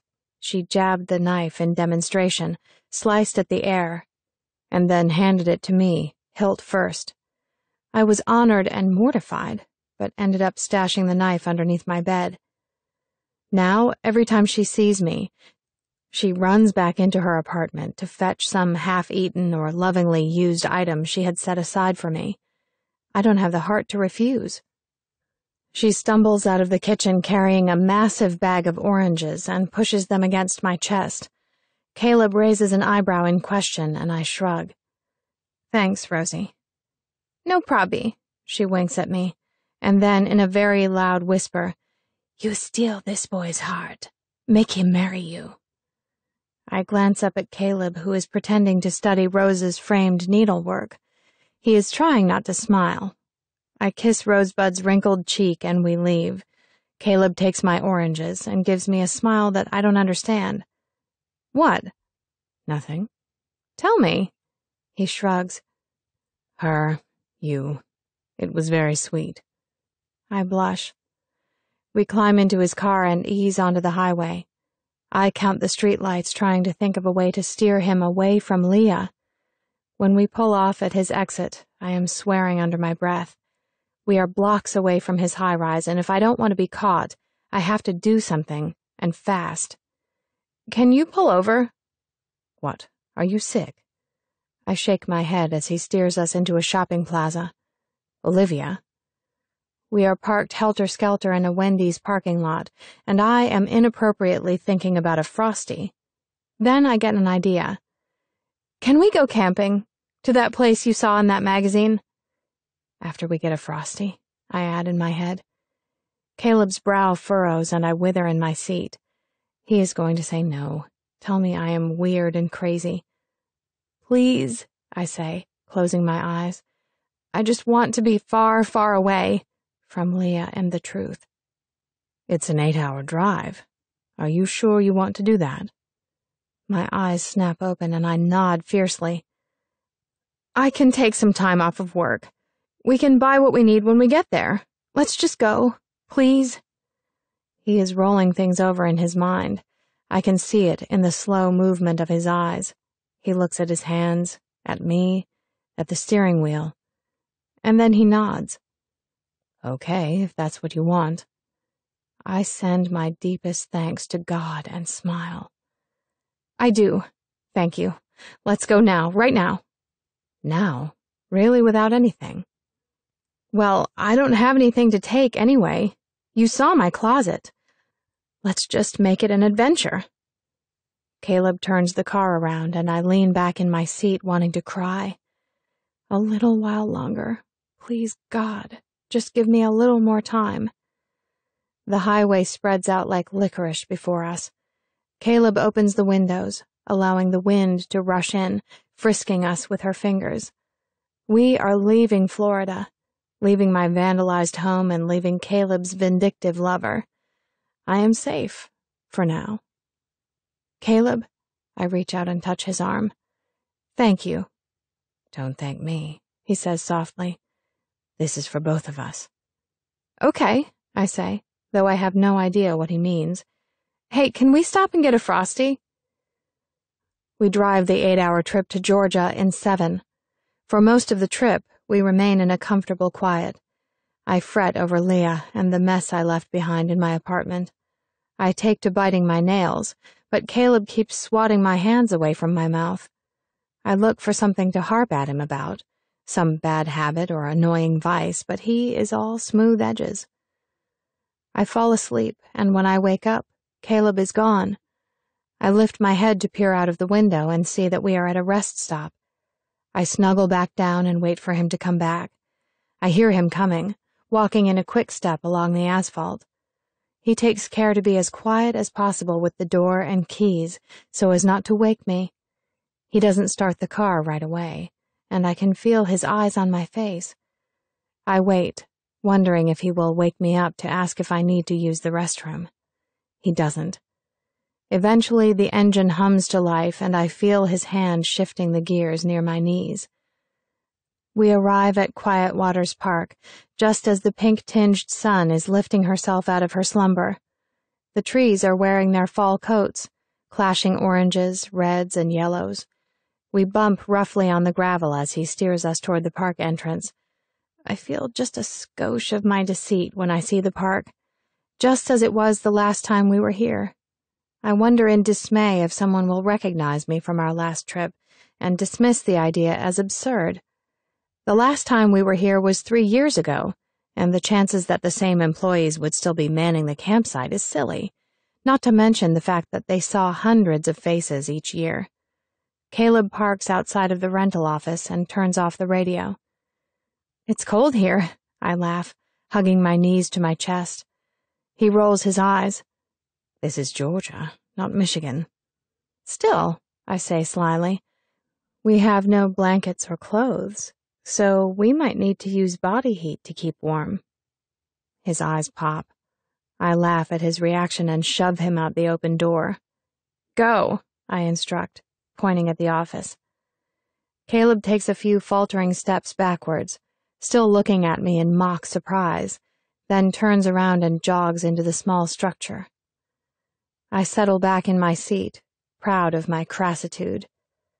Caleb exits the building about 10 minutes later with an older woman trailing behind him. When he reaches the car, she throws up a hand and waves at him like he's an A-list celebrity. Her jowls flap around like pillowcases, and I snicker. He is forever making friends, or fans. Amnesia apparently does not change everything about a person.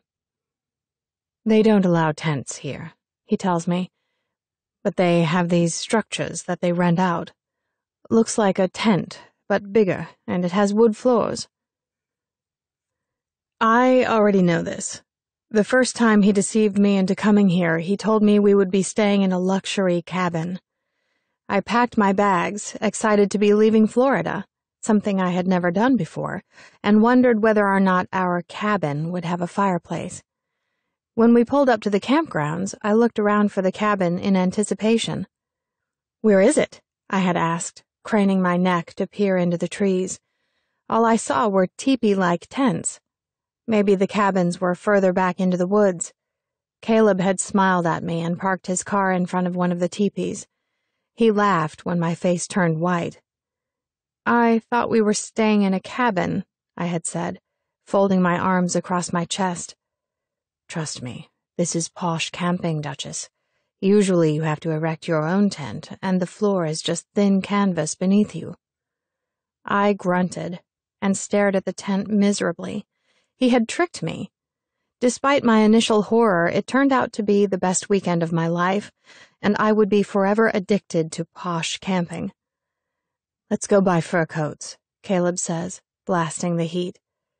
I nod and stare contentedly out of the window. We find a super Walmart a few miles away and leave Pickles in the car. Caleb puts his arm around me as we run for the doors. People stare at us like we have antennae growing from our heads. Some of them are in shorts.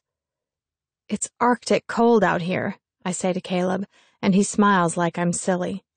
Not to them. I am freezing, even though it's at least 50 degrees out, and I wonder what it feels like to be in snow. I think of asking Caleb about snow, but then I remember he doesn't have any memory of it. We head to the clothing department. Caleb finds matching sweatshirts with kittens on the front that say, "I'm Cats about Georgia." "We are getting these," he says, throwing them in the cart. I look at them in mortification and shake my head. How's a girl supposed to look pretty wearing something like that? He tweaks my nose. You would look pretty wearing burlap and mud. I turn away to hide my smile. We fill our cart with underwear, sweatpants, and socks, and then head over to the food aisles. By the time we stand in line to pay, we have enough food for 2 weeks. Caleb pulls out his credit card and refuses to take any money from me. We pull our sweatshirts over our heads next to the free magazine rack in the foyer and then dash to the car with our bags. Breakfast, Caleb says, tossing me a can of boiled peanuts. I pull a face. I'm pretty sure I saw a McDonald's back that way. I pass the can back to him. No way. He shoves it at my chest. We are doing this the right way. Eat your peanuts. The right way, I mumble.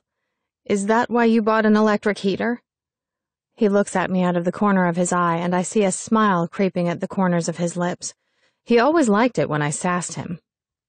We pull into our temporary gravel driveway around 9 and begin lugging our supplies into the tent.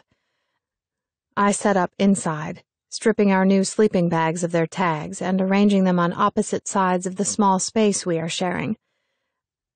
I glance outside the tent and see Caleb arranging logs to make a fire. After a moment of watching his strong arms tug and pull, I yank the sleeping bags closer together. I might as well stay as close as I can, while I can. Once the fire is lively and spitting, we each grab a semi-chilled bottle of beer and cozy up on our rainbow-striped beach chairs. So, does this feel familiar? I ask, stroking Pickle's head. He furrows his brow and shakes his head. No, but it feels good. I like being here with you. I sigh. Ditto. What are you going to do about your apartment? He asks, not looking at me. Start new, I guess. I don't really want to think about it. It's depressing. I pull the lid off the can of boiled peanuts and fish one out. We can both start over. He flips the cap off another bottle of beer and lifts it to his lips. I watch him quietly, waiting for him to continue. I'm going to start living my life the way I want to live it, he tells me. I'm not really sure who I was before the accident, but by the looks of things, I was pretty miserable. I down the rest of my beer and wipe my mouth with the back of my hand. I wonder idly if he was miserable because of me. Was it possible that right before his accident, he was still affected by my betrayal? I think of Leah, and I wonder if she is waiting at his condo, waiting to crack me open like the bad egg I am. Maybe I should have let it happen. It would have expedited the inevitable. I could tell him right now, but then I'd have to share a car with him back to Florida.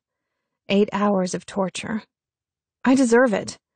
I open my mouth, the truth burning behind my lips to be let out. I can say it all quickly and then take cover. I toy with the idea of calling Cammy to come get me. I look at Caleb just as he stands up and stretches. Bathroom, he says, scratching his chest. I point to a building that sits like a grubby egg carton in the middle of the campgrounds. It is communal, and it stinks like bleach. I watch him until he disappears into the building, and go to the car to look for the bag of dog food we bought.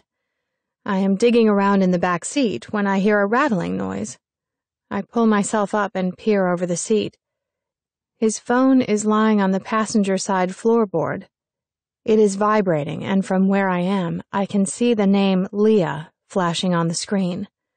Glancing over my shoulder, I check to make sure he is still in the bathroom and snatch up the phone. 17 missed calls, all from Leah. Wow. She is really gunning for me. I see the wrecked apartment in my mind and I shudder. If Caleb sees how many times she's called, he will surely call her back. He is too considerate of a person to let her worry. I shut my eyes. I can't let that happen. I hold down the power button and watch the screen turn black. Then I shove the phone into my pocket. Olivia? I spin around. My heart is beating so fast I can feel it pounding in my kneecaps. Did he see what I did? I open my mouth to make some excuse when he interrupts me. Let's go for a walk, he says. A walk? A walk? It'll warm you up. He holds out his hand and I take it. I have once again escaped the inevitable. I grit my teeth as we walk. This whole escape by the skin of your teeth scenario was getting old. Caleb's phone feels like a wad of guilt against my thigh. I pray that he doesn't see the bulge and make sure that he walks on the opposite side of where it is hidden. Later, when we are back at our tent, I tell him that I need to call my boss. I need to tell her that I won't be able to work for a few days, I explain. Sure, take your time. He points a finger down the hill. Wander around? I laugh. He pulls a face and heads off. I wait until he is a safe distance away and I head toward the lake. My sneakers suck at the mud and make revolting noises. My message to Bernie takes only a minute. I briefly explain about the break-in and promise to call back in a few days.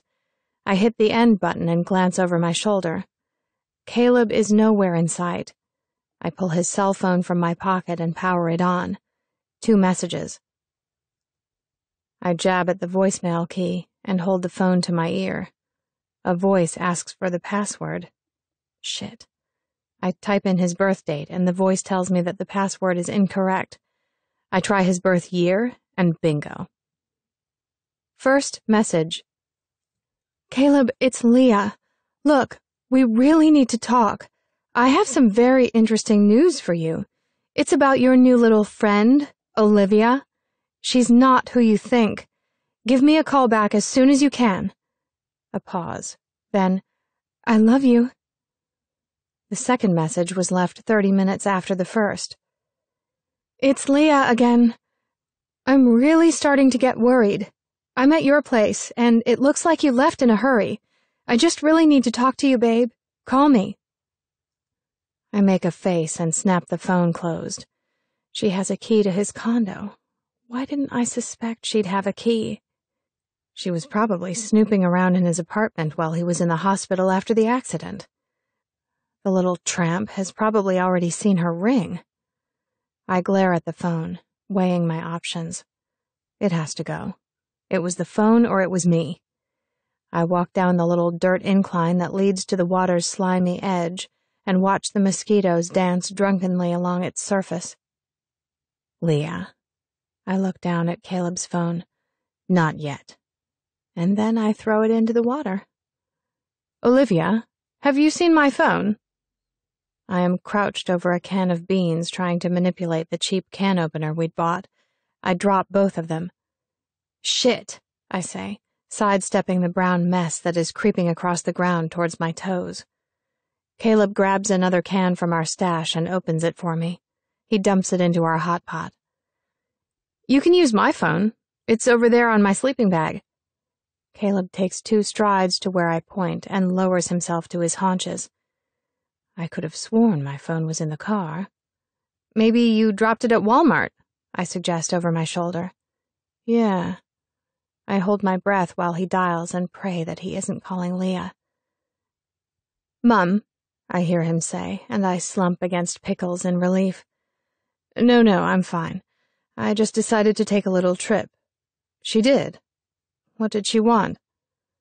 I didn't think about Leah calling his parents' house. Oh, but she didn't tell you why? Well, I'll be back in a couple of days. I'll talk to her then.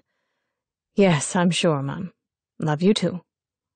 I watch his face carefully. He looks worried. Hey, I say, taking my telephone from his hand and stuffing it in my purse. Come flirt with me while I heat these beans up. I grab his hand and pull him towards the plug outlet. For the next 4 days, we stay cozy in our tent, even as the temperature drops to 40. We eat cup of noodles and fight over who gets to sleep next to the portable heater. When it grows dark outside, we pull our beach chairs together and wrap ourselves in blankets to watch the fire. Caleb keeps bringing up my failure to fill out my law school applications, and I respond with a jab about his failure to propose to Leah. By the time we crawl into our separate sleeping bags at night, we have stupid smiles plastered on our faces. Every night, Caleb engages me in an exchange that makes my toes tingle underneath all 4 pairs of my socks. Olivia? Yes, Caleb? Are you going to dream about me tonight? Shut up. And then he laughs that beautiful, sexy laugh. Chapter 11. The Past. Do you love me? I'm sorry, what? Do you love me? That's a simple enough question. Would you prefer if I asked you in another language? He rolled from his back onto his belly, rearing up above me. M'aimez-vous? Voce amame tanto como amo? Caleb, who was fluent in French and Italian, was showing off. The grass beneath my back began to itch like his question. We had been dating for exactly 1 year, and I had successfully skirted, ignored, and deferred my way through not answering it. It was hard work putting any of those techniques into use when Caleb Drake was inches away from your face, staring at you with his intense eyes. I took a deep breath to level myself, and thought about the millions of starving children in Africa. We were in Georgia camping, much to my chagrin. I was tired and sweaty and wearing the same pair of pants that I wore the day before. We had been here for 24 hours, and all I had received other than this rather obtuse question was a bazillion bug bites and sore muscles. When I get home, I'm going to sponsor one of those kids from Kenya, I said, scratching my knee. You know, from those children's fund commercials. Caleb gave me a look. I love ice cream, I said, squirming underneath his gaze. And I love hot showers and clean clothes. Olivia, he said in a warning voice. Caleb, I imitated his tone. He frowned at me and I looked away. It wasn't like I was holding back the Canaan wine here. He hadn't said I love you to me either, though he asked me this question often enough. Why do you always ask me that? I sighed, ripping a piece of grass from the ground. I began tearing it into little shreds and tossing it to the breeze. Why do you never answer? Because it's a hard question. It's a yes or no, actually. You have a 50-50 chance of getting it right. If only it were that simple. Did I love him at this point? I loved him from the first point, the point where our 2 lives crossed the first time. I couldn't tell him that, though. I didn't know how, and every time I tried, the words would get stuck in my throat. You're pressuring me. I pushed him away and sat up, dusting my hands on my sweats. Caleb sprang to his feet, paced, and then turned around to face me. He was seething. I've never pressured you to do anything. I felt my face turn white. It was true. It was a lousy thing to say to a 23-year-old man who never complained when his girlfriend always stopped short of second base. You're trying to make me say something I'm not ready to say, I choked, looking away. I'm trying to find out where we are going, Olivia. I already know you love me. I glared up at him in shock and he shrugged. The fact that you can't say it is a problem. I love you. My lip trembled. Pathetic, but it did. I felt my chest heaving in an effort to breathe. He loved me. You can't say it because you don't trust me. If you don't trust me, I can't be with you. I felt panic swell in my chest. Was he threatening me? He was still towering over me, so I stood up. It didn't do much good because he was a foot taller. I hate you, I said, and he started laughing. You fight like a child.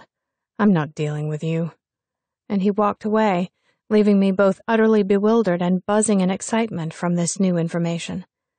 He loved me. I collapsed back into the grass and smiled up at the sky. Later, when I grew tired of sulking by the lake, I went back to our tent and moped around. Caleb had yet to appear from wherever he stalked off to, and I was getting hungry. I was digging around in our food stash when he walked through the flap of our fancy tent. Our eyes met, and I dropped the bag of pretzels I was holding. Something was wrong. There was trouble written on his face. Was he going to break up with me now? I prepared myself and lined up some nasty things to say to him. You're spoiled. I'm an orphan, I pointed out. Who is there to spoil me? I spoil you. I let you get away with too much. I give you free rein, and you take advantage.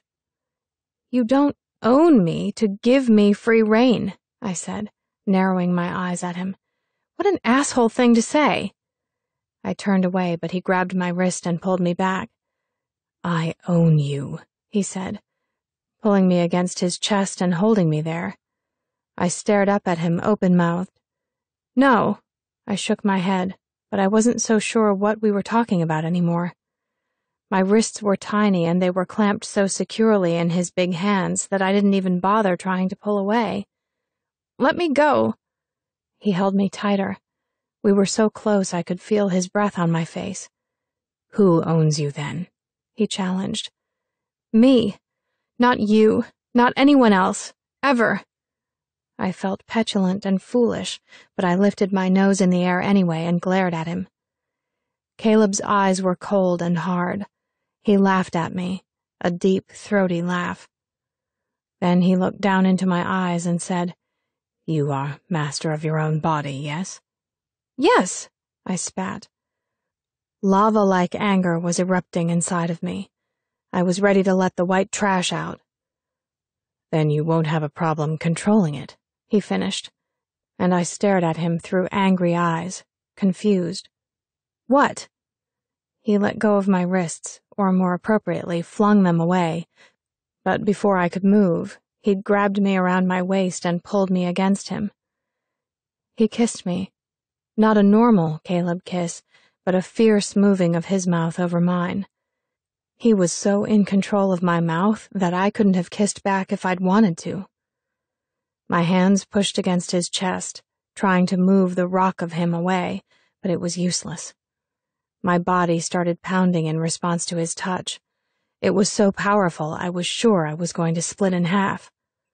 I picked up on the rhythm of his lips and returned his kisses, pressure for pressure, bite for bite.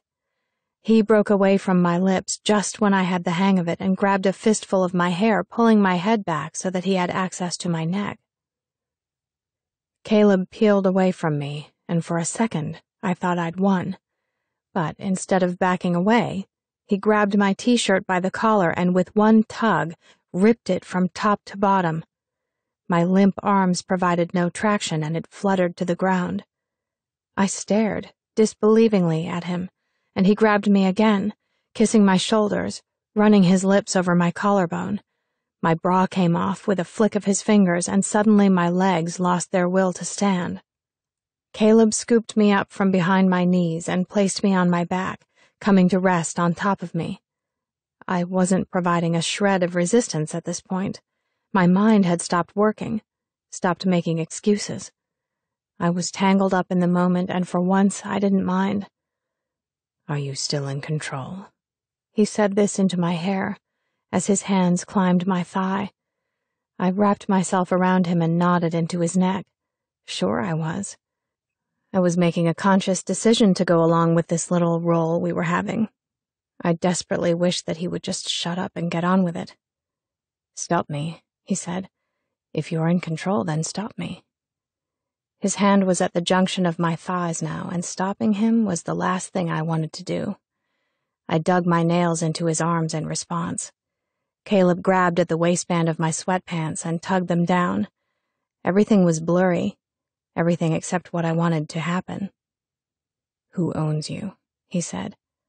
What? Weren't we past this already? I opened my eyes and looked up at him, and I started to grasp what was happening. Caleb still had all of his clothes on while I was lying on the floor in my panties. I had lost complete control. He was playing with me. I let my body go limp and looked into his face. Who owns you? He repeated more gently, placing his palm over the spot where my heart sat. He was right. He had my heart, and every other piece of flesh that was attached to it. He wasn't being a chauvinist. He was telling me something. I thought about sticking to my first reaction, but the adult in me was struggling to get out. You. He stopped moving, and I could feel his back heaving as he breathed. We were cheek to cheek, his arms resting on either side of my body. In one giant movement, he sprang off of me and landed on his feet like a cat. Thank you. He straightened his collar, and then he walked out of the tent and left me, on the floor, in nothing but my panties. I burst into tears. Chapter 12. The Present. What is it, like 20 degrees outside? I shiver and rub my arms. It is our last day, and a ball of dread has taken up residence in my stomach. Try 50, he says, handing me a styrofoam cup of coffee. I frown and climb back inside the tent to pack. I am folding clothes when I hear his voice. Olivia, we need to talk. I peer over my shoulder suspiciously. He is spinning his thumb ring, always a bad sign. I sigh. Is this about the phone? I wondered. Sure. I am balancing on the very lip of disaster, and I can feel our time sliding through my fingers like sand. I remember that creepo rapist's warning outside of the music shop. You should get home before it's too late. The sky's red with trouble. Red, red, red. Like Leah's hair. I follow him outside, my coffee still in hand. He leans on the hood of his car. What's up? I try to be nonchalant as I sidle up next to him. What's going on here, Olivia? What are we doing? Camping, I declare, which doesn't even earn me half of a smile. What does he want me to say? What's safe? We are... I don't know, Caleb. What do you want me to say? He shakes his head. He looks disappointed. Am I supposed to spill my guts? Before I can open my lying mouth, he beats me to it. You can't think of anything to say, he quizzes. I shake my head. Why do I always lie? For real, it's like a disease. All right, then. He does the unexpected. Instead of pushing me for more, he starts packing up our things, sleeping bags, clothes, pickles. They all get tossed into the car one by one, two by two, and all I could do is watch with my mouth open. But then what could I say? I want to be with you, Caleb. These few days have been the stuff of dreams. I love you more every second I'm with you. I am in a corner. I reluctantly get into the car and stuff my cold hands under my armpits. Caleb turns the music all the way up and ignores me. I am so mad. I think about things I can say to piss him off, but I am too chicken to carry any of them out. The old Caleb had a hot temper, and if this guy had inherited it, I don't want to find out. The hills become flatland as Georgia melts into Florida. I turn down the volume as we cruise through Tallahassee and turn my body until I am half facing him. Caleb, talk. I see a muscle in his jaw twitch, but other than that, he gives me nada. Please, talk to me, I try. This is going to be harder than I expect. New tactic. Why are you being so sensitive? I don't say what you want to hear and now you're sulking? That does it. He takes the exit, swerving to the right at the last minute. I hear a grunt from Pickles as she's thrown across the back seat. We are in the middle of nowhere, with only trees and road ahead of us. Caleb zooms into the gates of what looks like a park. There are only 3 parking spaces and they are all deserted. He pulls into one and jerks on the brake. This place is really creepy. I fidget nervously and look at his face. What are we doing? He asks again. I look out of the window, desperate for an escape. He's trying to get me to talk about my feelings, something I can't do with this lying going on. Despite my fear of the dark, I jump out of the car. Where are you going? He demands, opening his door and following suit.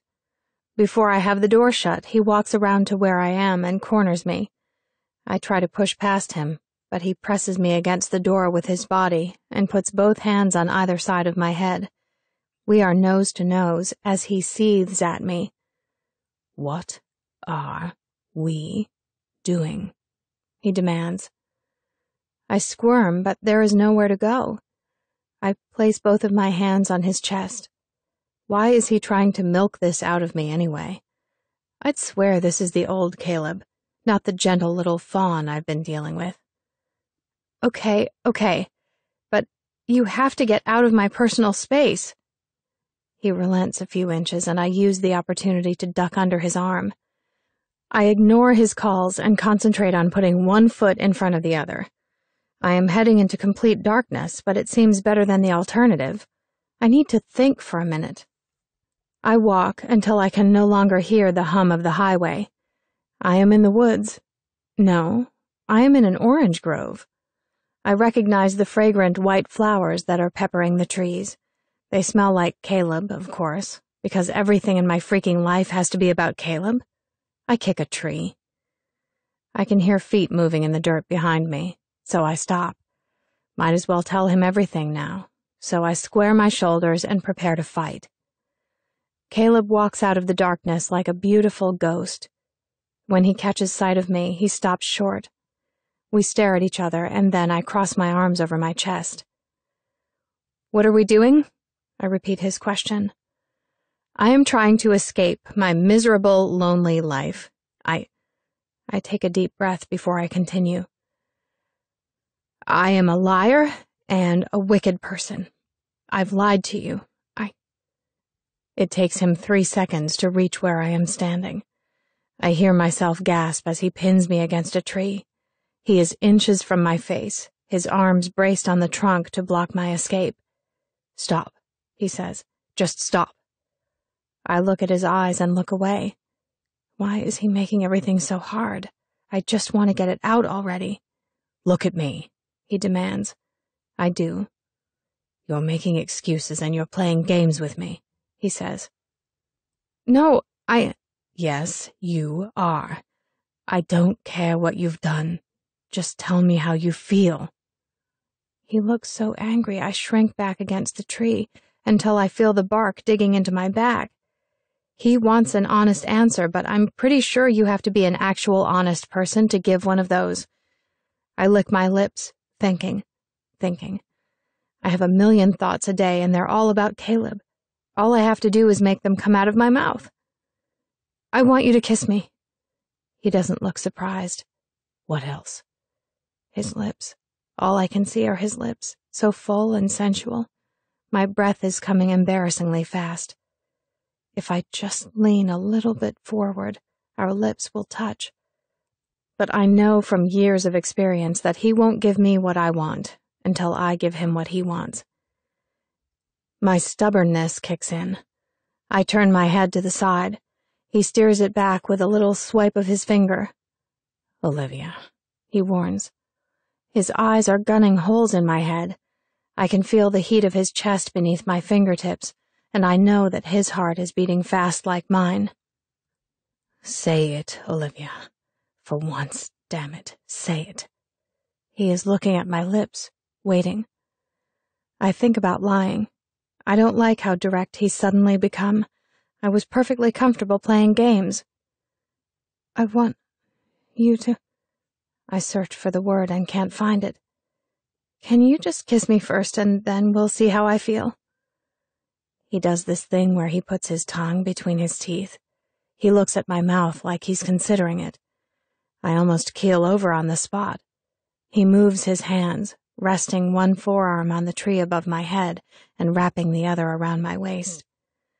We are face to face, with our foreheads touching. My breath is coming fast, my chest heaving in anticipation. I am a cliché. Butterflies, tingling and heat swirling through me in the strongest form of desire I have ever experienced.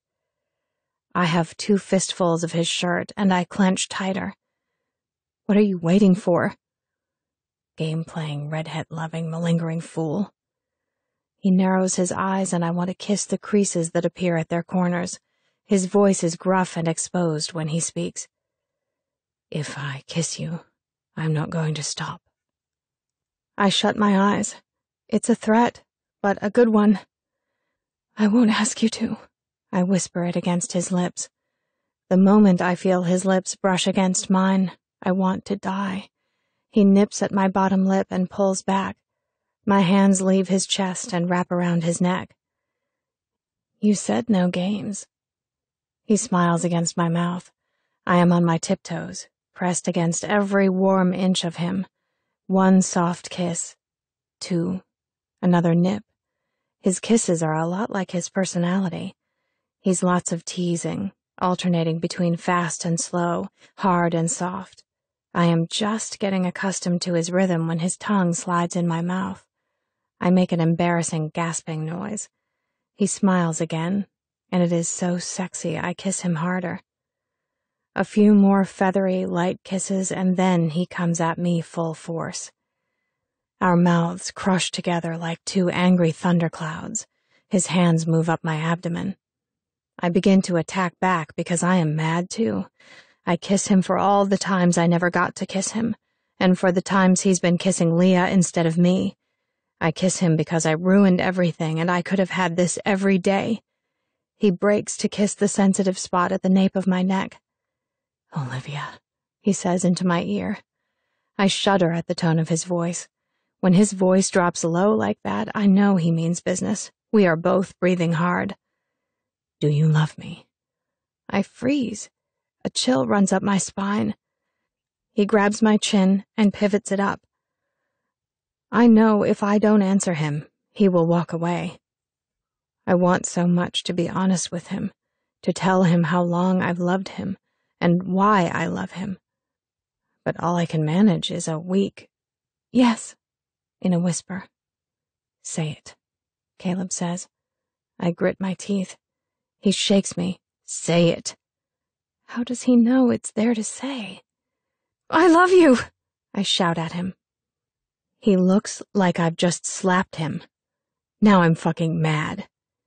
I reach for his waist and pop the button on his jeans. He wasn't expecting that. He is frozen, his whole body tense. I kiss him and try to melt away his resistance. It works, and he comes at me like a flood. He breaks away from my lips to peel off his shirt, and then he comes back so quickly I barely have time to breathe. Tentatively, I reach my hands up to touch him. His muscles tense under my fingertips. He's so beautiful. Broad shoulders, narrow waist. I pull my hands away, unsure of myself.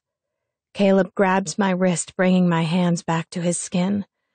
He is expert and I am novice. It is very clear to both of us. He paces me, controlling the moment. Slipping my shirt over my head, he kisses my shoulders, unclasps my bra. I step out of my pants. He pulls back. Then he looks at me. I am mortified. It is a savage and masculine moment, and I let him have it because I never did before. I feel like I am on display for the world. I have never let anyone see me naked. When he has taken his fill, he pulls me towards him. God, Olivia, he says into my neck. I am burning red. I don't know what his words mean. I pull back to look at his face. His eyes have shifted. They are not calm and laughing anymore. I can see urgency and lust. I am so afraid of this moment. He scoops me off my feet in one graceful movement, and I feel the cool grass prickle beneath my back. I can smell orange blossoms in the air. I curl around him, waiting. He takes his time easing into me. Our eyes are locked. Mine grow wider with every inch. I didn't know it would feel like this. I want to moan. I want to dig my nails into his back and wrap my legs around him, but I am too proud to do any of these things. He watches my face in fascination. He's looking for a reaction, but my reaction is all on the inside, where he can't see it, where I am hiding it. He moves out, then in. He sucks on my lower lip. He laughs into my mouth. I pull my head back to look at him. You're that kind of girl. I don't know what he means. I'm not sure if I care. It feels so good. He grabs my wrists, pins them above my head. Relax your legs. For the first time in my life, I do what I'm told. All of a sudden, it feels even better. I press my lips together and roll my head to the side to hide my face from him. He runs his teeth along my earlobe, and goosebumps skitter across my body. Look at me. His voice is raspy. I look at him. He moves harder. My breath hitches. Harder, and I'm breathing like I've just run a marathon. You feel so good. That does me in. Something like a moan gets lost on his collarbone as I press my face against his chest. When I look up, he has a eureka look on his face. That's how I make you moan. After that, he says really dirty things in my ear. He's found my weakness. I make noises I will regret until the day I die. I feel myself climbing, but I don't want it to be the end. He is in complete and utter control of my mind and body. I don't like the feeling of not being in control. When he bends his head to my shoulder, I take the opportunity to flip myself on top of him. He lets me steer our movements for a few minutes before taking control of my hips. Two can play at this game. I lean down to say something into his ear. Harder, Caleb, and don't pull out. His eyes close and his fingers dig into my thighs. I feel a slight victory until he flips me onto my back. I wasn't planning on it. My orgasm punctuates his sentence. I do not make a sound. We don't speak on the drive home. Caleb helps me clean the mess in my apartment. We fill 10 giant trash bags with the leftovers of what used to be my life, scooping broken plates and glasses into one and the shreds of my clothes into another. We work in silence with the radio playing softly in the background. I keep pausing in the middle of what I am doing to think about what happened in the orange grove. I taste salty tears on my lips when I lift my Thomas Barbet print from its cracked frame. It is just a print, but still it is mine, and I loved it. Before I can crumple it up, Caleb rescues it from my hands and sets it to the side. We can fix that one, he says, running a finger along my jaw. When I find my grandmother's antique porcelain figurine lying in shards on the floor, I lock myself in the bathroom to cry. Caleb, sensing the importance of the hand-painted shepherdess, leaves me be, and discreetly disposes of everything aside from her face, which miraculously stayed intact. I find it later, wrapped in tissue paper and tucked in a box of barely salvaged items he thinks I would want to keep. When everything that used to be mine sits in 10 garbage bags by the front door, Caleb hugs me and leaves. I lean against the window overlooking the parking lot and watch him walk to his car. I feel loneliness so violent, my lungs feel like they are closing. I place both of my palms on my temples and squeeze. I can't do this. I can't lie anymore. He is too good. He doesn't deserve the wickedness I deliver, and he deserves to hear the truth from me, not Leah. I run for the door and rip it open. Caleb, wait! He is almost to his car when he stops and turns around. I run to him, not caring that all I am wearing is an old football jersey, and fling myself around him. I'm sorry I've been such a horrible person, I say, pressing my face against his chest. I'm so sorry. What are you talking about? He grabs my chin, lifting my face to look at him. You're a good person. No, I'm not. I shake my head violently from side to side. I'm desperately wicked.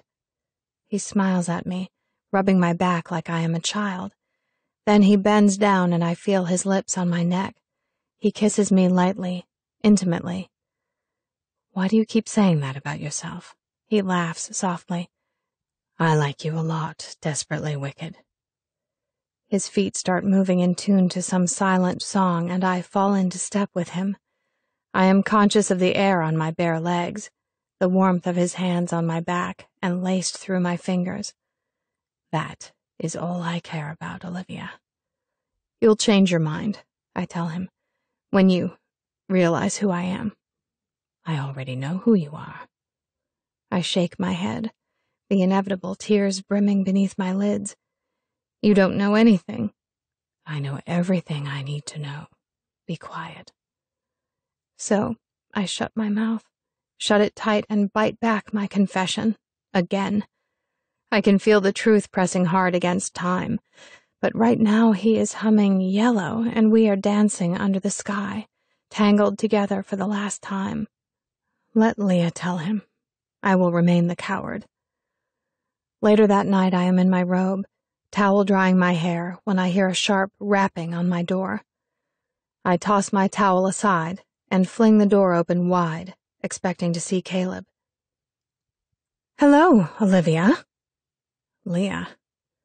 She is smiling casually at me as if we are old friends. "What the hell?" I say this more to myself than her, but she looks amused anyway. I stand aside to let her in. She fidgets with her hair, winding a strand of it around one of her milky white fingers. She strolls in casually and surveys the room. "You cleaned up." I raise my eyebrows, bored. If she's coming for a fight, I'm not interested. "Well," I say, "what do you want?" "Oh, I'm here to make a deal with you." She looks at me expectantly, narrowing her nut-shaped eyes. She stinks of expensive perfume and new clothes. I watch as she perches lightly on the arm of my sofa as if she's too good to actually sit on it. She looks like a china figurine in a thrift shop. I walk to where she is and face her. "Say what you came to say and get out," I demand. She clears her throat, a delicate chirping noise, and folds her hands in her lap. "I'm sure you are aware by now that certain incriminating things have come into my possession." "I am aware that you stole my pictures and letters, yes," I manage. "It was clever, what you pulled on Caleb."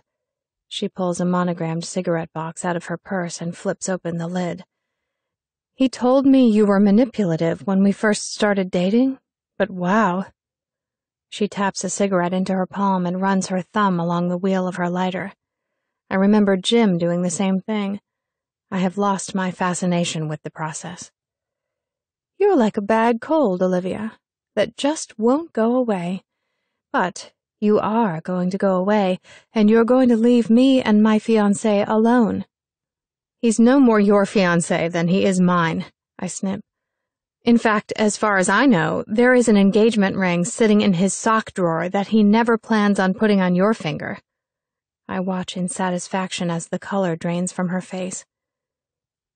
"If there hadn't been an accident, if you hadn't shown up, I would be wearing that ring right now. Do you know why? Because he chose me. He dumped you and moved on to me. You are just his little distraction. You mean nothing to the real Caleb."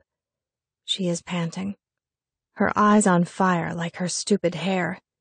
I feel gunpowder ignite in my veins. She doesn't know anything about Caleb. I am the one he fell in love with first. I am the one who hurt him most. Broken hearts, tears, and regret tie me to him. My God, it is more of a bond than she will ever have with him. "If you see me as so inconsequential, then why are you here?" She thinks about it. "I'm here to offer you an escape." I watch her scarlet lips suspiciously as they curl around the cigarette. "I'm listening." "If Caleb finds out how you've taken advantage of him, well, I'm sure you know what will happen." She taps her ash onto my scarred coffee table. "If you stop seeing him, if you disappear, I won't tell." "You won't tell?" I mock her kindergartner choice of words and roll my eyes. "He's going to know what I did when his memory comes back. What difference will it make to me if you tell him now or he finds out later?" "You get to walk away by choice. Keep some semblance of integrity. Think about it, darling. You're going to be humiliated when he discovers your little lie. There will be a confrontation, tears and hurt that will take a long, long time to heal. Don't get me wrong. I don't give a damn about you. It's Caleb that I want to protect. Somehow I find it hard to believe that your sole concern in this matter is Caleb," I say blandly. She stands up, dropping the butt of her Charleston onto my carpet and stubbing it out with her toe. "You're the selfish bitch, Olivia. Let's not confuse things here. I would never do what you have done. Never." Her words sting me with their truth. Even this disease of a woman would never have deceived the person she loved. I am so horrified by her words that I take a threatening step toward her. When I met him, he was still dealing with the hurt you caused. She points a finger at me. It took me a year to make him see that you weren't worth it. A year, she hisses. You are nothing but white trash, and I will not let you near him again. Do you understand me? I did. Maybe if I'd fought for him like she was doing, we'd still be together. I sigh. If I refuse her offer, she would go right to him with her proof.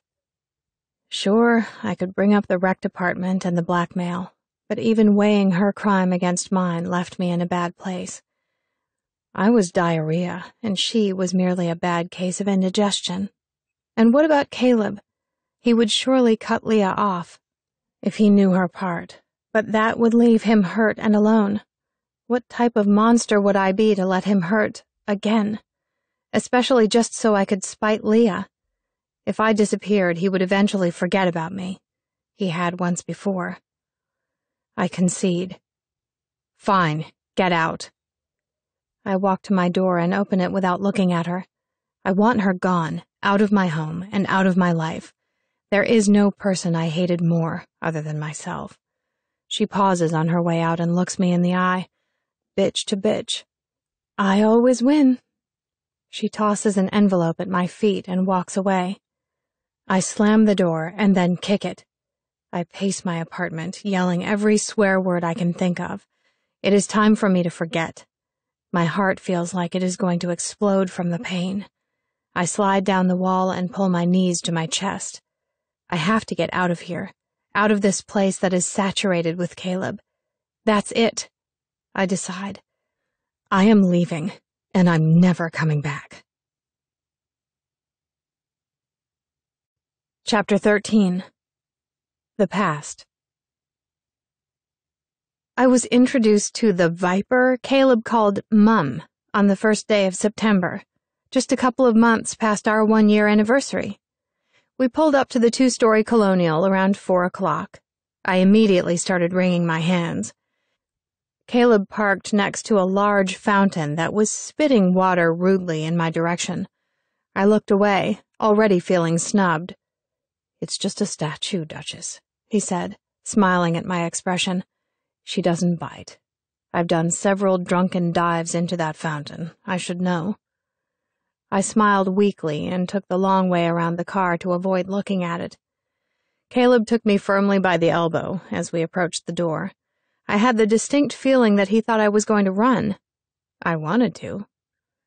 As the door swung open, I was given a brief glimpse of what his mother thought of meeting me. She was caught off guard. Perhaps we arrived a minute earlier than she expected. Her face was set in a hard scowl as she faced her husband, as if they had just exchanged bitter words. I saw him look at her in disapproval, and I knew. A gut feeling that it had been about me. Seconds passed. The heir argument was swept under the rug, and they were both smiling at us, welcoming me into their home.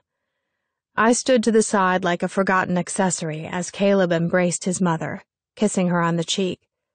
She was evaluating me even as she stroked his hair and marveled out loud about how handsome he was.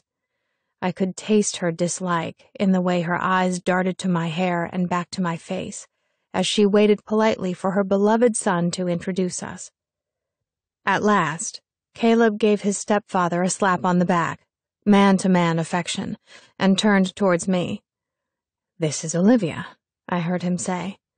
I smiled timidly, while stepping out from behind his broad shoulders.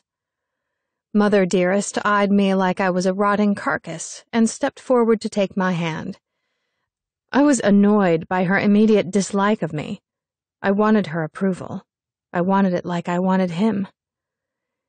"Caleb, you've found yourself the prettiest girl in Florida," his stepfather said, winking at me. I relaxed. "It's very nice to finally meet you." His mother nodded tightly. I saw Caleb look from me to his mother, and I inwardly cringed. He knew. I looked down at my cheap shoes in shame. I had bought them especially for this occasion. I wished I were better at hiding things from him. I wished I had bought a more expensive pair of kickers. "Dinner is just about ready. Shall we move to the dining room?" She motioned for us to follow her with a light flick of her wrist. The walk to the dining room was torturous. I felt like an outcast following at the back of the line. Mother and son trotted in front of me, their arms clasped intimately as she giggled at everything he said. Caleb's stepfather had disappeared right after dinner was announced, only to reappear once we were seated at the table. I wondered bitterly if they would even notice if I disappeared. I sat rigidly in my chair as his stepfather asked me polite questions about my studies, and his mother sized me up like a Thanksgiving turkey.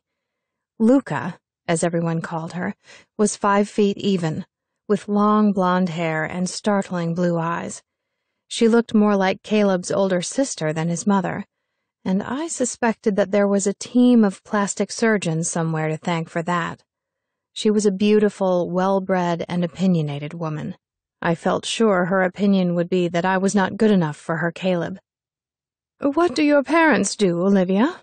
she asked me, taking a delicate bite of her lamb. I had never eaten lamb, and was trying to smear a blob of the brightly colored mint jelly onto a chunk of it. "My parents are both dead," I said. The next question was the one I always dreaded answering. "Oh, I'm very sorry to hear that. May I inquire as to how they passed?" I looked at her pearls and her cream-colored pantsuit, and I wanted to say, "No, you may not," in that same haughty tone she was using with me. Instead, I bit my tongue, for Caleb's sake. "My father committed suicide when I was 13, and my mother died of pancreatic cancer during my senior year of high school. When they were alive, my mom taught 5th grade, and my dad just kind of hopped from one job to another." She looked unruffled, but I saw a slight tensing of her hand as it clutched the stem of her wineglass. I was no good riffraff, a stain on her high society living. She would be mortified if I became her daughter-in-law. "How did you manage?" She looked genuine this time, sweet even, and I saw what Caleb saw, a good mother. "You'd be surprised what someone is able to handle, given no other choice." Caleb squeezed my hand under the table. "That must have been very difficult for you," she said. It was. I bit my lip because now I wanted to cry. I responded to sweetness like a fucking fruit fly, and now she'd managed to disarm me. "Caleb, love," she said in that same honeyed tone, "did you make any decisions about London?" London? I looked at his face. He was holding his breath, his eyes an intense amber. "No, we've already discussed this." "Oh, well, you best hurry up. An opportunity like that won't be around forever. Besides, I can't see any reason why you shouldn't go." She pointedly shot a glance in my direction. "London?" I said quietly. I saw her raise an eyebrow out of the corner of my eye. Gloating. "It's nothing, Olivia." He smiled weakly, and I knew it absolutely was something. "Caleb was offered a job in London," Luca said, folding her hands beneath her chin, "by a very prestigious firm. And, of course, he still considers London his home because of all his friends there, and most of his extended family as well. We are very supportive of his making the move." My mind went blank. I felt like someone had just dumped a bucket of cold water over my head. "I don't want to go." He looked at me now. Only me. I searched his face, trying to decide if he was being sincere. "Maybe if you had already graduated, you could go with me. It would be a possibility. But as long as you are here, that's where I am going to be." I froze. He had just thwarted his mother in front of me and made it known that I was his #1 priority. If there were an altar of Caleb, I would have gladly worshipped there. "Caleb, you cannot be serious." His mother's face twitched as her good breeding fought against her outrage. "You barely know her." I hardly think that you should make a decision based on some fling. That's enough. He said it calmly, but it was easy to see that he was ruffled. Caleb tossed his napkin into the plate in front of him and pushed back his chair. Do you really think that if Olivia was just a fling, I would have brought her here to meet you? Well, she's certainly not the first girl you've brought home. You were very serious about Jessica and— Luca. This warning came from his stepfather, who until now had been observing the whole exchange in silence. This is none of your business. My son is certainly my business, she spat, lifting her small frame from the table. I refuse to watch him throw his life away for an opportunity-hungry— Let's go, Olivia. Caleb grabbed my hand and pulled me up from the table. I was holding a mouthful of half-chewed potato in my cheek. I swallowed it abruptly and looked at Caleb in growing confusion. Was he really walking out in the middle of supper because of me? Should I do something? I have never spoken harshly to you before, and I'm not going to start today, he said to her calmly, though by the rigid set of his shoulders and the firm grip he had on my hand, I knew his calmness was a farce. Caleb's anger boiled beneath the surface like hot lava, and when it erupted, there was no getting away. If you don't accept Olivia, then you don't accept me. And then he walked me out of the room so quickly I barely had a chance to digest what had just happened. Caleb? I said when we were in the driveway. He stopped walking, and I almost toppled over as I was pulled to a skidding halt. Before I could say anything else, he spun me around like we were dancing and pulled me against his chest. I'm sorry, Duchess, he said, kissing me softly on the lips. Both of his hands were on my face, and his eyes were locked with mine in such intensity I wanted to cry. What are you sorry for? I whispered, leaning up on my tiptoes to kiss him again. For that, he said, beckoning to the house with a nod of his head. I was expecting her to give you a hard time, but nothing like that. Her behavior was inexcusable. I'm so ashamed I don't even know what to say. You don't have to say anything. She's your mother, and she wants the best for you. I would probably be suspicious of me, too. You are my family now, he said earnestly, and if they can't accept that, then to hell with them. He hugged me tightly and led me to the car. I followed him mute and trembling. No one had ever done anything as tangible to let me know that they loved me. Caleb's family meant the world to him, and he had just chosen me over them. I clung to his hand in the car on the ride home and tried to make sense of things. When we arrived back at the dorms, he came around the car to open the door for me. We walked toward my building, neither of us saying a word, when Caleb suddenly stopped. Will you dance with me? He said, holding out his hand. My first instinct was to look around to see who was watching us. No, don't do that, he said. Just for once, don't care. I took an unsteady step toward him. Could I do that? His hand was warm and it swallowed mine. He put the other one on my lower back and pulled me close to him. I could hear voices. There were people around and they were going to see us. I took a deep breath and closed my eyes. Be brave, he said, smiling at me. Open your eyes. I did. His feet started moving, and I automatically followed him. He was a smooth dancer. There's no music. I was trying to see who was watching us out of the corner of my eye. He started humming. I closed my eyes again, but this time out of pleasure. His voice was decadent. He was humming Yellow. This is where we first met, he said, nuzzling my neck. It's where the trouble all started. He was teasing, but to me his words held so true. Why did you do that? I asked with my eyes still closed. You shouldn't have done that. Because I love you. She'll come to her senses. I know her. You're a good guy, Caleb Drake. A man is only as good as what he loves most, right? I flinched. Hopefully, that wasn't true. I was about as rotten as a month-old egg. Your mom is so beautiful. I said into his shoulder. He laughed and grabbed a handful of my hair, pulling my head back until I was looking him in the eyes. You are going to destroy me, you know that. I knew.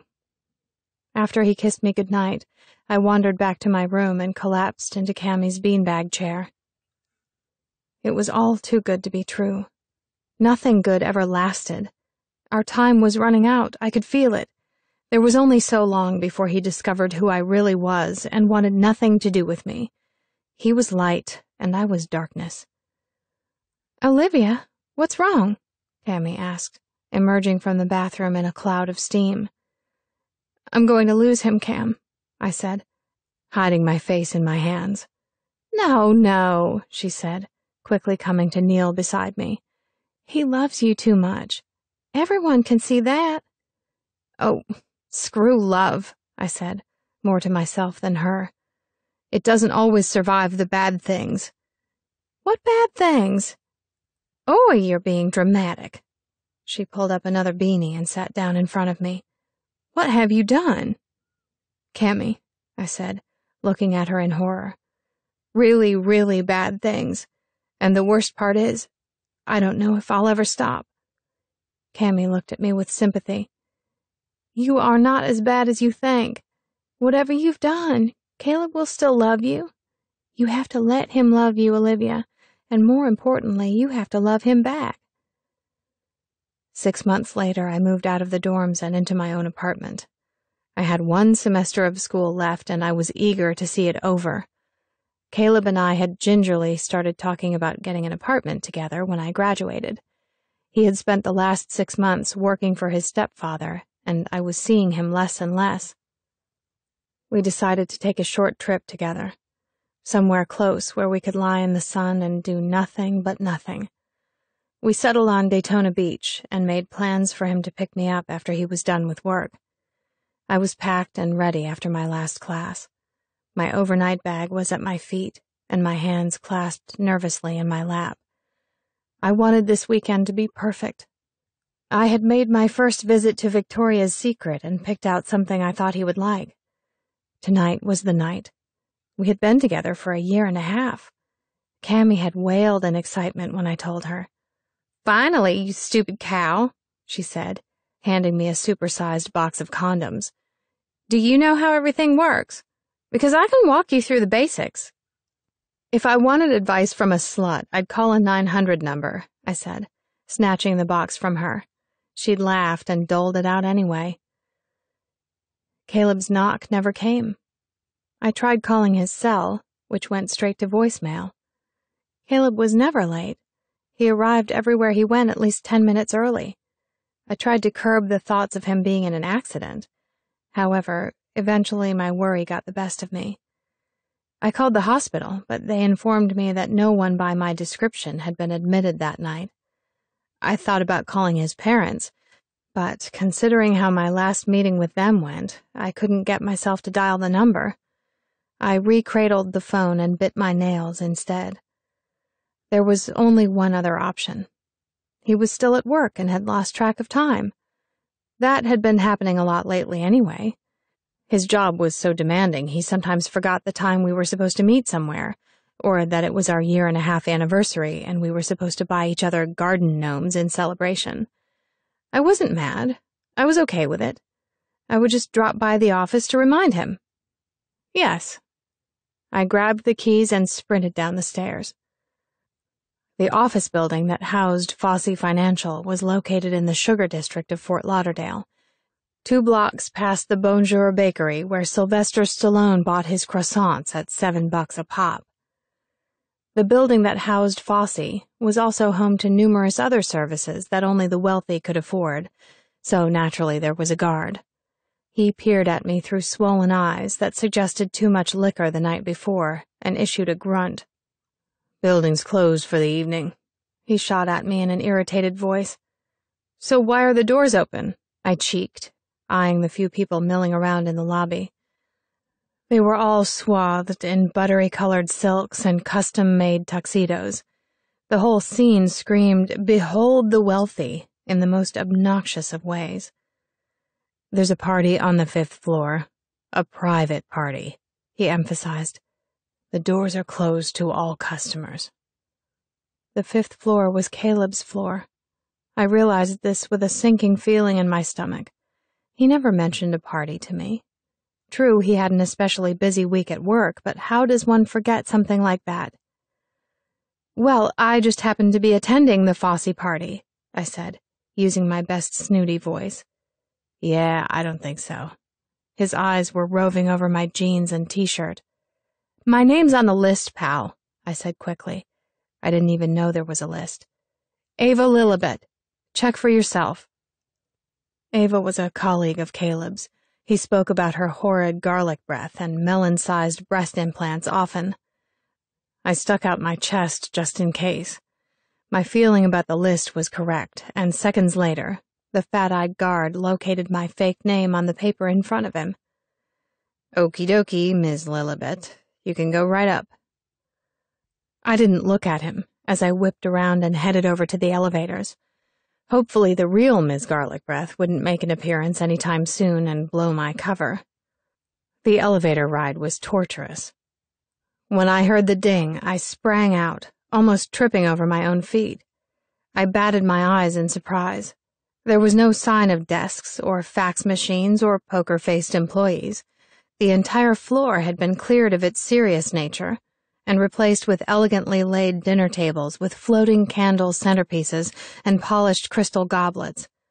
All of the shades in the office were open to show the impressive view of the Fort Lauderdale waterway. Beautiful people mulled over trays of caviar that were traveling across the room in the hands of white-gloved servers. I pressed myself against the closest wall and began scanning the room for his face. No Caleb. Not with the flighty group of secretaries that always kept me on hold way too long, and not with his stepfather, whose smile was now turning on a group of investors. I felt a rush of anxiety. What if he was waiting for me at my apartment right now, and here I was snooping around his office like a paranoid... I would do the halfway decent thing and leave, before I made a total ass of myself. I shimmied toward the exit sign, hoping to find the stairs. I would have to pass through a corridor of what looked like offices, but there was little chance any of them would be occupied while there was a party in full swing. I made a dash for it. I was almost to the end of the hall, perhaps 3 steps away from the stairs, when I heard his voice. I found it strange that over the trilling of Chopin and the constant humming of a dozen conversations, I heard his voice. I heeled to a stop and cocked my head, not because I heard him speak, but because of the way he was speaking, urgent and intimate. I leaned in toward the closed door of his office and heard a woman's throaty laugh. My heart kicked into 3rd gear. "Would you like to find out?" Her voice was clearly flirtatious. You couldn't mistake that, not even through the 2-inch paneled door. Chopin's trilling Appassionato was playing in the background as I jerked back. Find out what? I held my breath and pressed my ear against the door. Did I even want to know? Some things are better left in the freezer, my mother used to say. I pressed closer until my face was squashed against the paneling. There was no more talking. Whatever was happening on the other side of that door was happening quietly. I took a step back. This was my cue. Enter crazy girlfriend. I will not yell, I told myself. I will handle this with class and decorum. I grabbed the doorknob, twisted it, and flung it open.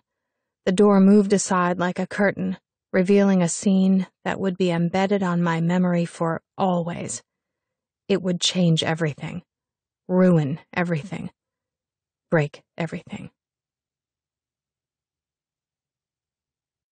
Chapter 14. The Present. I leave. Leah can have him, but I don't want to be around when she does. I don't take much, a couple of books and photo albums that belonged to my mother. Everything else had been destroyed. I stuff everything into the car, along with pickles. I leave my box of Mr. X mementos lying in the center of my scarred coffee table, along with the envelope of pictures that Leah had stolen.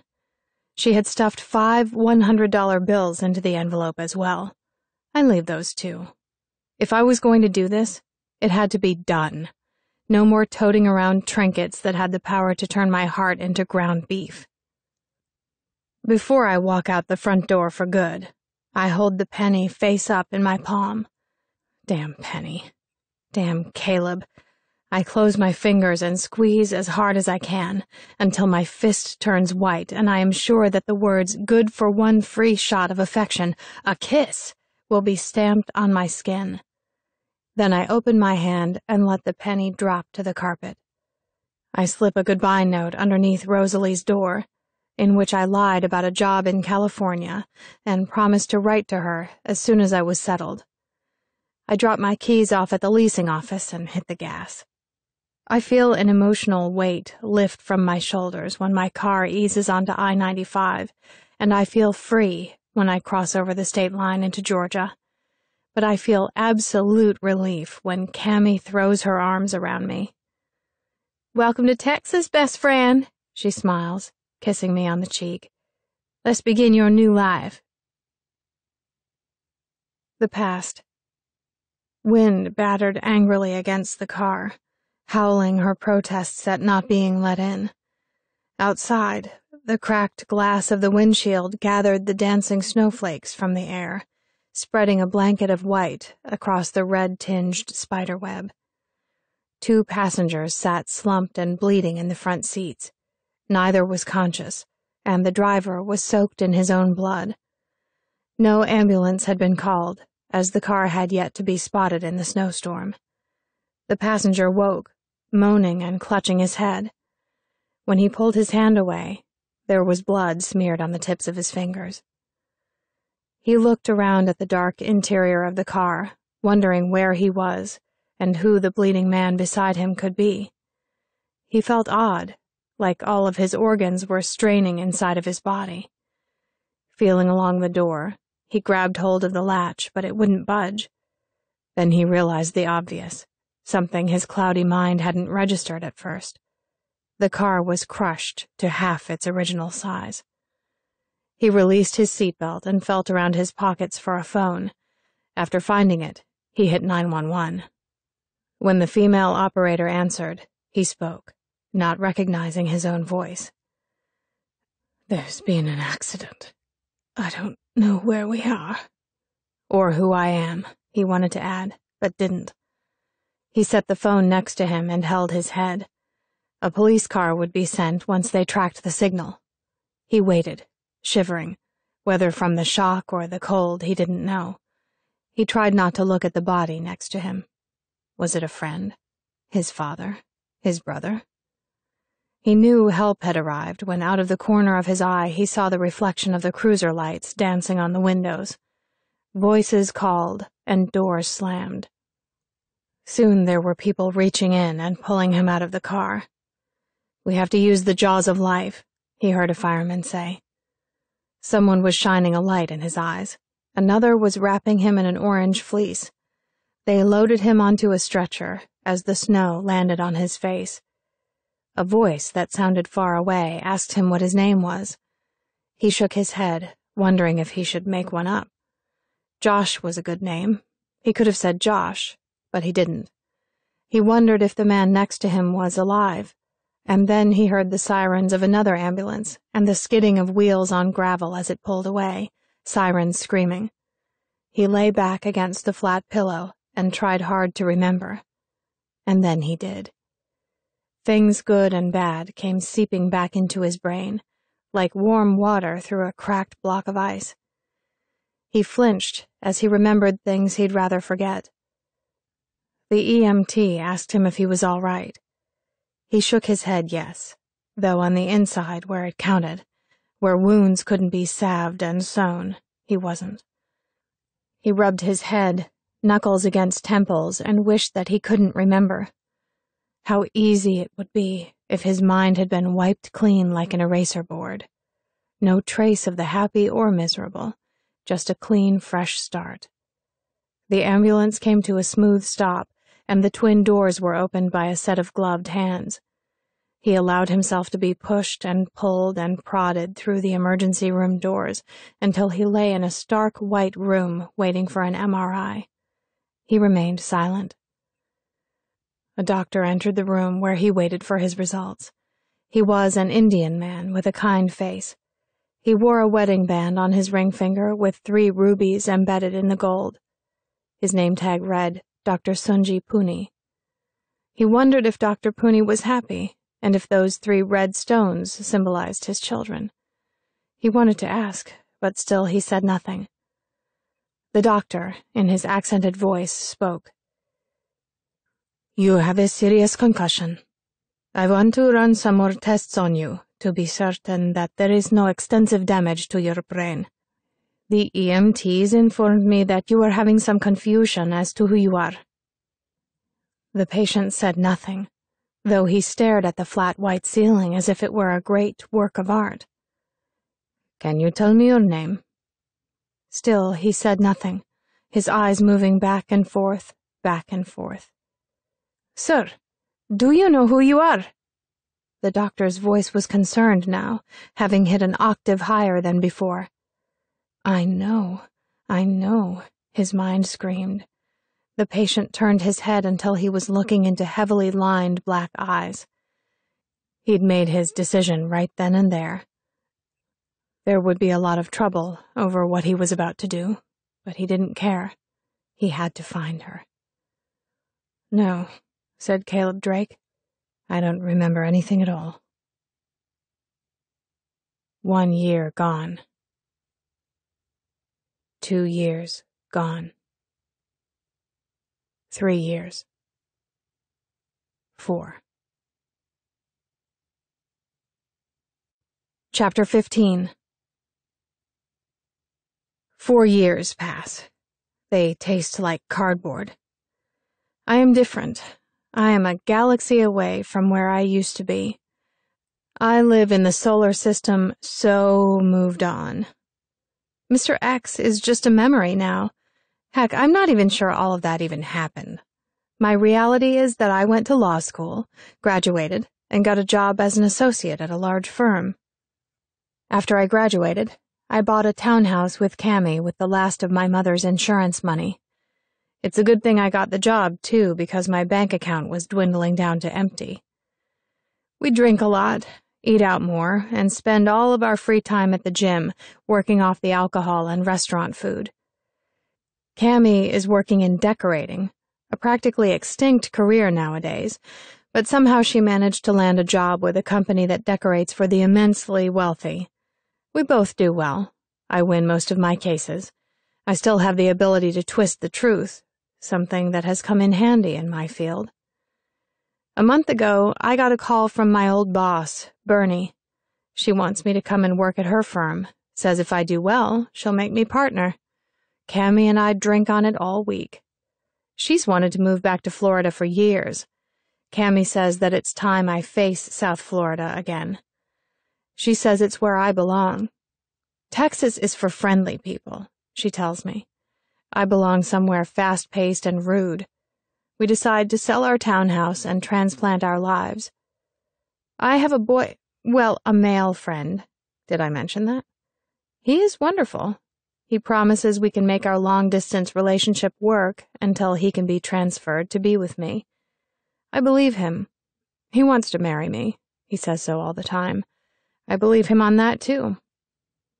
I pack my things into a U-Haul with the help of Turner, that's my boyfriend, and we drive across 3 state lines, listening to the best of the 80s. Cammy calls every 30 minutes to check on me. She is following in a few months, probably with 3 U-Hauls. Turner massages my neck while I drive. He's such a peach. When we arrive at my new condo, which I will not be sharing with Cammy, there are men waiting to carry my furniture into my new home. Turner hired them to help, so we wouldn't have to do it ourselves. I wouldn't have minded, but Turner hates to get his hands dirty. After the movers leave, I wander from room to room, admiring the very impressive view. From the south side windows, I can see the ocean as it melts into the horizon, and from the west, every rooftop in a mile radius. The condo is in Sunny Isles, and it cost me more than my mother made in her lifetime. I am a good defense attorney. I am an excellent liar. Life has turned out the way I always wanted it to, except for... Anyway, I love my condo. Turner and I will no doubt christen it tonight. Fun. Yay. He is very handsome, in a conventional, clean-cut way. He is tall, olive-skinned, and pretentious. He wears dress shirts all the time. No, seriously, he does. He is also a lawyer, so we have lots and lots in common. Real estate law, but still. Oh, and he hates basketball, just like me. Fabulous, right? I met him the day I took the bar. He asked to borrow a pencil.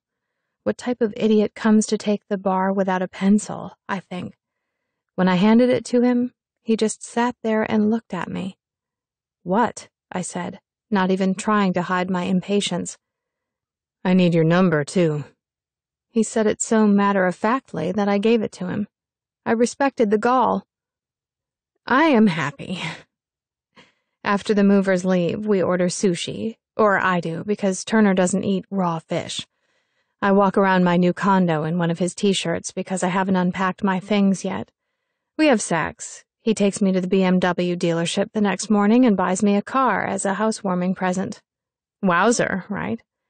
At 6 o'clock that evening, I drive him to the Fort Lauderdale airport in my new red sports car, and we kiss before he gets on the plane. This will work, he tells me.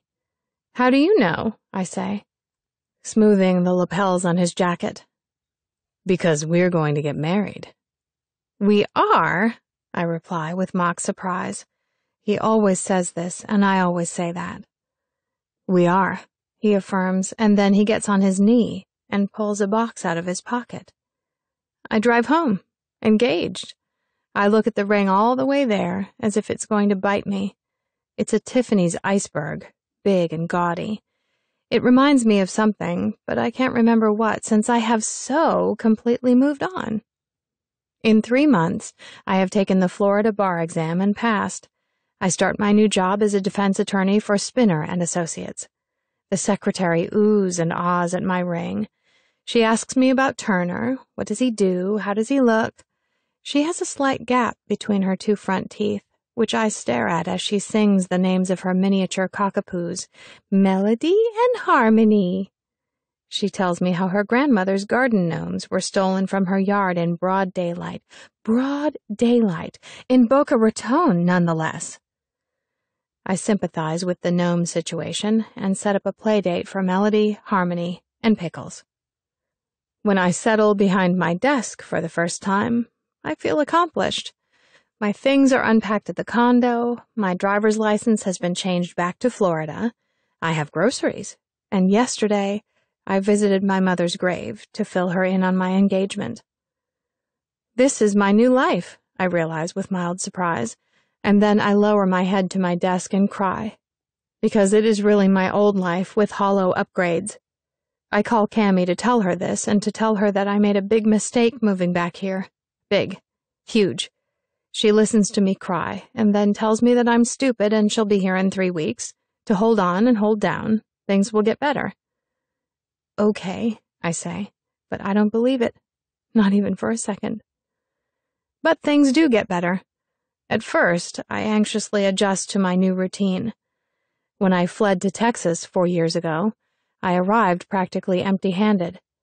I built a brand new life there, filling my cabinets with plates and glasses and a new Thomas Barbet print for the hall. There was nothing left to remind me of my adventures in Florida. Now, when I walk through my new home, I am turning on the same lamps and making tea in the same kettle that was part of my Texas life. It is confusing, but with all things new, there is a stage of uncomfortable acclimation. After a few weeks, Sunny Isles becomes my home, Spinner and Associates becomes my job, and the Publix at 42nd and Eisenhower becomes my grocery store. Cammy arrives with Pickles a week later, as scheduled. She stays with me for a month before moving into her own place, which is a short 30-minute drive away. Cammy doesn't like Turner. Did I mention that already? She says that he is as predictable as a virgin's period. I mean, she doesn't hate him, but she could definitely do without him, as she reminds me on many occasions. I like Turner. I really, really do.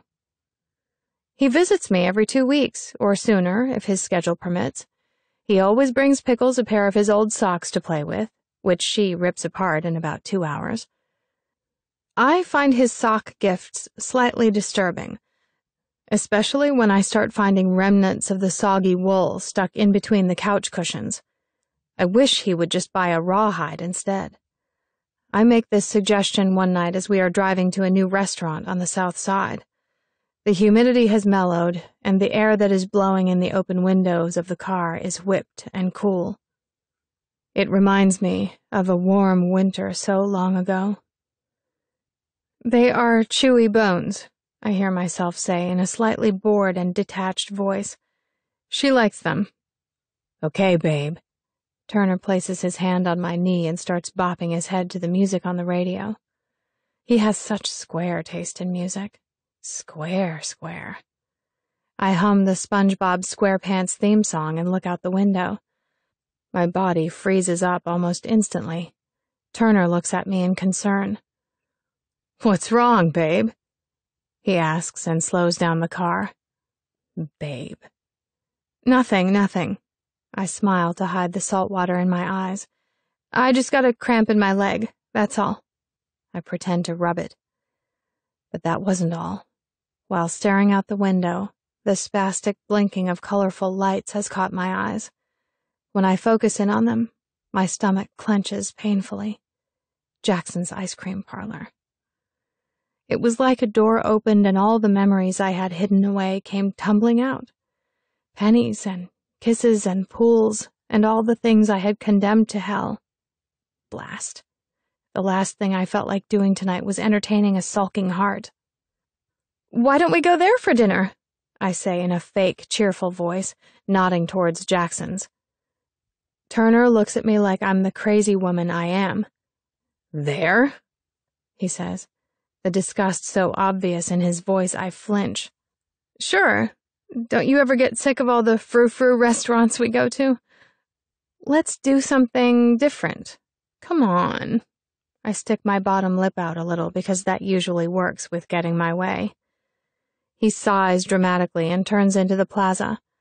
I wonder what the hell I'm doing and why I am such a sucker for punishment. I want to prove to myself that this is just another food-providing establishment. There is no magic. There is no escalated romance.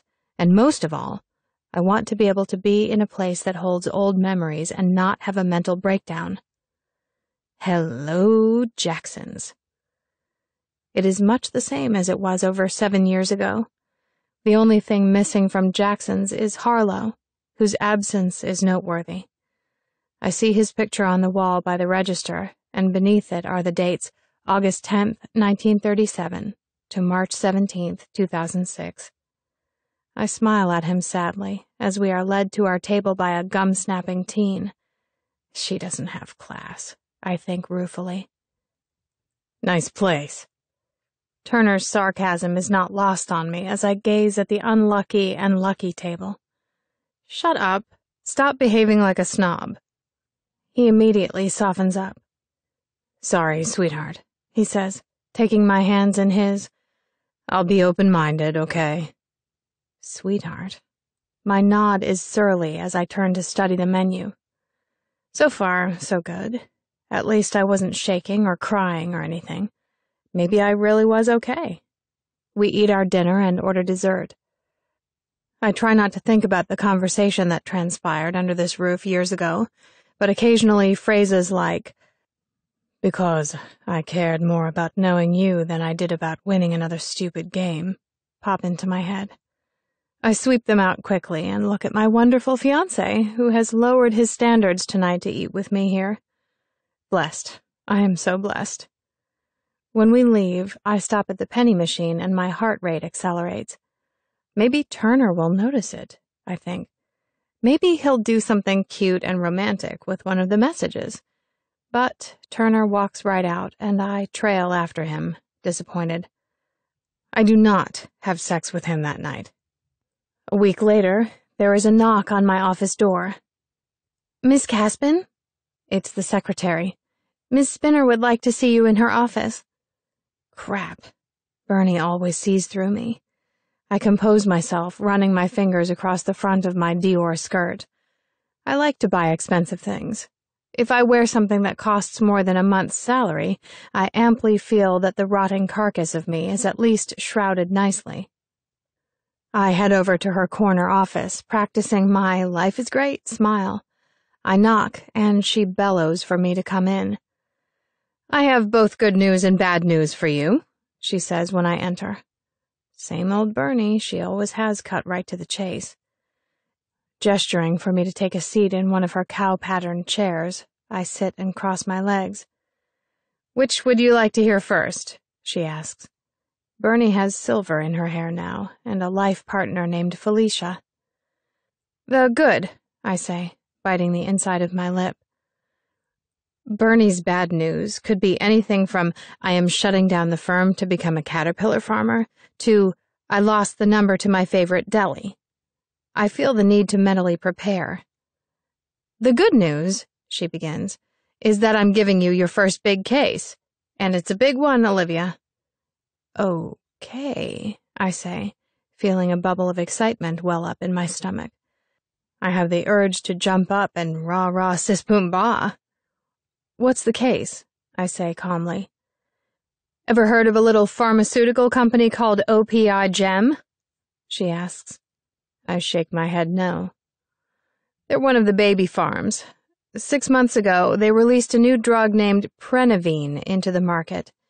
3 months after its release date, 27 separate hospital reports were filed, in which Prenavine was found in the systems of heart attack cases, 2 of those being under the age of 30, with no prior health problems. There was a formal investigation, and the feds dug up a whole lot of poop on these people." "What kind of poop?" I ask. "During their testing period, blood clotting showed up in 33% of their human rats. 33%, Olivia. Do you know how big that is? It's big like a 2-foot cock." I flinch. For a lesbian, she references male genitalia an awful lot. "Big enough for the FDA to ground the product 6 months before OPI had a chance to market it." Bernie tosses me a gargantuan file. "So, how did they get themselves on the market without FDA approval?" I ask. "Oh, they got their approval. They falsified data submitted when seeking FDA authorization to market Prenavine, which is a generic drug. They submitted its original version for the FDA tests." Ah, the old switcheroo trick. "But why would OPI take the risk after what their independent testing found? They must have known that eventually the whole thing would come crashing down around them." "Most fraud in clinical trials is unlikely to ever be detected. Most cases, which do come to public attention, only do so because of extraordinary carelessness by the criminal physician." I say. "They're not our case," she says, plucking the file from my fingers and replacing it with another one. "The CEO and co-founder of the company had a massive heart attack and died about 2 weeks ago. All eyes then fell on his daughter, a 20-something spoiled brat with an Ivy League education and too much signing power." "Her title?" I ask. "Vice President of Internal Affairs. The DA is coming at her hard. They are building their case against her as we speak." "What do they have on her?" I flip through the file, my eyes scanning the boring law jargon. "Her signature was on the release forms turned in to the FDA, which means that she oversaw the entire project. She knew they were testing the real drug and not Prenavine." I blow out a low whistle in response to this news. The prosecution already had one hell of a case. I plop the file down on her desk. "You've discovered the bad news without me having to tell you," she says grimly. "She's guilty as sin, admitted the whole thing to us." I snatch the file back up. "We want to take a risk on this one," she says, bouncing a pen off of the wall. This case is going to be all over the media. It will boost us to the next level as a firm.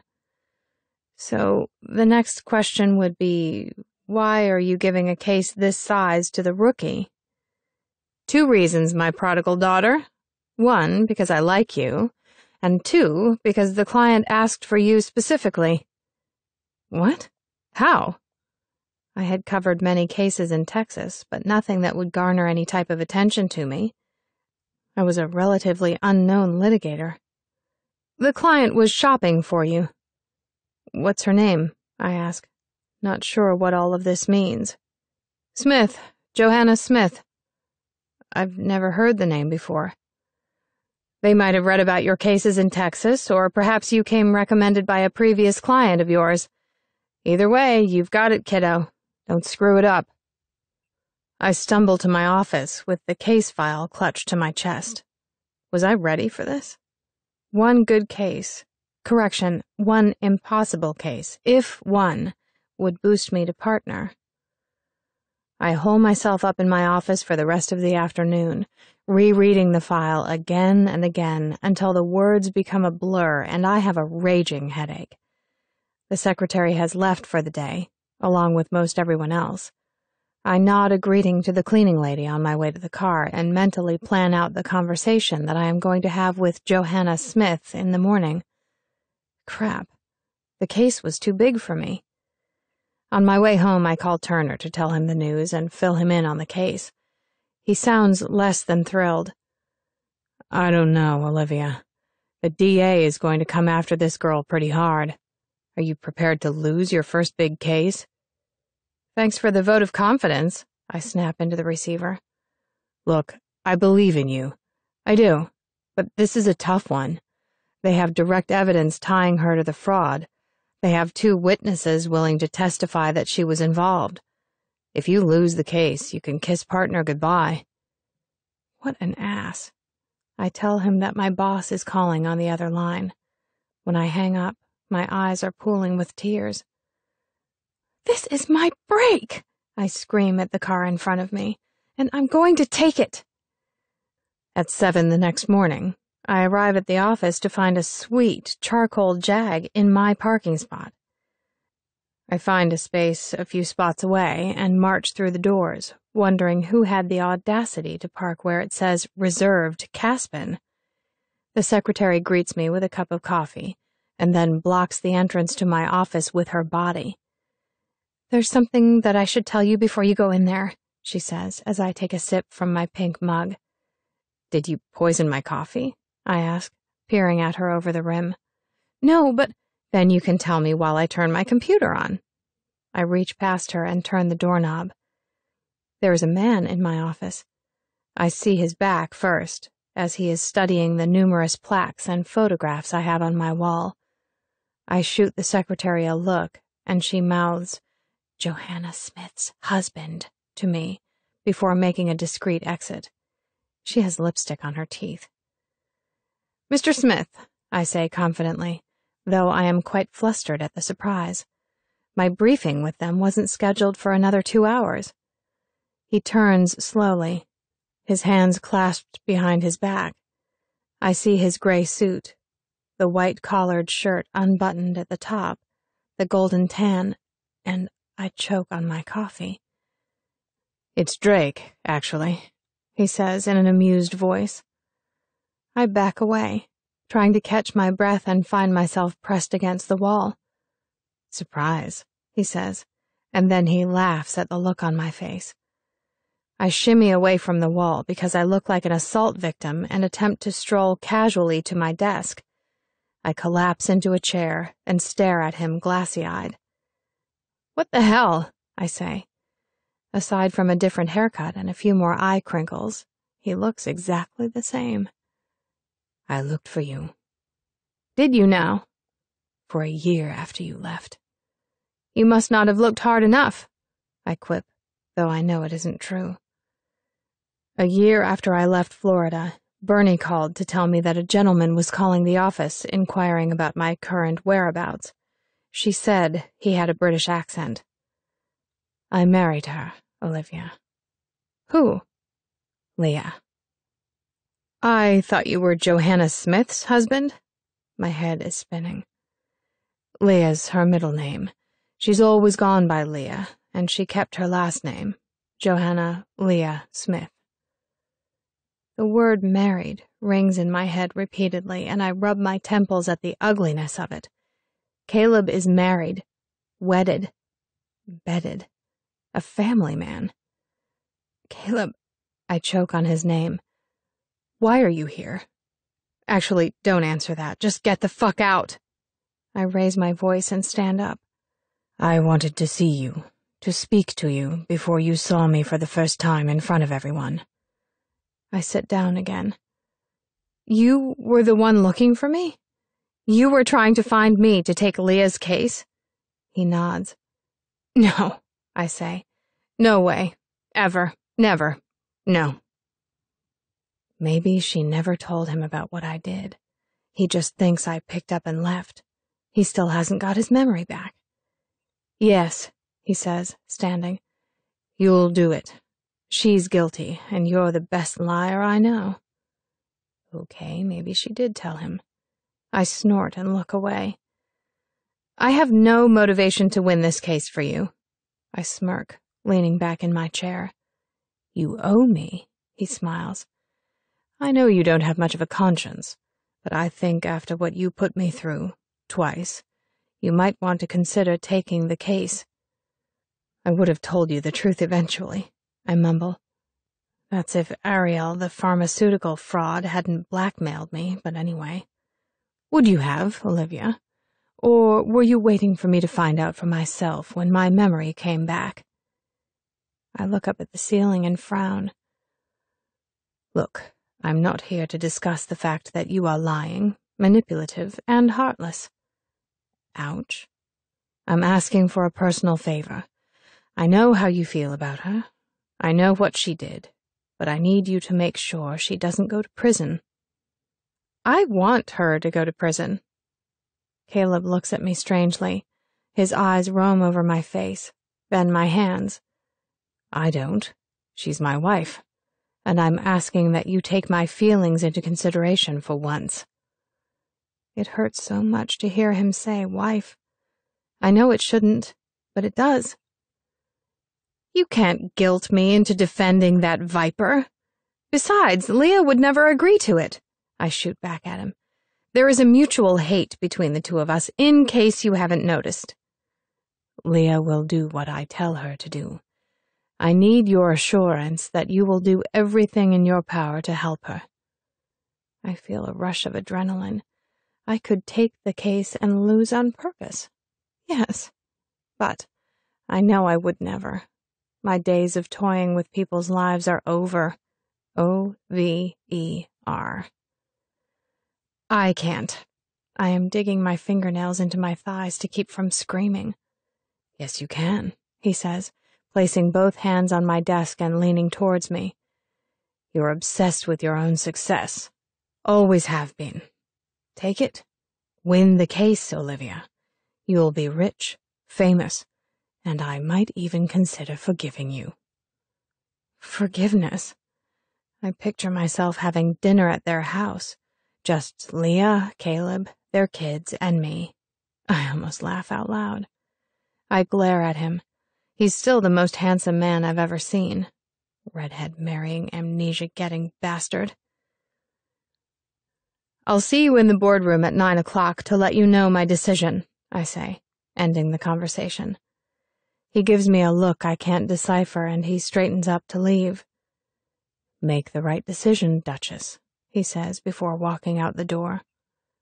Duchess, I snicker, and I throw a stack of sticky notes in his wake. I take exactly 1 hour and 45 minutes to compose myself. The indescribable shock of seeing him after so many years has left me slumped in my chair like a discarded rag doll. I keep seeing the part where he turns around and I splatter coffee out of my nose. I do breathing exercises. I tranquilize myself with thoughts of happy rainbows and ice cream, but the colors keep turning black, and the ice cream melts into a dismal mess. When I have grasped onto some semblance of calm by stabbing a letter opener repeatedly into Leah's case file, I head over to the boardroom. "He is hot," the secretary whispers to me as I pass her desk. I feel my eye twitch. "Oh, shut up." When I walk into the room, I see Leah first. How could I not? She is still surrounded by a halo of red hair. It seems brighter than 4 years ago, more vibrant. I wish I had listened to Dobson the rapist that day in the rain and gone home, and then none of this would be happening. Caleb stands when I enter. Charming. Leah looks away. Bitter. "Olivia," Bernie says, beaming at me. "I'd like you to meet Leah Smith and her husband, Caleb Drake." We all shake hands, and I take my seat across from them. Caleb, who has his arm slung over the back of Leah's chair, smiles at me like we're old buds, and then winks. So unfair. Leah looks at me through her lashes and doesn't even attempt to smile. "I've reviewed your case, Mrs. Drake." "Smith," she corrects me. "Right. I pride myself on being honest, so I'm going to tell you up front that the prosecution has an airtight case." Caleb grunts a little at my mention of honesty. Leah looks green. I continue, despite the dirty looks Bernie is giving me. She thinks I'm going to scare them off and ruin the firm's chance with the case. "They have witnesses that are willing to take the stand and testify that you had everything to do with doctoring the results of the drug, Prenavine." I clasp my hands beneath my chin and watch Caleb squirm next to his filthy, disgusting wife. "The current DA has the highest prosecution rate in the state of Florida. They are going to come after you for this with their guns pointed. Do you understand that? Everything that you are, who your father was, it's all going to come out in court. When they are done, there won't be a lie left to expose." Leah stares at me blankly. I know I have scared her far worse than I should have. There are tears swimming in her eyes. I go in for the kill. "You don't always win," I say, looking at her pointedly. She looks up at me, recognition fresh in her eyes. The room is quiet. Everyone is either aware that there is something going on or they are asleep. I don't move my eyes from Leah. "Can you help me?" she says, finally, and I hear the desperate strain in her voice. I sit back in my chair. This is something. My nemesis asking me for help. I knew karma would come for both of us, but geez, it's really kicking her ass. I have control of her life. I look at Caleb. I have control of his life, too. I take my time answering her. Standing up, I walk with my hands clasped behind my back. "I can." She seems to visually sag in relief. "What are you willing to do to be found innocent in this case?" She was silent for a moment as she studied my face, the same way I was studying hers. Then, she leans forward in her seat, resting her bright red fingernails on the conference table like she is touching piano keys. "Anything. I'll do anything." And as I sit there bound in a moment so frigidly tense, I get goosebumps. I believe her. We are the same. Both of us are willing to barter with our souls to ensure our happiness. We've loved the same man. We've engaged in a dirty tug of war to possess him, and we both have something to atone for. I take the case. I will have to discredit their witnesses, demonize her father, and paint Leah into the good person that she is not. I'm not doing this for my career, despite what Caleb thinks. I'm doing this for the time he pulled over and refused to keep driving until I sang along with Achy Breaky Heart, and for the time he kissed me on his bedroom floor while holding my hands above my head. I am doing this because he still calls me Duchess. It's the same guilty game I've been playing all along. To be near Caleb, regardless of the circumstance or cost. Caleb, Caleb, Caleb. We end our meeting with plans for the next, and we all make a big to-do about shaking hands. Bernie is big on shaking hands. Afterwards, I rush to the bathroom and stick my hands underneath the scalding water until they turn bright red. I hate it that I had to touch her. Bernie is waiting for me at my office. "What was that about?" she snaps, which is very uncharacteristic of her. "None of your business. I have the case and I'm going to win it, so back off." "That's my girl," Bernie croons, and then she walks off without anything else from me. Chapter 16. After 9 months of preparation, the case goes to trial. One of the prosecution's witnesses is male. When I cross-examine him, he gets angry at my accusation that he was jealous of Leah's promotion and calls her a spoiled bitch from the stand. Leah's father laid off the second of the witnesses a few months into the clinical trials of Prenavine. I show the jury 5 separate letters the witness wrote to Leah's father, first begging for her job back, and then threatening to destroy him in any way she could. The third witness was not at work the day she claims she saw Leah changing the trial results in the computer. I have a speeding ticket and a video of her auditioning for American Idol to prove it. I am master of the facade. When Olivia the lawyer walks into the courtroom, she is poker-faced and collected, a poster child for female equality and young strength. I am so good at pretending that sometimes I lose track of who I really am.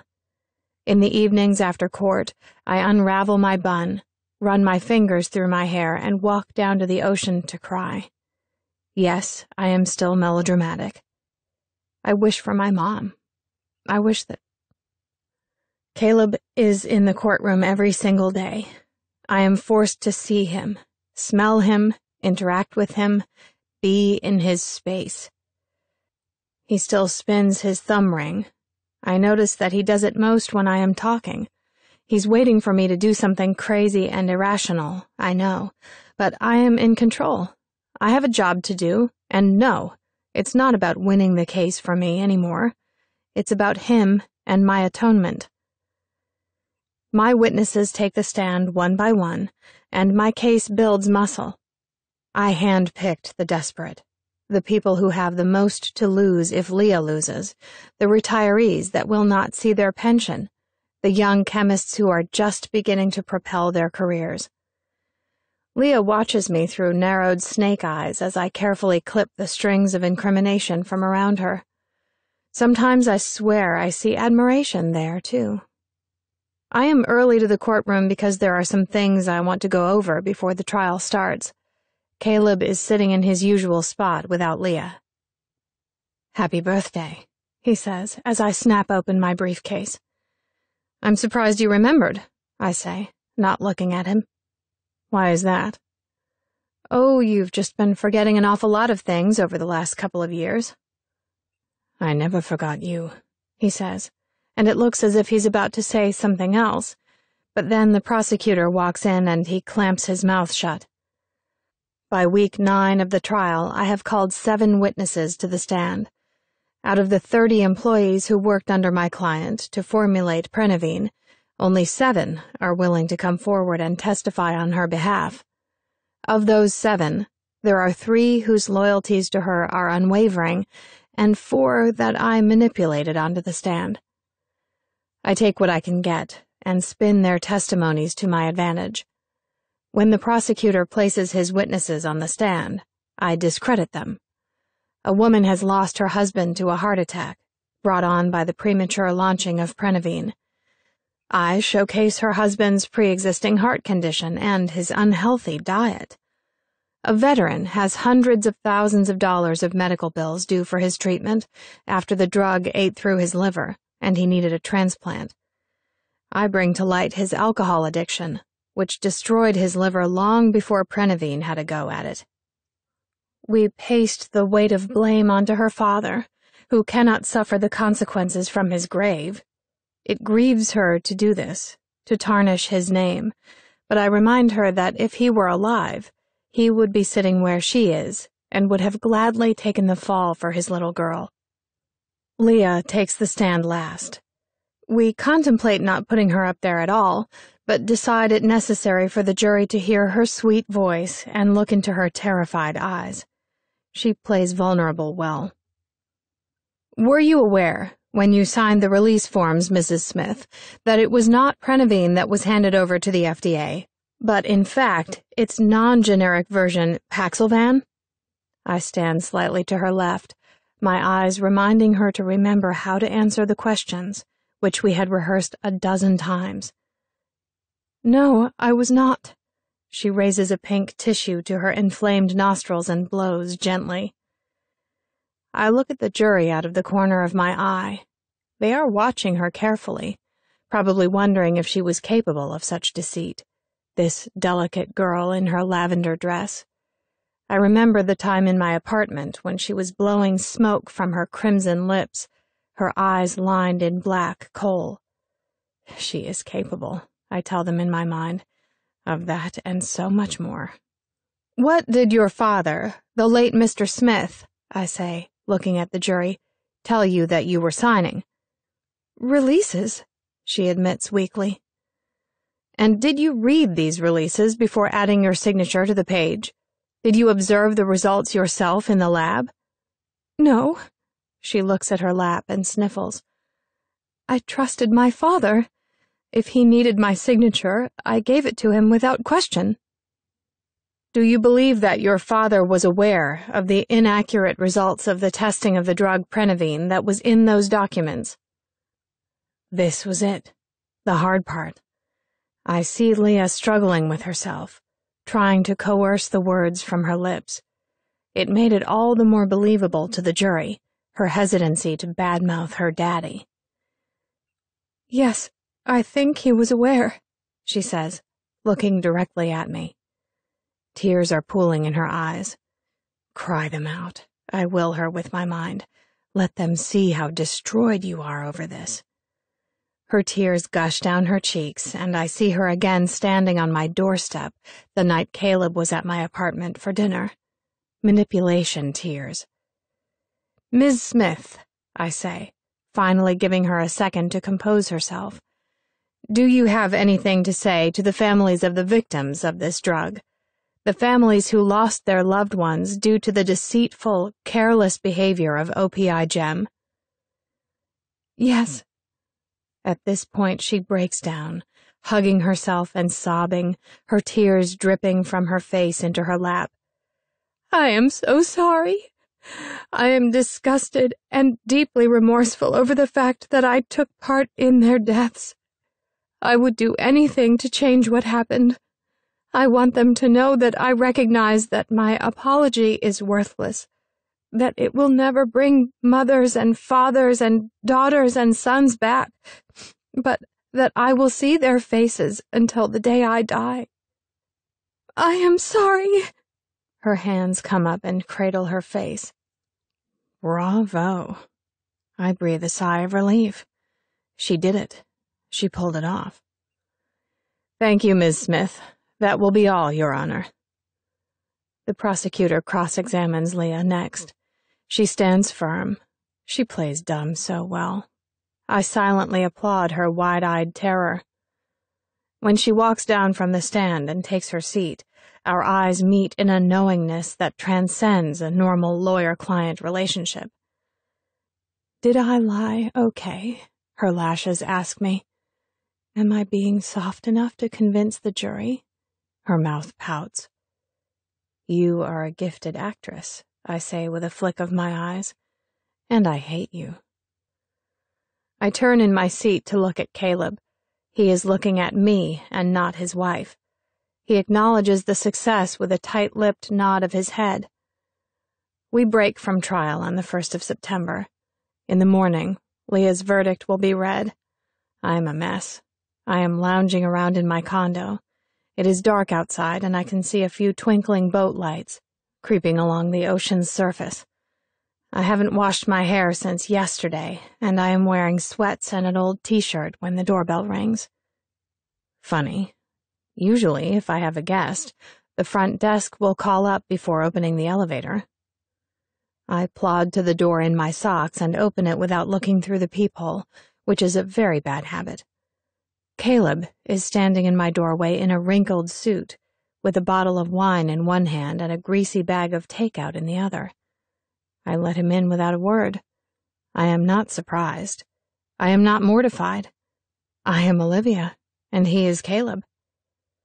He follows me to the kitchen, and he lets out a low whistle when he sees my view.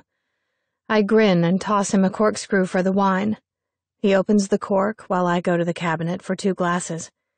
I start carrying everything to the table, but he points to my balcony. It faces the ocean, and the only way to get there is by walking through my bedroom. We carry everything outside and sit at the wrought iron table that has never been used. He brought sushi. We prop our feet up and eat in silence, watching the waves lick at the sand. There is a heaviness between us, but isn't there always? After tomorrow, there will be no more excuse to see each other, and though we have not said much on a personal level, there have been looks exchanged, small words. I am so tired of this cycle, this constant struggle to breathe the same air as him. I look over and see that he is watching me. What? Don't marry Turner. Pfft, I say. Why do you hate him so much? Caleb shrugs and looks away. He's not your type. Really? I mock. What do you know, anyway? You have terrible taste. We sit in silence for another few minutes, and then he says, If you've never trusted me on anything, trust me on this. I sigh and change the subject. Remember our tree? Yeah, I remember, he says softly. They cut it down. His head snaps over to look at me. I'm just kidding, I giggle. He smiles and shakes his head. What difference would it make? Our whole relationship was cut down. He grins, but it is a bitter grin. Put through the grinder, I remark. Pulverized, he adds. He leaves after that. Hours after he's gone, I can still smell him in my halls. My condo feels cold and empty without him. I would give it all up. The money, the fancy job, the condo. I could live in squalor with him and be happy, I think. Why didn't I realize that before I screwed it all up? I can't sleep, so I sit on the couch and stare at the ocean. I am still sitting there when the sun rises. I get ready for court, make myself some coffee, and walk out my door. Today is the last day. We win the case. Leah is found not guilty of falsifying documents, not guilty of clinical trial fraud, and guilty of ethical misconduct of responsibilities. She pays a fine of $1 million for the latter and is sentenced to 200 hours of community service. I am not celebratory. I could have put that bitch in prison and stolen her husband. The victory dinner is held at a posh restaurant in South Beach. I am extricating myself from a handful of well-wishers when I spot her sashaying over to me. I eye her sexy black dress with distaste. She is so polished and coiffed, she looks like a magazine cutout. I am wearing a simple cream sheath dress. She is the devil tonight, and I am the angel. Olivia, she purrs, sauntering up with a glass of wine in her hand. Cheers to our win! It was all very well done. She clinks her glass with mine, and I smile tightly. Thank you. I don't suppose I'll ever understand why you did it. You saved me. Unless it's because he asked you to. As if on cue, we both look over at Caleb, who is laughing and chatting with a group of friends. It must have been very hard for you to be around him. She is watching him possessively. I am struck by how much I miss hearing his laughter. It rips me to my core, that he belongs in her life and not mine. He's not the kind of man a woman can easily forget, she continues sweetly, and if I weren't the type of girl that played her game, I would have thought her sincere. No, he's not, I admit freely. You watch him all the time. I see you do it, Olivia. I look at her, bored. She is playing games with someone who knows how to play them better. Does he look at you the way I look at him? I ask casually. Ah, there it is, the ill-disguised anger. And by the look on her face, I know I've struck a nerve. She opens her mouth to say something, but I hold up a hand. Leah, go be with your husband, I say, before he realizes that he's still in love with me. And as if right on cue, Caleb turns to look at me, not at his wife, at me. Our eyes lock for the briefest of seconds. Caleb's and mine, amber and blue. Leah witnesses our exchange, and though she remains the epitome of decorum and class, I see a whiteness appear around her lips. Her anger rolls toward me, though what I feel coming from him pushes it away. He is longing, as am I. I garner what remains of my self-control and tell myself the truth. Not mine, not ever. I set my wine down on the nearest table and walk quickly out of their lives. Some things are better left alone. The following morning, I turn on the TV only to see a familiar mugshot. I squint at the picture and groan when I hear the name. Dobson Scott Orchard was detained by police at the Miami airport last night trying to board a plane to Toronto. Police have taken him into custody, where the accused rapist is being questioned. Among his victims are 7 women whose ages range from 17 to 30. 5 of them have come forward and positively identified him as the man who kidnapped and sexually assaulted them. Police are urging anyone else victimized to step forward at this time. The camera then shifts to a picture of Laura Hilgerson, naming her as Dobson's first victim. I wave at her picture and shut off the TV. Life is all about choices, I decide. Good ones, bad ones, and selfish ones. But it seems the safest one I ever made was not walking underneath his umbrella the day I ran into Caleb. Chapter 17. Turner decided to move to Florida after I won the case. He sold his house in Grapevine, bought a new wardrobe of pastel Oxfords, and traded his Lexus for a shiny yellow Corvette. I feel invaded when I come home one day and find my living room filled with his neatly labeled boxes. Downstairs closet, game room, office. They proclaim in handwriting that I know must be his mother's. I wander through the maze of Turner's belongings and hope that he doesn't plan on unpacking them here. I have no room for dartboards and autographed pictures of Diego Maradona. We argue about it for a week, and eventually he agrees to put his belongings in storage. With the boxes gone, I work on adjusting to my new live-in who patrols the hallways of my condo in white jockeys, singing show tunes in a Texan drawl. My fridge is filled with beer and salsa, and for some wild reason this annoys me more than the piles of dirty laundry that I find tossed around the house. One morning I wake up to find the words, "You're hot," scrawled on my bathroom mirror in lipstick. I grit my teeth, throwing away the destroyed $50 tube of wine gum, and then spend the next 10 minutes scrubbing away the residue with vinegar. When it happens a second time, I hide my lipstick. Between the months of March and May, I find 17 curious stains on my ivory sofa, 12 shoe scuffs on my wall, and 37 bottles of beer left haphazardly around the house. He takes me out to dinner on our anniversary and wears a teal button-down with white pants and white crocodile loafers. I remember Caleb's tasteful choice in clothes, and I feel embarrassed by Turner's flamboyance. This is not a game of comparisons, I remind myself. He tells me he loves me a whole lot, and each time I inwardly cringe. Oh, what do you know about love? I silently complain. You've never cheated to have it. Handsome Turner, who adores me and treats me like an expensive accessory. I even hate the way his pillow smells. Caleb brought this on, damn him. I was happy, in a delusional sort of way, but happy nonetheless, and now all I can think about is his crooked smile and his smell and the way his eyes rake over the world in amusement. I psychoanalyze my relationship with Turner, and when I can come to no sound conclusion, Cammy and I meet to discuss the matter.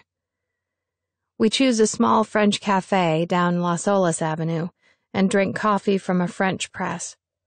"He's a filler," Cammy says with more conviction than a suicide bomber.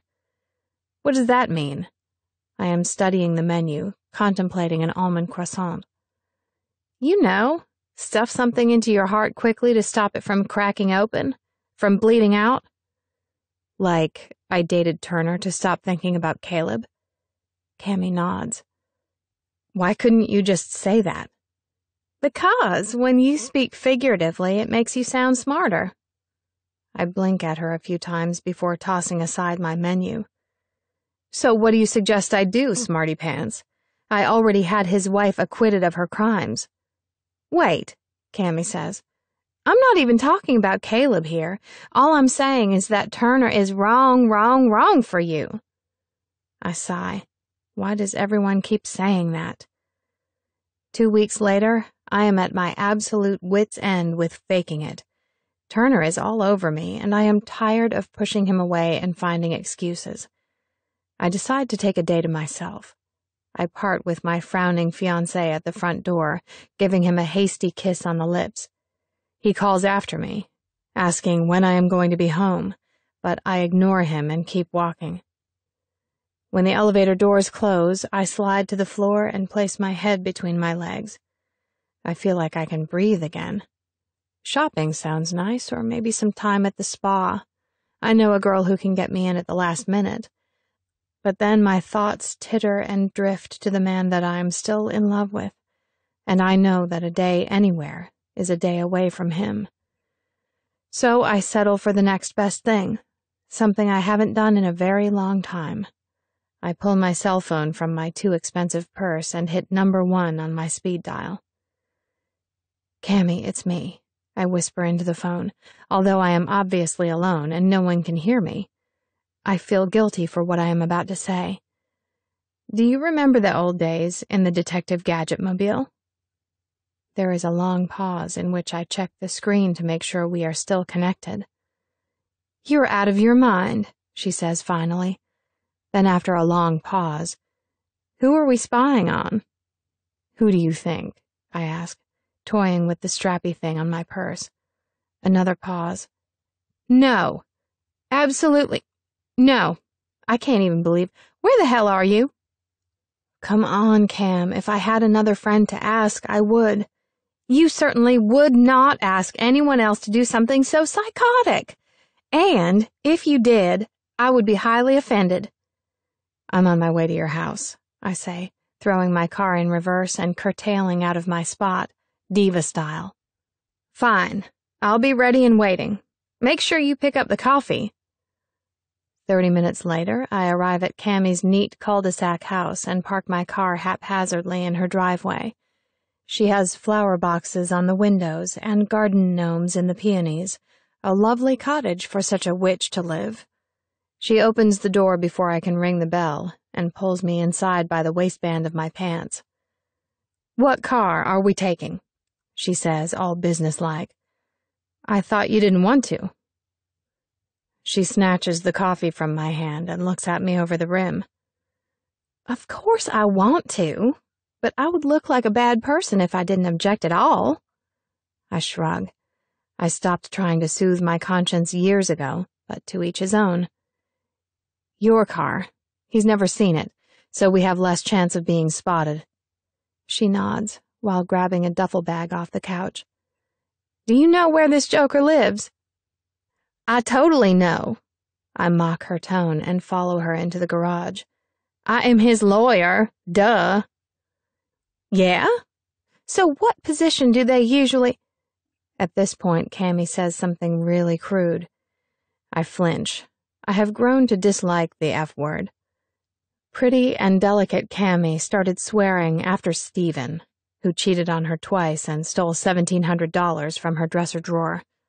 Ever since that fateful afternoon when she found Stephen copulating with his secretary, she developed an obsession with saying the F word and calling girls trashy bitches. "Probably the same position Stephen and Tina were in when you found them doing the nasty," I say. "Touché," she replies.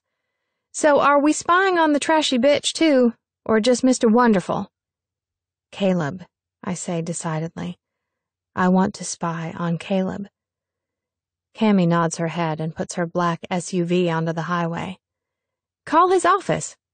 Why? I ask, rummaging around in the duffel to check the supplies. So we know where he is and what he's doing today, genius.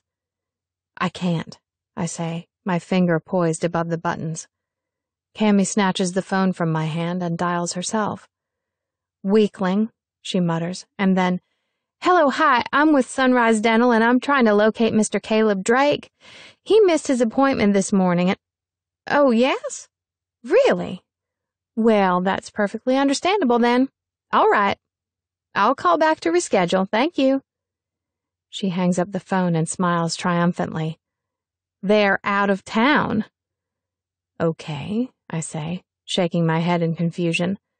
Why are you so happy? Because now we can break into their house, she states, making a truly demonic face at me. You are crazy, I say, turning away from her and staring out the window. Why is it that I need to vomit all of a sudden? You're going to love it. Trust me. I broke into Steven's place after he screwed that trashy bitch and found all kinds of interesting stuff. He had this thing for Asian men. You broke into your ex's apartment? My head was swimming now. How do I not know about these shenanigans, and when did you turn into me? You've been busy. Lucy and Ethel didn't break in to spy. Ethel broke in to find her grandmother's earrings, which she had left there. Okay, first of all, stop referring to yourself in the third person, Ethel, and second of all, I am not breaking into their house. Since when did you become the moral police? She took a violent sip of her coffee. I am a lawyer. She frowned. And an adult. She snorted. And I have already caused a lifetime's worth of trouble for that man. That last statement seems to enrage her because she starts sputtering. She comes back at me in full Texan drawl. And he has for you! She points a finger at me and then slaps the steering wheel. He keeps coming back. Damn it, Olivia, he keeps finding you, and you have the right to know why. He's messed up your life at least 4 times now. I hate when people don't use their turn signals. She bares her middle finger at a Mercedes as we speed past. Besides, let's not forget that Leah did a little of her own breaking and entering back in the day, when she went all fatal attraction on your apartment. That was oh so true. I know their house alarm code, I say weakly. How? Her eyes are wide with admiration. Something set it off once while Caleb, Leah, and I were in a briefing, and the alarm company called his cell to verify the code before they would deactivate it. Now all we need is a key. She smiles at me and turns off the Parkland exit. They keep a spare in a bird feeder in the backyard. How do you know that? I heard him telling the maid on the phone when she locked herself out. She swears at me, uses the F word, and calls me creepy. Yes, and you're a trashy bitch. We are standing in the foyer of Leah and Caleb's mammoth house. I guiltily bite my nails, while Cammy, without concern, is strolling around touching their things. I watch her and wonder who would win if she and Leah were to get into a fight. Look at this, she says, lifting a filigree egg from an ornate gold table. This is worth at least 100 Cartier purses. Put it down, I hiss at her, spitting a piece of acrylic from the corner of my mouth. Their house is a museum, and Leah its main attraction. Everywhere I look, there are paintings and photographs of the red-headed beast, some of them gracious enough to include Caleb. I shimmy out from under her gaze and move to stand under an alcove. We've already broken in. We might as well make the best of it, she chirps at me. I follow her to the kitchen, where we look inside their fridge. It is stocked with everything from beluga caviar to Jell-O chocolate pudding. Cammy extracts a grape from a bunch and pops it into her mouth. Seedless, she mumbles. Juice squirts from her lips and onto the refrigerator door. I wipe the smudge off with a paper towel and toss it into the trash. We make our way up a winding flight of stairs, our heels clicking against the butter-colored marble. Cammy pauses at what appears to be their master bedroom door. I'm not going in there, I say, backing up a few steps. I would rather sever a hand than see their bedroom. Well, I'm looking. And with that, she pushes the door open and disappears inside. I stroll in the opposite direction. I walk down a long hallway that is lined with 8x10 black and white photographs. Caleb and Leah cutting their wedding cake. Caleb and Leah standing on a beach. Leah smoking a cigarette in front of the Eiffel Tower. I turn away disgusted. I don't want to be here anymore. This is their place, where they laugh and eat and have sex. I can't believe how things have changed. I feel slightly left behind, like I am waking from a coma and finding out the world moved on without me. Why do I still feel the same when everyone else is different? I head back downstairs to wait for Cammy. And then I see it. A door. An oval door. Caleb always told me that one day when he built a house, he wanted to have the door to his office resemble one of those heavy medieval things you see in movies. I edge toward it and reach out to lift the circular handle that is almost as big as my head. It swings open, and the sigh of new house and cologne hits me in the face. It doesn't even smell like him. In the last 4 years, he has changed his cologne. I get that coma feeling again. There are walnut bookshelves lining every wall, filled with novels and textbooks and the occasional knick-knack. I veer toward the desk and seat myself in his enormous swivel chair. I take it for a spin and wheel myself around. This is his favorite room in the house. I can tell. Everything he loves and likes and hates is in here. Autographed baseballs in a wall rack. I can almost see him extracting one from its display and tossing it into the air a few times before he lovingly puts it back. A very diverse music selection sits in a messy pile next to his computer monitor. I notice in mild delight that the CD from the music store is among them, and then there's the model Trojan horse that his father gave him when he missed his 21st birthday party. It is made out of solid bronze, and needless to say, it's very heavy.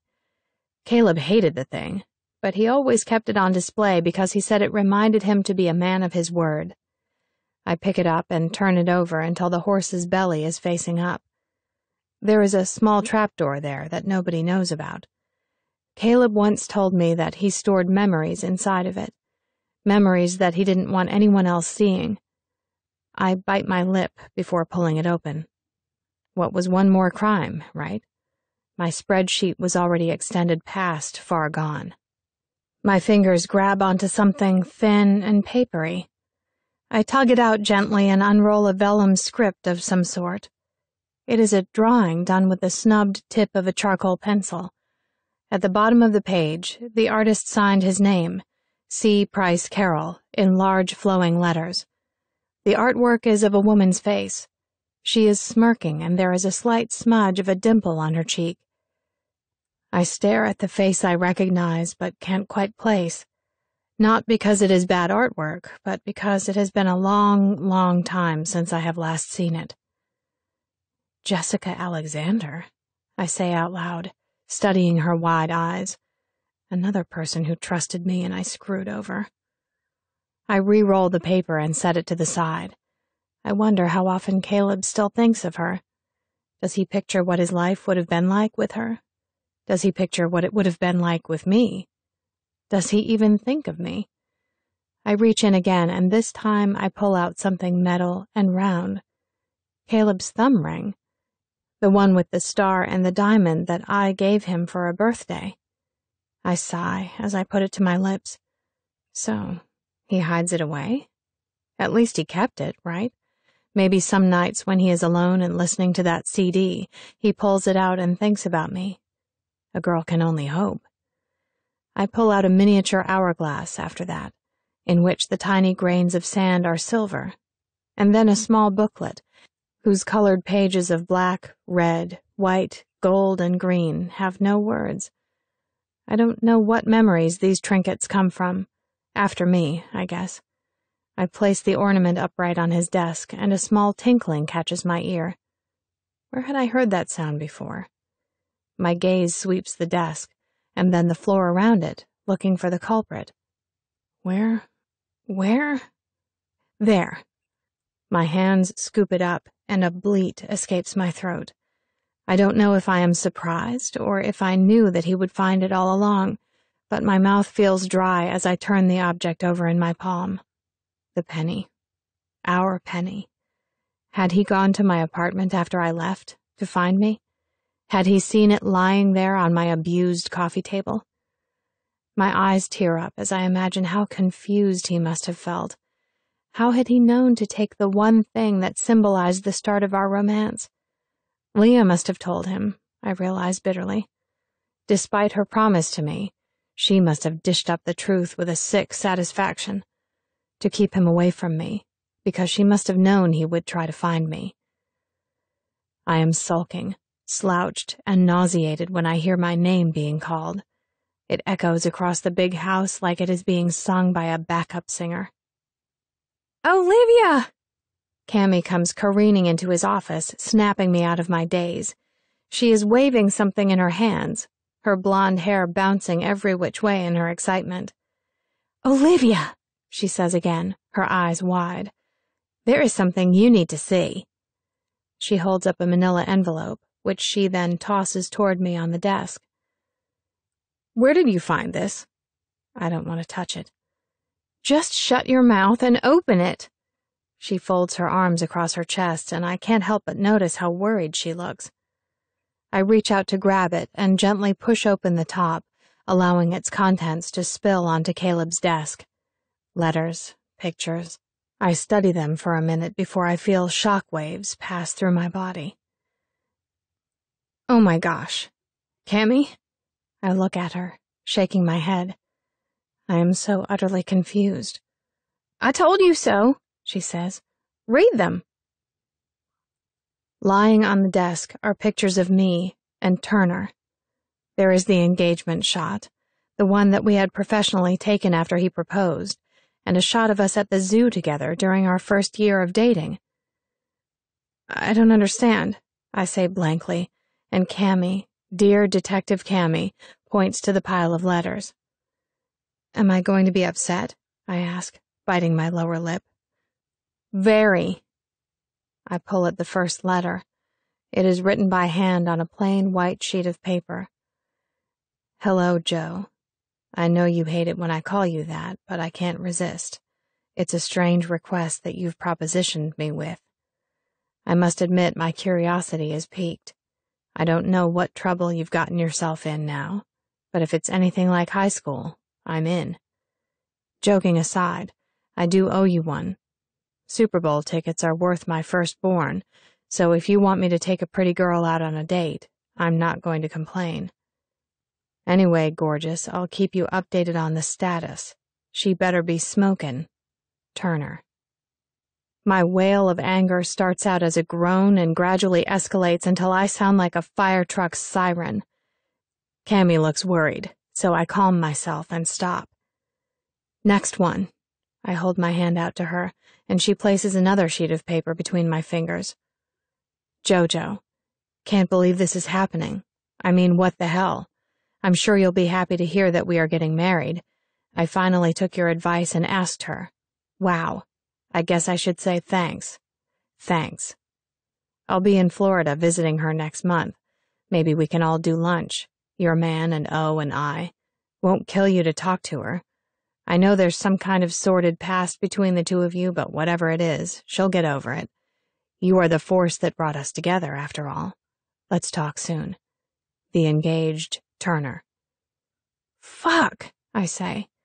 That's an understatement. Cammy walks around to where I'm sitting and flips open Caleb's copy machine. She set me up.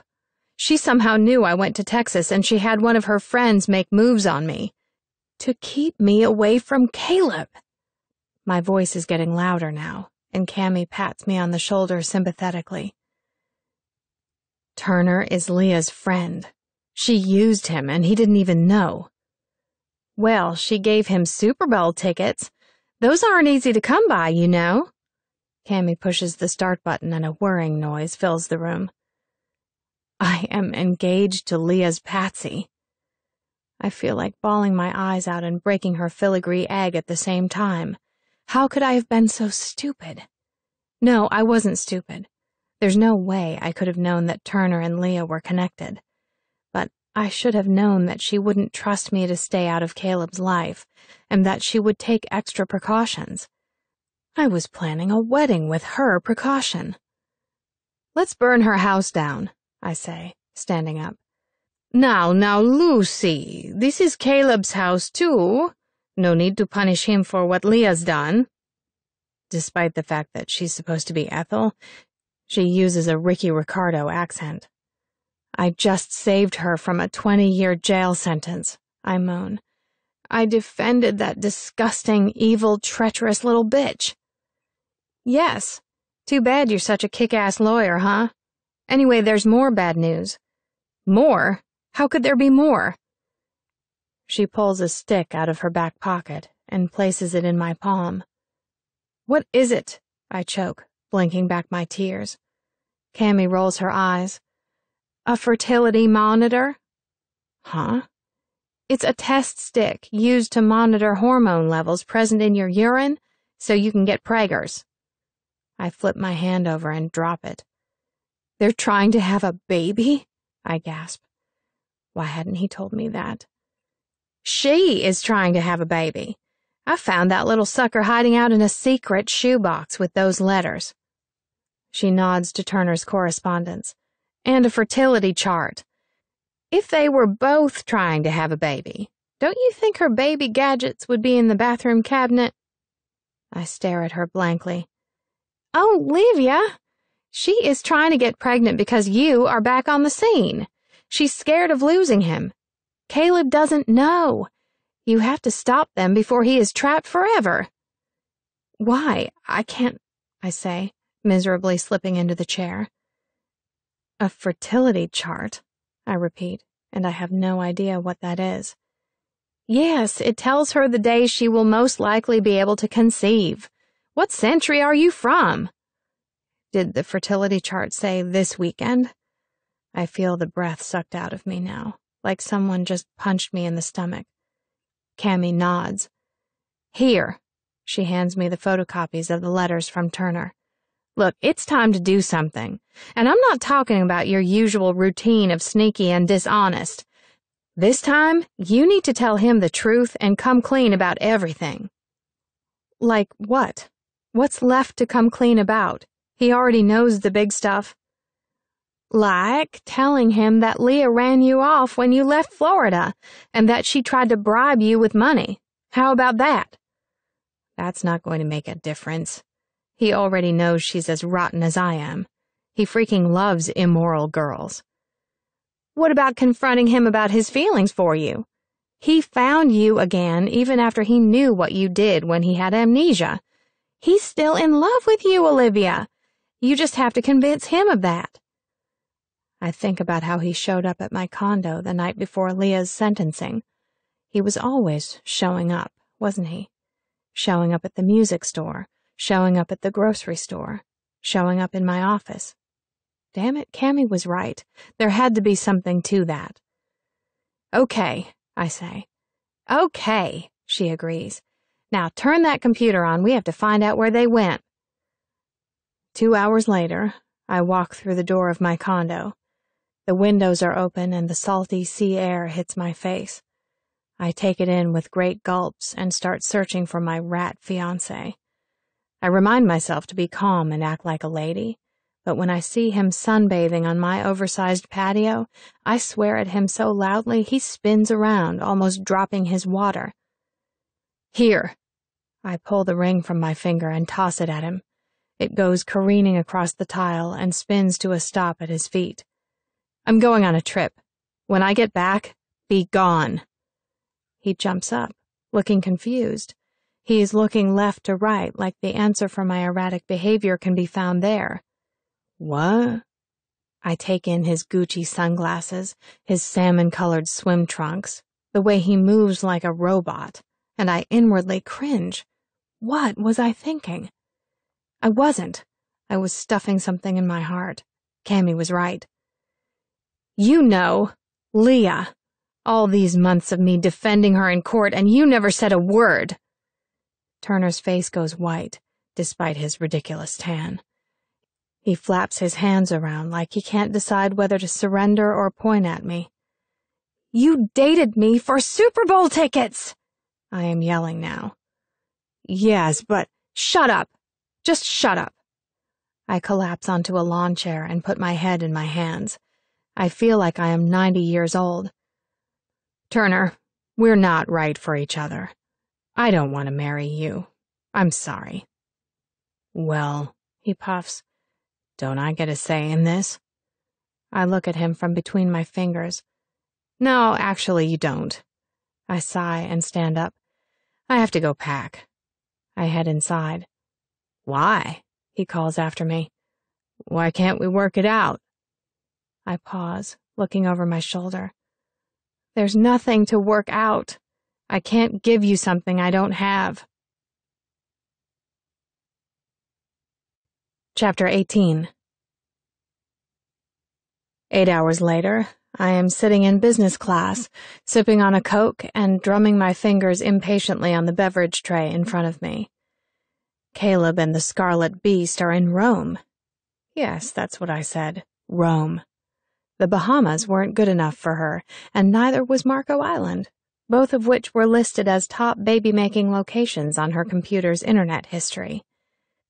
Instead, she opted for the Delaville Intercontinental Hotel, where her favorite actress, Susan Sarandon, became pregnant. How do I know such a personal detail? Because along with breaking into her home with my psychotic best friend, I also hacked into her email account and read a correspondence between her mother and herself. Is this your first time to Rome? I look over and see a pair of very green eyes looking at me from the seat next door. Yes. I clip my words so that I sound as rude as possible and look back out the window. Yuck. Chit-chattery. I am in no mood to converse. I am on the most important mission of my life. You're going to love it. It's the best place in the world. Yeah, to make babies, I mumble. I'm sorry, what was that? Oh, nothing, I say. I'm going there on business, so it's all work and no fun for me. I laugh shrilly and pretend to dig around in my purse for something. Too bad. You should at least make time to see the Colosseum. Absolutely amazing. I look over at him now, because that's actually not a bad idea. Holy crap, I'm going to Rome. I'm now officially excited. In all the commotion of booking a ticket, throwing things in a suitcase, and breaking up with Turner, it completely escaped me. Maybe I will, I say, smiling at him. He isn't bad-looking. Actually, he is roguishly handsome with coal-black hair, caramel skin, and a chiseled jaw. He has one of those distinctly Jewish noses. I suddenly feel self-conscious about my pasty complexion. Noah Stein. He offers me his hand, and I take it. Olivia Caspin. Olivia Caspin, he repeats. That's a very poetic name. Well, that's about the strangest thing anyone has ever said to me. I pull a face and he smiles. What do you do for a living? I ask, trying to sound pleasant. Oh my gosh, I just broke up with Turner. Oh my gosh. I own my own business. You? Lawyer, I say. I look down and see that my hands are shaking. I have to go to the ladies' room, do you mind? He shakes his head and scoots out into the aisle so I can get past. I almost knock a little girl and a stewardess over as I stumble toward the signs for the lavatory. Once inside, I collapse in front of the toilet and throw up. Shit. My entire life has changed in the last few hours and I'm just now realizing it. Turner. Poor Turner. No, not really. He dated me for Super Bowl tickets, but he loved me, right? Did I love him? No. It was the right thing to do, breaking up with him. It was the only thing to do. I rinse my mouth in the sink and lean back against the wall. This is insanity. Rushing off to Italy, chasing after my ex-boyfriend on a whim. What would my mother say? I stifle a sob and bite my lip. Alone in Rome. I don't even speak Italian, for Pete's sake. This is bad. This is really, really bad. I go back to my seat, and Noah graciously lets me in without a word about my swollen face. After taking a few large swigs of my flat soda, I slide 2 fingers underneath my eyes to clear up any smudgy mascara and turn to Noah, frowning. I'm not going to Rome on business, I say, and he doesn't look surprised. Why should he? He doesn't know that I'm a perpetual liar. Oh, he says, raising an eyebrow. Okay. I take a deep breath. It feels exhilarating to tell the truth. I'm going to find Caleb Drake, and when I do, I have to tell him the truth about everything. I am so scared. He looks at me with new interest. I've transitioned from being a pretty girl to a woman of intrigue. What type of truth is it? A messy one. There's going to be a lot of cleanup. I sigh. I'd like to hear about it. I shift under his gaze. He has the intensity of a nuclear weapon in those 2 green orbs. It's a long story. Well, he says, raising his hands and looking around the cabin. It's going to be a long flight. Okay, I'll tell you on one condition, I say, pulling my legs up to my chest and holding them there. Noah looks at my knees and then my face, like he can't quite grasp why a grown woman is sitting like a little girl. You have to tell me the worst thing you've ever done. The worst thing I've ever done. He looks off into some distant memory and grimaces. When I was in the 9th grade, there was this girl in my class whom we called Felicity Fatness. As a prank, I snuck into her backyard and stole a pair of her underwear off the line, and then hung them on the school's front door with a sign that said, Felicity Fatness wears parachute panties. When she saw it, she burst into tears, tripped over her school bag, and had to be rushed to the emergency room to have 5 stitches put into her chin. I felt horrible. Still do, actually. That was mean, I say, nodding. Yeah, she's a total babe now. I saw her at my high school reunion and asked her out on a date. She laughed at me, said I'd already seen her panties once and it wouldn't be happening again. I laugh, a real laugh, so that my whole body shakes. Noah joins me. I am still smiling when I realize that I have another Boy Scout on my hands. So, Felicity, that's the worst thing you've ever done? I stole a magnet from the dollar store once. Oh boy, I say. I'm not sure you're ready for my story. Try me. I look at his face and remember how Caleb once told me that you could judge someone's personality by their appearance. If this is true, I decide that I can trust Noah because he has the kindest eyes I have ever seen. I fell in love underneath a tree. I begin. 12 hours later. It is raining in Rome, and I am standing outside of the Delaville Intercontinental Hotel, hiding underneath a goofy yellow poncho that is barely shielding me from the pouring rain. I don't know why I am here right at this moment, as nothing can be accomplished with me looking like a drenched rat. But I feel the need to see his window, and to look at the view his own eyes have been enjoying all morning. Their hotel is small, but opulent, and it sits majestically on top of the Spanish Steps. I can imagine that you can see the whole city from their little balcony. How romantic. I sigh and continue watching. There is movement behind the window, and then a familiar redhead emerges and crowds under the awning with a glowing cigarette in her hand. Doesn't she know that nicotine negatively affects fertility? Keep smoking, I whisper, narrowing my eyes. A second later, the door pops open again, and looking like a Roman god, Caleb emerges to join her. He is shirtless. and his hair is damp from a shower he most likely just took.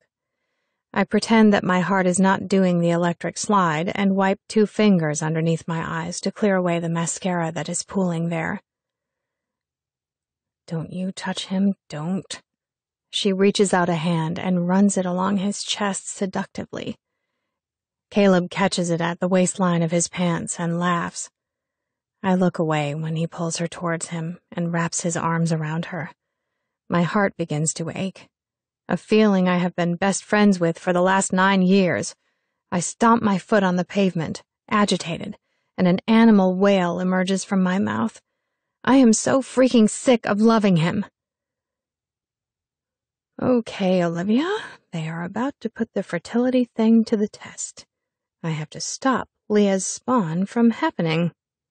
I sing this to myself while pulling my cell phone from my pocket. The call was going to cost me a fortune, but who cares, right? You can't put a price on love. Dialing the Delavilles' number, I stuff myself underneath the overhang of a perfume shop and wait impatiently until I hear the short burst of ringing.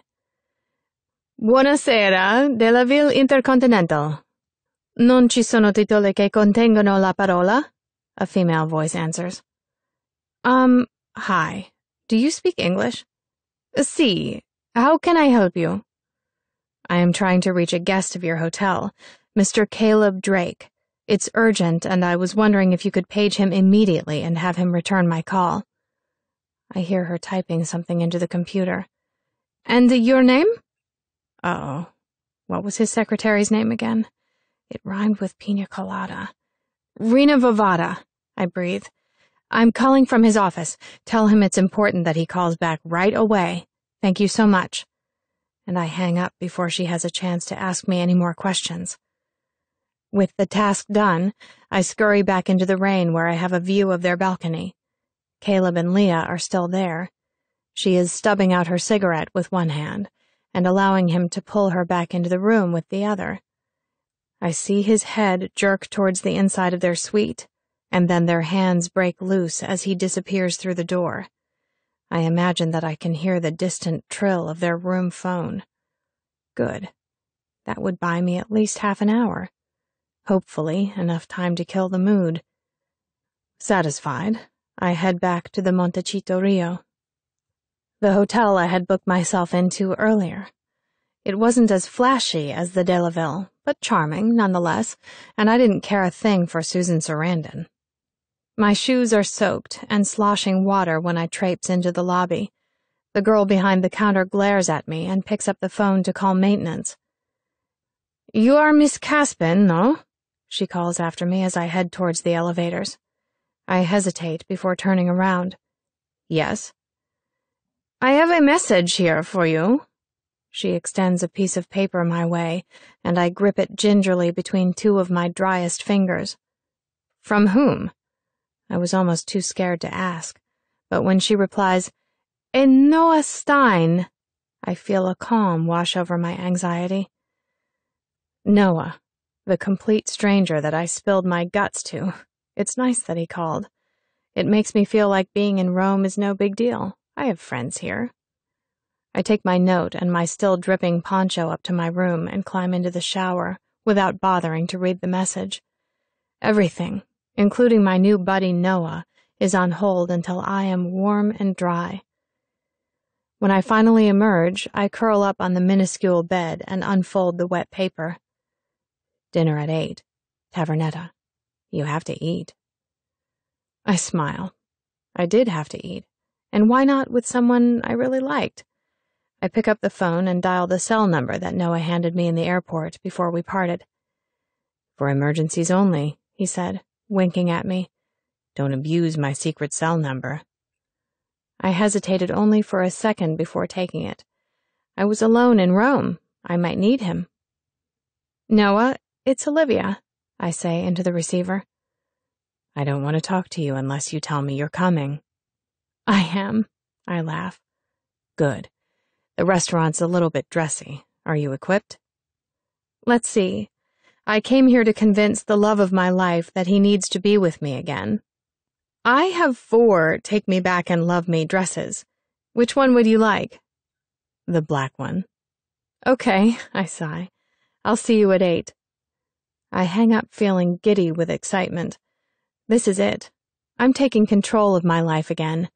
Tonight I will eat dinner and relax. Tomorrow I will find Caleb and tell him everything. The cherry tart has no idea what was coming. Hurricane Olivia is about to rip through Rome and stir things up. As I get ready for dinner, I think about the last straw that broke our relationship. The way my heart pounded as I stood outside of Caleb's office, knowing that the person I loved more than anything was betraying me at that very moment. I considered walking away, pretending that there was someone else in his office with the flirtatious girl. Then I thought of my father, and the way his cheating had hurt my mother more than the cancer ever could. I had to see, not just him, but her. Who was the girl that had the power to break us apart? The past. This was going to be super bad, hurtful, life-altering. The door slid open noiselessly. So noiselessly, in fact, that neither Caleb nor his collaborator knew it was open, and that there was a very stunned audience standing in its wake. "Caleb," I said in a dry voice, because at this point, the life was already sucked out of me. Their two heads snapped apart, and he took a jerky step back. I eyed the way her dress was hiked up her thigh with a sinking feeling in my stomach. This was reality. Her, him, and my life falling apart. There was no way he could explain this away, and there was no possibility of me believing him even if he tried. I looked at his face. It was very, very pale. "Caleb," I said again. He looked so stunned, I cringed. Sorry for being caught. His mouth opened and closed, but nothing came out. The girl looked smug. I wanted to scream. Her? Why her? "I loved you," I said, and that was the first time I had ever said it. His face crumpled with emotion. How cruel was I to tell him something he'd been waiting for, in the moment of his faithlessness? It was a low blow, but this was a fight, and I was ready to go down swinging. The little trampette on the table looked at us in amusement. "You must be Olivia," she said, hopping down from the desk. I felt revolted by the fact she knew my name. Did they talk about me? A framed picture of me was positioned near where she had been sitting. My face was witness to their carrying on. I didn't look at her. I couldn't. She left the room in a swishing of skirts, leaving two broken people to face each other. "I never meant for this," he said when the door clicked shut. To be caught? Or to be cheating? I tried to control the tremor in my voice, but it was useless. "Olivia," he pleaded, taking a step towards me. "No." I held up my hand for him to stop. "Don't you dare come near me. How could you? There is nothing worse you could do to me. Just like my father," I spat.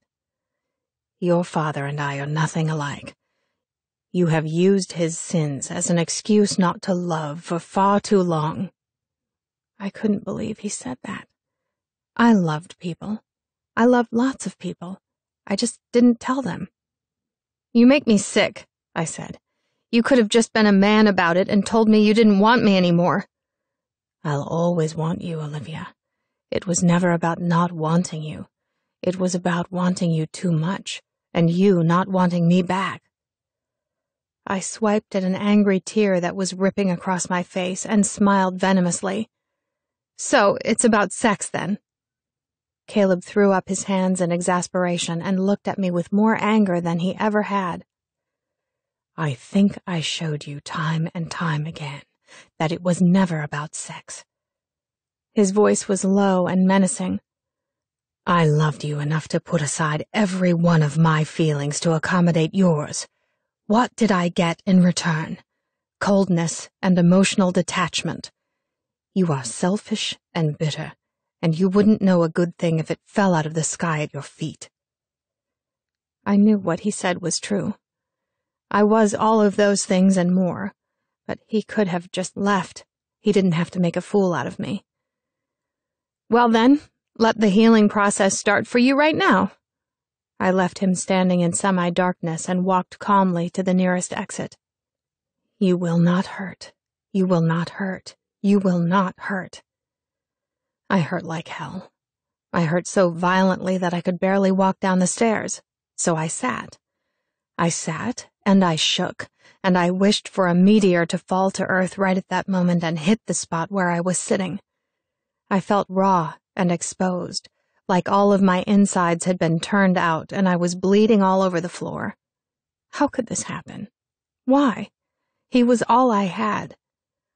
I heard the exit door a flight above me open, and a burst of music followed the breeze down the stairs. Fearing that it was Caleb coming to find me, I hopped up and ran the 4 remaining flights, not stopping until I was in my car. I turned the key in the ignition with force, and the car hiccuped to life. Damn him. I could love. I had it all inside of me. If he knew so much about me, why couldn't he see that? If I didn't love him, how could it hurt so badly? Nothing gave him the right to cheat. Nothing. Instead of heading home, my tires swerved right and I merged onto the 595, almost sideswiping a minivan. He had all of me, everything I had to give, and look what he did. I trusted him. No, no, no, no. The tears started pouring in masses down my face. This can't be happening. I pulled over, afraid I was going to kill someone with my driving. My mind was unhinging. My light was turning dark. Caleb, no. I tasted salt as it seeped into my lips. I hated myself, more than I hated him, and more than I ever hated my father. I was a tragic mess, the ugliest kind of person. I started driving again. I couldn't go back home. He would come find me. A hotel was still booked, just a couple 100 miles north. I would go there. Caleb tried calling my cell phone. I sent his calls to voicemail and turned up the volume on the radio. Anything was better than the sound of my sobbing.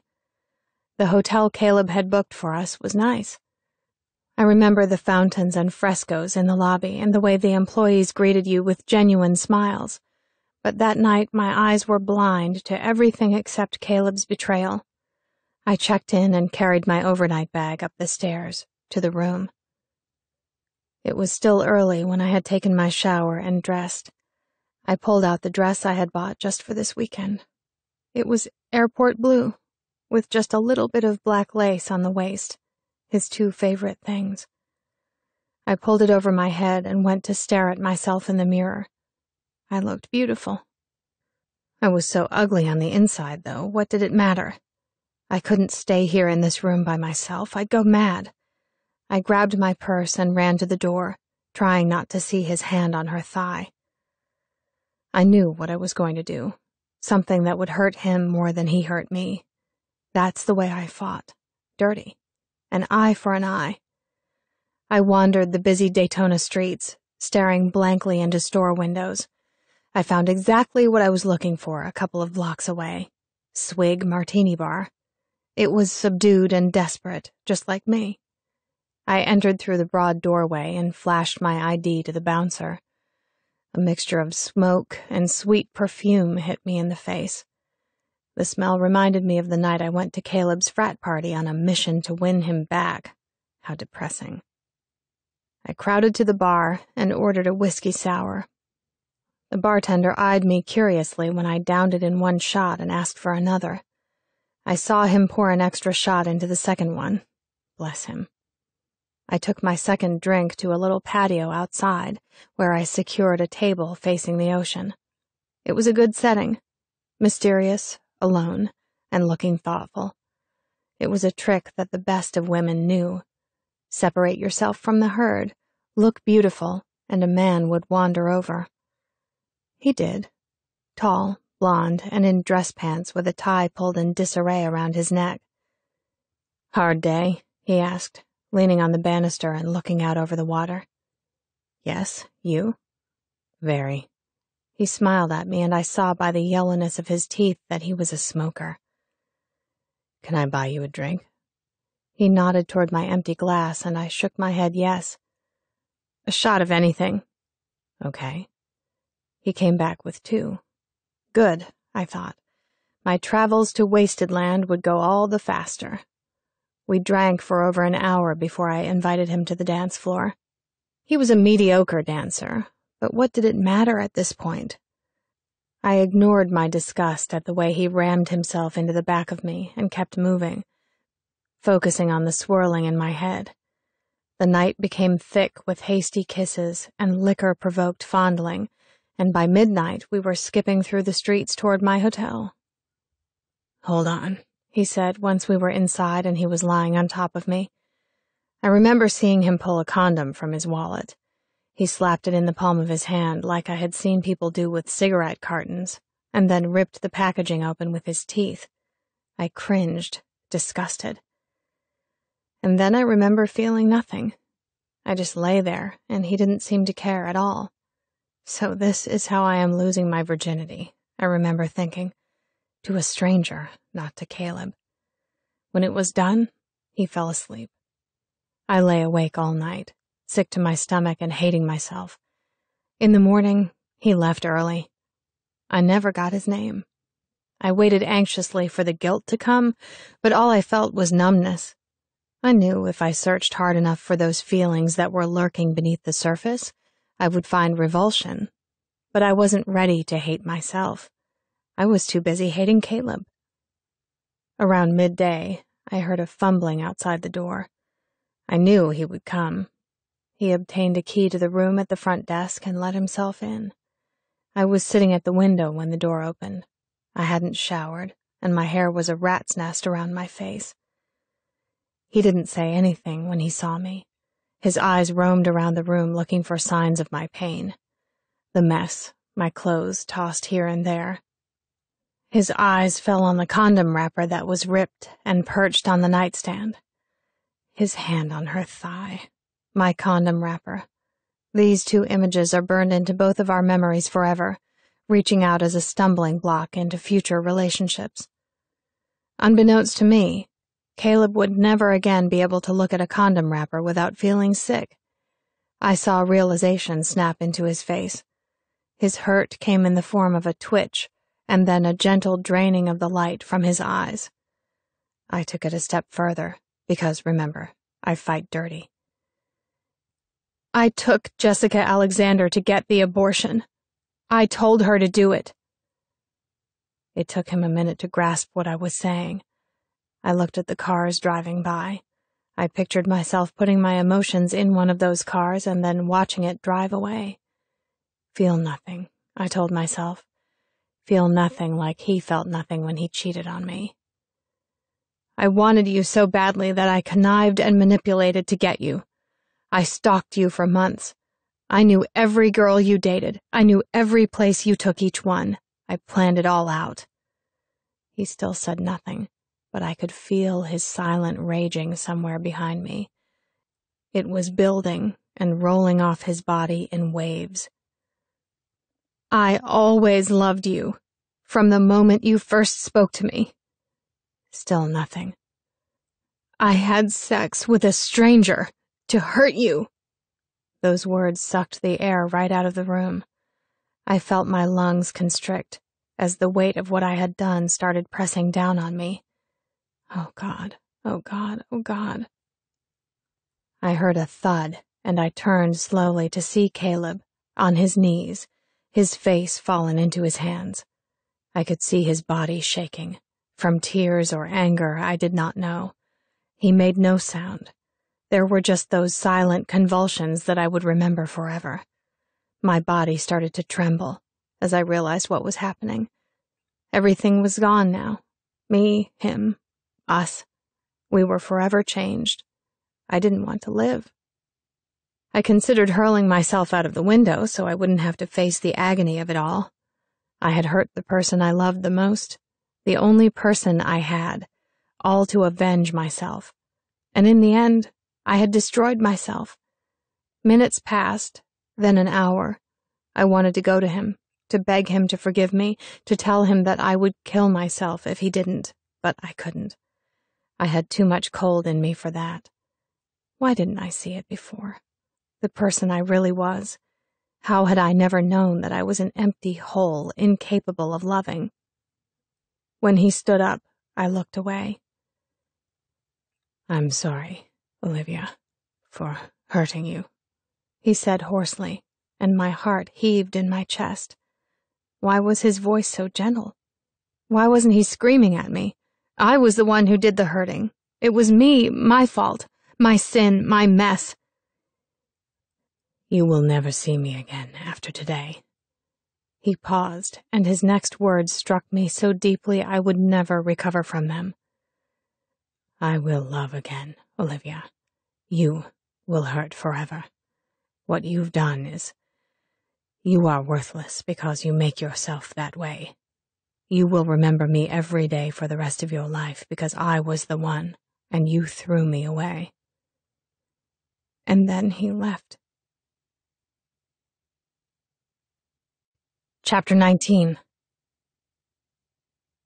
Noah is waiting for me outside the restaurant when my cab pulls up. Before I can reach for my purse, he pulls a bill from his wallet and hands it to the cabbie, motioning for him to keep the change. It was €100. "You look ravishing," he says, kissing me on the cheek.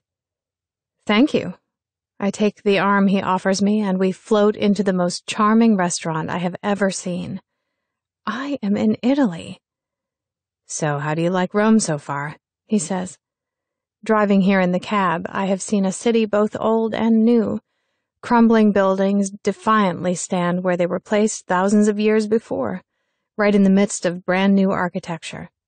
It seems like magic every time you turn your head and get a glimpse of forever ago, like the past was rising up out of the ashes and reminding you she was still there.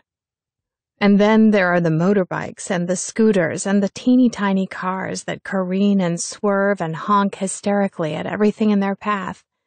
The laundry that flutters merrily on almost every balcony, and the way, as people walk down the street, you hear music drifting out from here and there, providing Italian life with a continuous soundtrack. I wish I never had to leave, I admit. I've never seen anything like it. Noah nods and waits for me to be seated before he takes his seat. "The first time I was here, I thought the whole place looked like a ghetto. It took a couple of days for me to fall in love, but ever since then, I find myself craving this place when I'm home in America. I do everything I can to come as often as possible." I could see that happening to myself. No wonder Leah wanted to make her baby here. She must have visited before. All rich girls made a pilgrimage to Rome at some point in their lavish lives. For shopping, of course. When we both have a glass of wine in front of us, and the waiter is walking away with our order in his head, Noah turns to me with a concerned look on his face. "Did you see him? You're Caleb." "From a distance." I laugh because he is so far from my Caleb it is ridiculous. "I was 5 floors below, spying on their hotel window." "Do you know what plan of action you are going to take yet?" I shake my head. "Not a clue, but I have to do it. I'll figure it out. I have a couple of hours to come up with something." "An honest something?" he teases, cocking his head in a way that makes his hair fall attractively into his eyes. "Yes," I laugh. It was so nice to laugh. "You know, Olivia, what you're doing, it's the right thing." "What, being honest?" I take a nervous sip of my wine. There is nothing more uncomfortable than discussing my integrity, or lack thereof. "No." I look up, surprised. "Going after what you love. Despite everything you've done, and I won't sugarcoat, you've done some pretty lousy things. But you did it all because you love this single human being so much you couldn't help yourself. There is an honesty in that." "Ha! There is no honesty in me, I assure you." "You're wrong."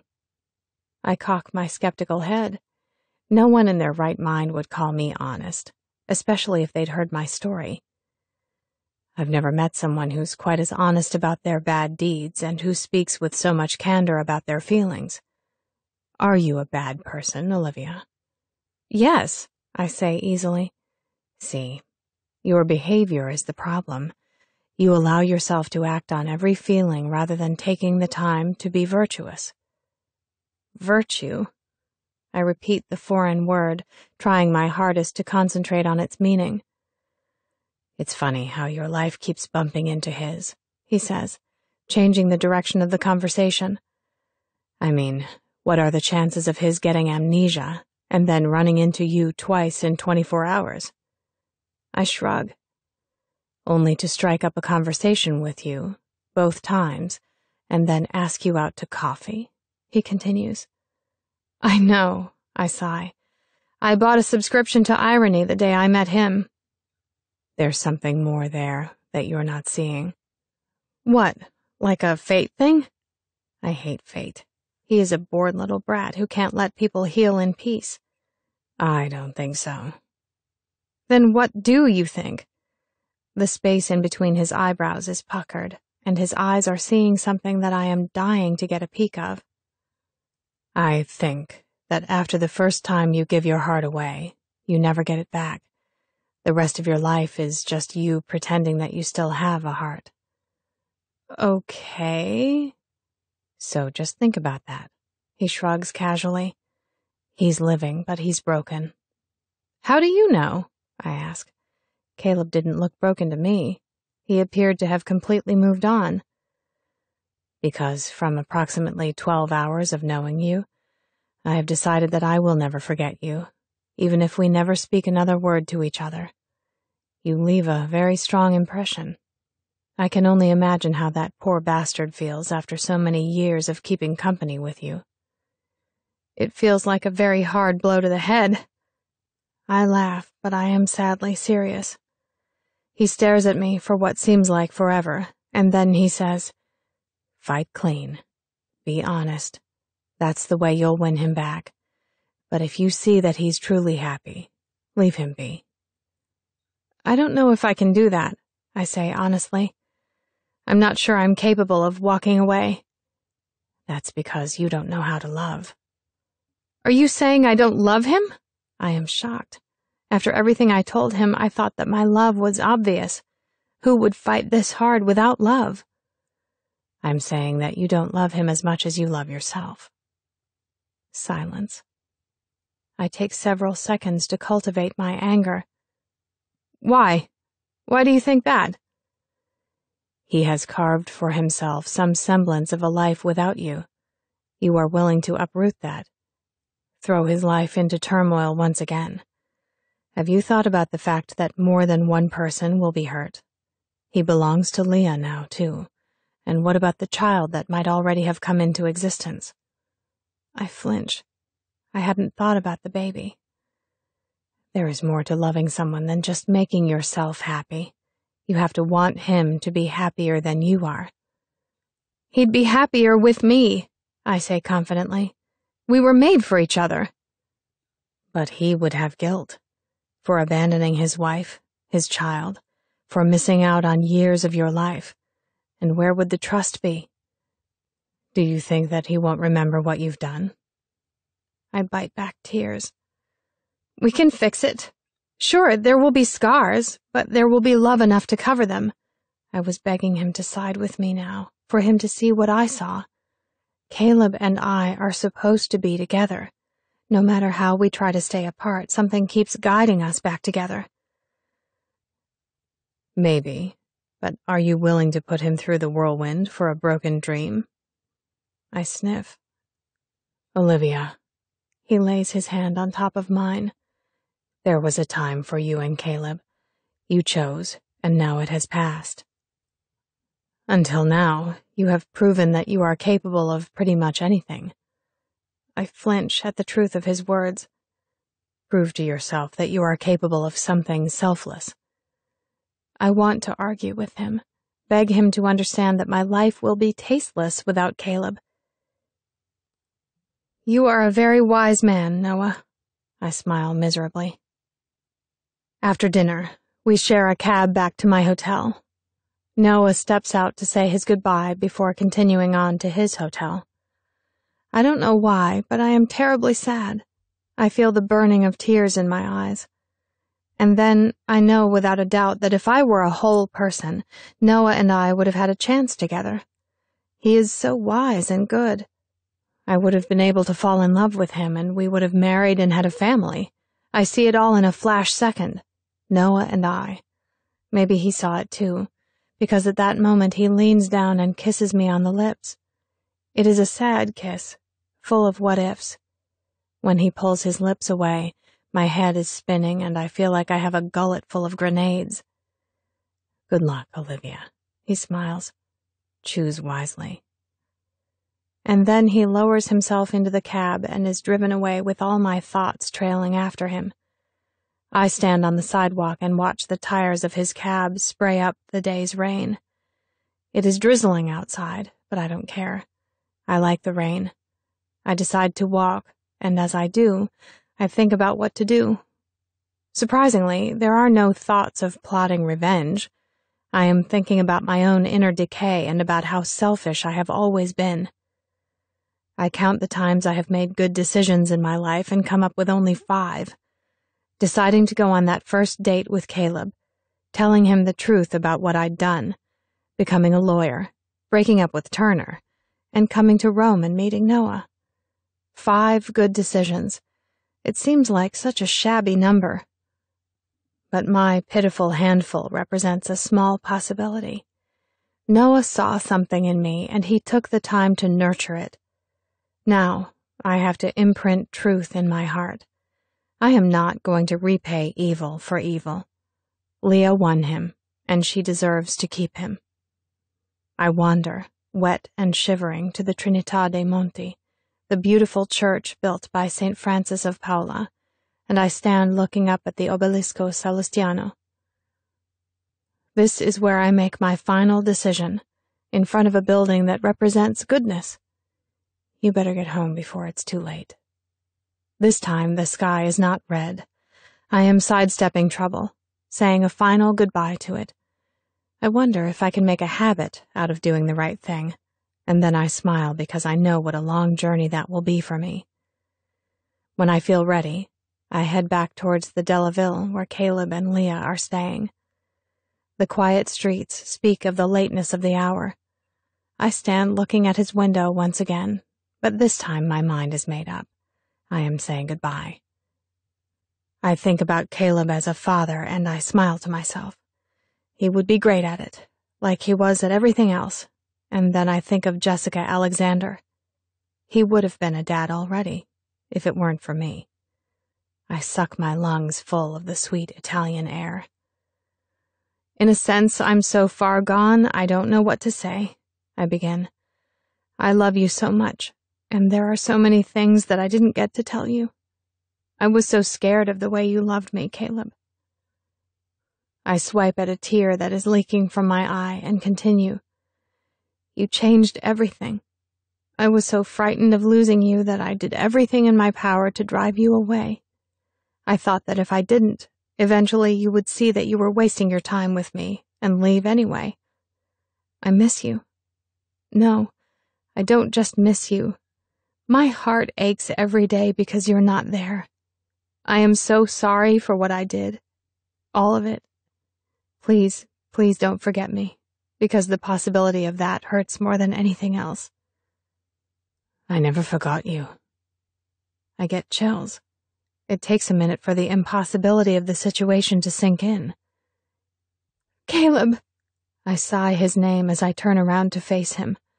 I do not feel terribly surprised at irony's latest joke. There is something about my life that is scripted with his. We keep crashing together.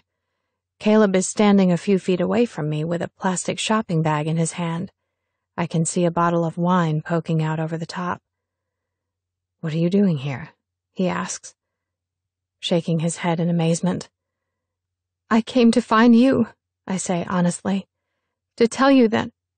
I glance up at his window to indicate the point of my speech. You weren't going to say it to my face? No.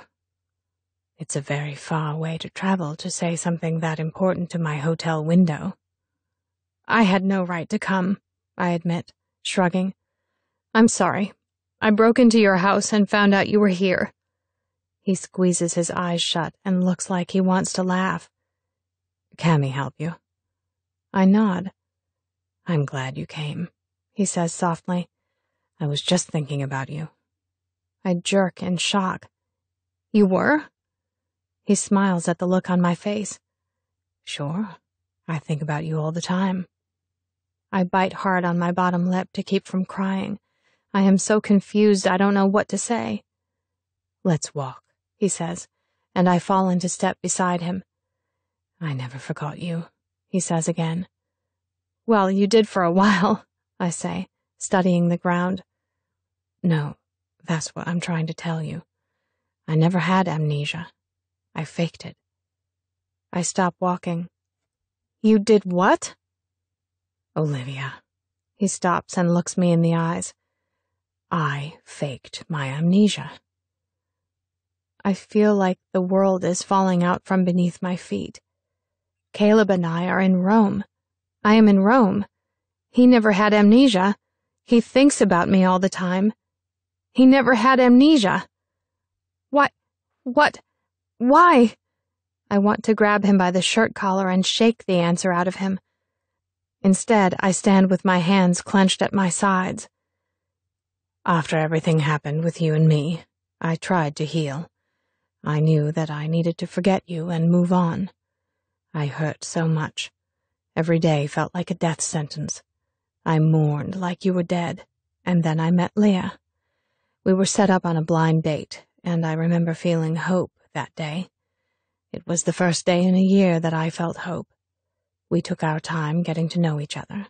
I bought her a ring. He shot me a look to see if I remembered the iceberg. And then, all of a sudden, I missed you again. I mean, I never stopped missing you, but this time it hit me hard. I couldn't go to sleep for a single night without seeing you in my dreams. I compared everything Leah did to everything I remembered about you. It was like the old wound opened itself up again, and I was bleeding out my feelings for you. I close my eyes at his words that I want to hear badly, but that are making my heart ache so terribly I can barely breathe. I went on that business trip to Scranton, and I was glad to get away from her for a few days.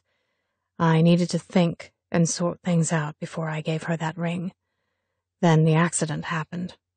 I woke up in that car, with the person next to me dead, and I didn't know who I was.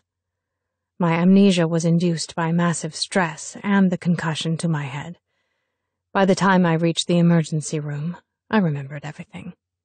I lay on that bed in the hospital, and I kept thinking, if only Olivia were here. I would be happy if Olivia were here. And then the doctor asked me if I knew who I was, and I said no. I just said no. I made that decision in a split second, because I didn't know who I was without you, and I knew that I had to try to find you. I lied to Leah, my family, and none of it mattered to me, because my amnesia bought me time and an excuse. I went everywhere I knew you would go. The day you saw me in the music store, I knew you would be there. I had this feeling. I was still shocked, not because you showed up, but because you came right over and pretended that you hadn't seen me standing there before you came in. I smile. He saw through me even then. But why didn't you just tell me, Caleb? What could I have said after everything I did to you? Scenes were flashing in my memory like a jerky movie. Caleb accidentally calling me Duchess. Caleb bringing me my favorite flowers the night Leah crashed our dinner date. Caleb saying, I never forgot you, in the courtroom on the day of my birthday. He pursed his beautiful lips. Because I wanted to go back to the beginning. I wanted us to have a clean start. And then you left. And then I left, I repeat. I wasn't going to tell him about Leah, about how she pretty much drove me out of town. That was pointless, and it would only hurt him. So why did you find me again to be her lawyer? What in the world possessed you to do that? He laughs. I wanted to torture you. I wanted you to pay for leaving me a second time. I only ended up torturing myself, of course. No, I was pretty tortured, I smile. And just think, I could have her in prison right now with you all to myself. He looks at me in amusement. So, you still love me? He teases, reaching out and tucking my hair behind my ear. More than anything, I say. I was waiting for you, for years. I didn't live, I just waited for you to come back. He squeezes his eyes shut, and I know that he is thinking what I am thinking. What if? He pulls me to his chest and holds me there. I love you too, Olivia. More than I could ever love another soul. There hasn't been a single hour in 7 years that I haven't thought of you. I cry into his shirt. If only I could die right now, then I would never have to live without him. I would just be gone. Don't cry, he says, gently lifting my face to look at him. You will forever be loved first. Nothing will change that. But what does it matter if I can't be with you? I wail. I can't live without you. But you have, he smiles, though it is a sad smile. You have, and you will. I nod bravely because it's true. Life always keeps moving, even if it has to drag you along, kicking and screaming. Don't forget me either, he says. I laugh now at the ridiculousness of that. That would be impossible. Okay. He smiles, and then he leans his head down and kisses me. It is the last real kiss of my life. I forever cling to that kiss. It was goodbye, and I'm sorry, and I love you so much. When it is done, he presses his forehead to my own one last time, and then he is gone. I am broken. Epilogue. How did I get here? Where have the last 10 years of my life gone? I feel like a piece of paper, taken by the wind and blown in every direction. I am a victor in a way, a survivor, because I fought the monster in myself and I won. But what have I lost in the process? I do not deceive, not anymore. Truth is important to me. How sad that something of such worth only became a priority when it was too late. I altered the course of my life because I was afraid. I am still afraid. Caleb was like a hurricane that swept through my life, stirring up things inside of me that I never knew existed. He is a longing I will never cure. At 30 years old, I am sitting in the bridal chamber in my wedding gown. I haven't a clue as to who I am, because who I was before was a bad person, and who I am now is undecided. I lost myself, yet I had never found myself. I am very saddened by the fact that I wasted so much time. I know it is not too late to figure things out, to find what I love and who I am. But then again, I am not sure that I want to know. I am afraid I missed who I could have been. Yes, I still love him with all my heart, but I fought, and I tore into pieces what should have been protected and nurtured. Life balances itself on a precarious ledge.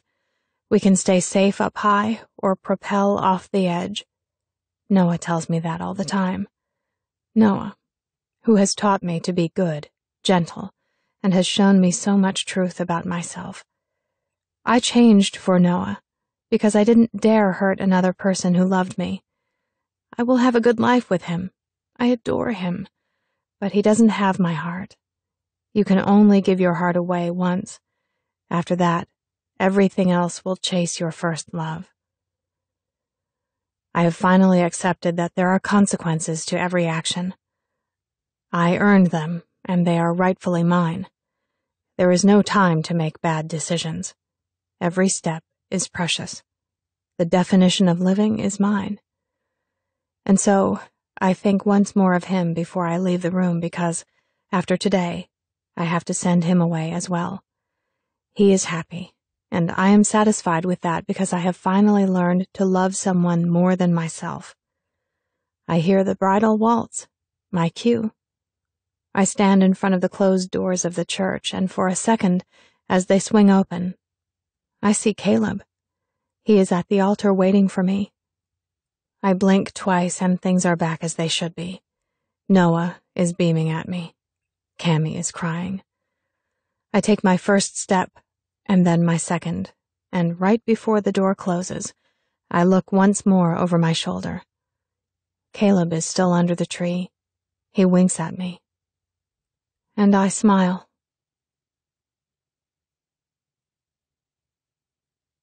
This book is over, but the story continues.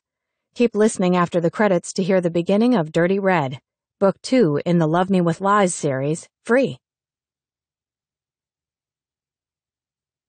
This has been an Audible Studios production of The Opportunist, written by Taryn Fisher, narrated by Andy Arndt. Producer Mike Charzuk. Copyright 2012 by Taryn Fisher. Production copyright 2014 by Audible Inc. Audible Studios is a division of Audible Inc. And now, a free preview of Dirty Red, book number 2 in the Love Me With Lies series. Chapter 1. Present. I stare down at the screaming, pink creature in my arms, and I panic. Panic is a maelstrom. It churns to life in your brain like a whirlpool, gaining speed as it funnels down into the rest of the body. Round and round it goes, causing your heart to race. Round and round, twisting, knotting, and sickening the stomach. Round and round, it hits your knees, weakening them before creating a cesspool in your toes. You curl up your toes, take a few deep breaths, and grab onto the life-preserving ring of sanity before the panic can suck you in. These are my first 10 seconds of being a mother. I hand her back to her father. We have to hire a nanny. I fan myself with a copy of Vogue until it becomes too heavy. Then I let my wrist go limp, dropping it to the floor. Can I have my Pellegrino? I wiggle my fingers toward my bottled water, which is out of my reach, and lean my head back against the flat, hospital-issued pillow. These are the facts. A human being just fell out of my body after I grew it there for 9 months. The parasitical similarities are enough to cause me to grab a doctor by his lapels and demand he tie my tubes into a pretty bow. My stomach, which I have already examined, looks like a deflated, skin-toned balloon. I am tired and sore. I want to go home. When my water doesn't come, I crack open an eye. Aren't people supposed to be running circles around me after what I just did? Baby and father are standing in front of the window, framed by the dim afternoon light like a cheesy hospital advertisement. All they need is a pithy hospital catchphrase to caption the moment. Start your family with our family. I make the effort to study them. He is cradling her in his arms, his head bent so low their noses are almost touching. It should be a tender moment, but he is gazing at her with so much love. I feel jealousy do a little squeeze on my heart. Jealousy has a hell of a strong hand. I squirm underneath its touch, uncomfortable for letting it in. Why couldn't it have been a boy? It. My child. Fresh disappointment makes me press my face against the pillow, blocking out the scene in front of me. 2 hours earlier, the doctor had said the word girl and tossed her blue, slime-covered body onto my chest. I hadn't known what to do. My husband was watching me, so I reached a hand up to touch her. All the while, the word girl was crushing down on my chest like a 1,000-ton elephant. Girl, girl, girl.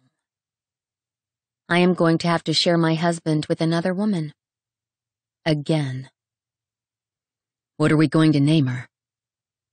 He doesn't even look at me when he speaks. I feel I've earned a little eye contact. Mon pied. Already I was an afterthought. I hadn't chosen a girl's name. I had been so sure it was a boy. Charles Austin, after my father. I don't know. Any suggestions? I smooth out my bed sheets, study my fingernails. A name is a name, right? I don't even go by the one my parents gave me. He looks at her for a long time, his hand cupping her head.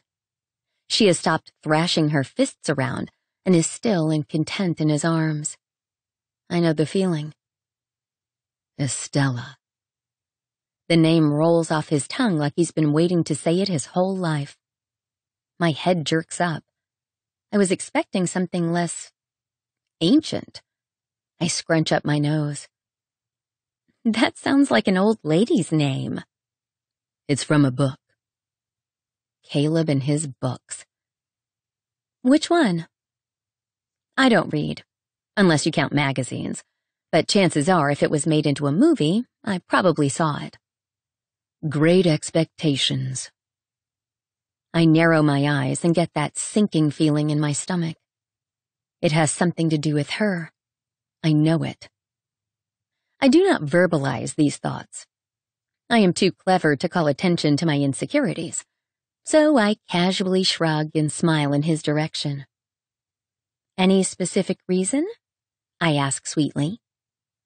For a minute, I think I see something pass across his face, a shade coming down over his eyes, like he's seeing a movie play out on his eyeballs. I swallow hard. I know that face. Baby? The movie ends, and he comes back to me. I've always liked that name. She looks like an Estella. A catch in his voice. She looks like a bald old man to me, but I nod. I am incapable of saying no to my husband, so it looks like the kid just got screwed. When he leaves for home to take a shower, I pull my phone from underneath my pillow and Google Estella from Great Expectations.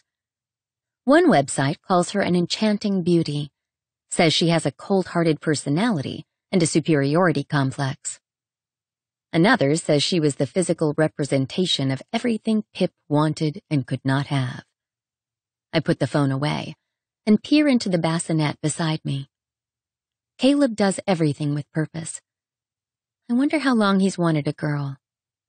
I wonder if the 9 months I planned on having a son, Caleb was planning on having a daughter. I do not feel anything. None of the gushing, maternal things my friends relayed to me about their own children. They had used words like unconditional, all-encompassing, love of my life. I had smiled and nodded, storing the words away for reference when I had my own child. And now here I am, emotionless. Those words mean nothing to me. Would I have felt differently if she were a boy? The baby starts to wail, and I jab at the nurse's call button. Need some help? A mid-50s nurse wearing Care Bear scrubs walks briskly into the room. I eye her gappy smile and nod. Can you take her to the nursery? I need to get some sleep. Estella is wheeled out of my room, and I breathe a sigh of relief. I am not going to be good at this. What was I thinking? I breathe in through my nose, out through my mouth, like I do in yoga. I want a cigarette. I want a cigarette. I want to kill the woman my husband loves. This is all her fault. I got pregnant to secure the man that I had already married. A woman shouldn't have to do that. She should feel safe in her marriage. That's why you got married. To feel safe from all the men who were trying to siphon your soul. I'd yielded my soul to Caleb willingly. Offered it up like a sacrificial lamb. Now, I was not only going to have to compete with the memory of another woman, but a shriveled-up baby. He was already staring into her eyes like he could see the Grand Canyon tucked away in her irises. I sigh and curl into a ball, tucking my knees under my chin and gripping my ankles. I have done a number of things to keep this man. I have lied and cheated. I have been sexy and meek, fierce and vulnerable. I have been everything but myself. He is mine right now, but I am never enough for him. I can feel it, see it in the way he looks at me. His eyes are always probing, searching for something. I don't know what he's looking for. I wish I did. I cannot compete against a baby. My baby. I am who I am. My name is Leah, and I will do anything to keep my husband. Chapter 2. After 48 hours, I am discharged from the hospital. Caleb is with me while I wait to be discharged.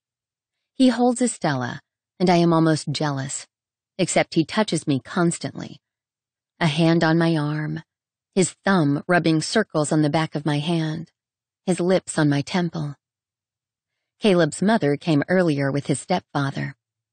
They stayed for an hour, taking turns holding the baby, before sweeping off to lunch with friends. I was relieved when they left. People hovering over me while my breasts slowly leaked made me squirm in discomfort.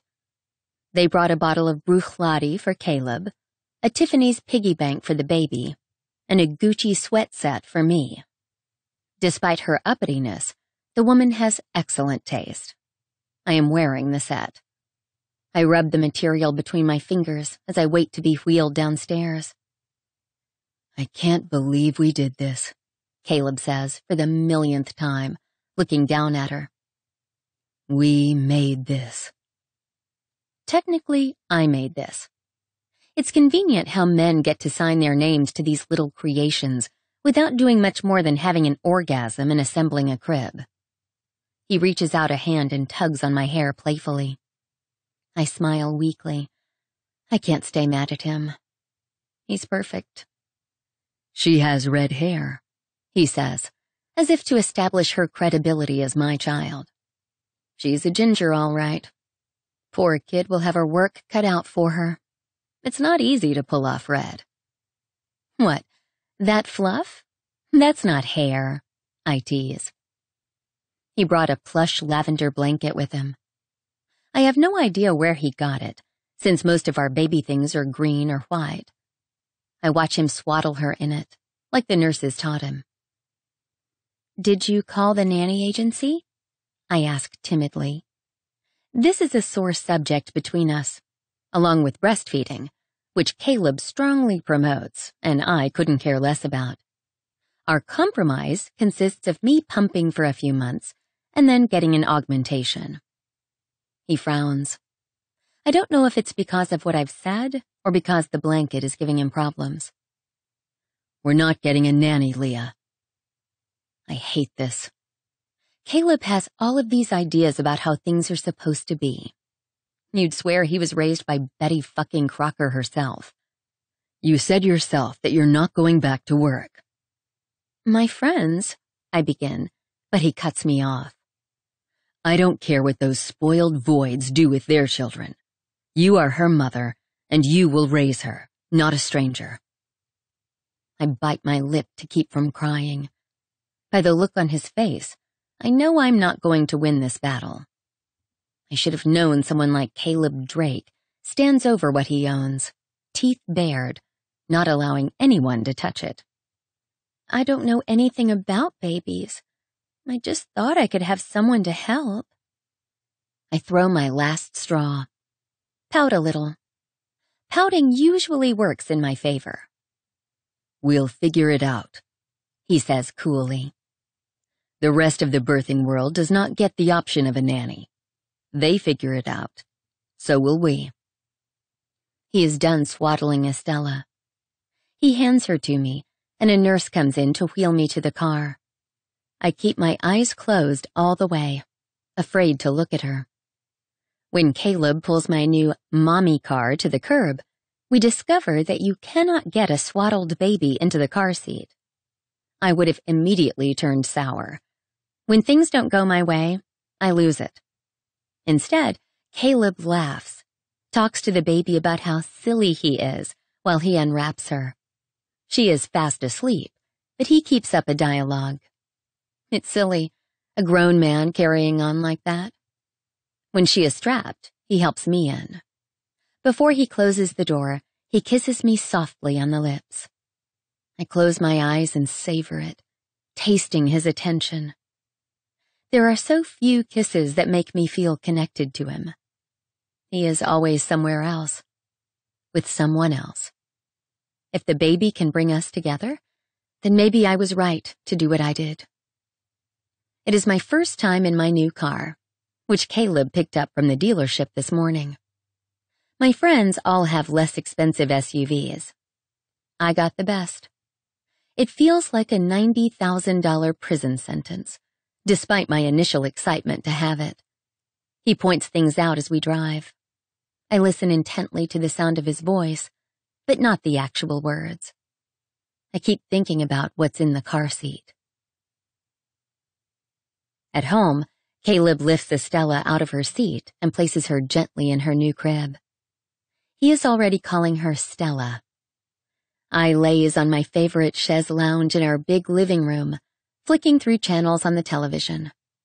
He brings me a breast pump, and I flinch. She has to eat, unless you want to do it the traditional way. I snatch the pump and get to work. I feel like a cow being milked as the machine hums and purrs. How is this just? A woman carries a baby for 42 grueling weeks, only to be hooked up to a machine and forced to feed it. Caleb seems to enjoy my discomfort. He has a strange sense of humor.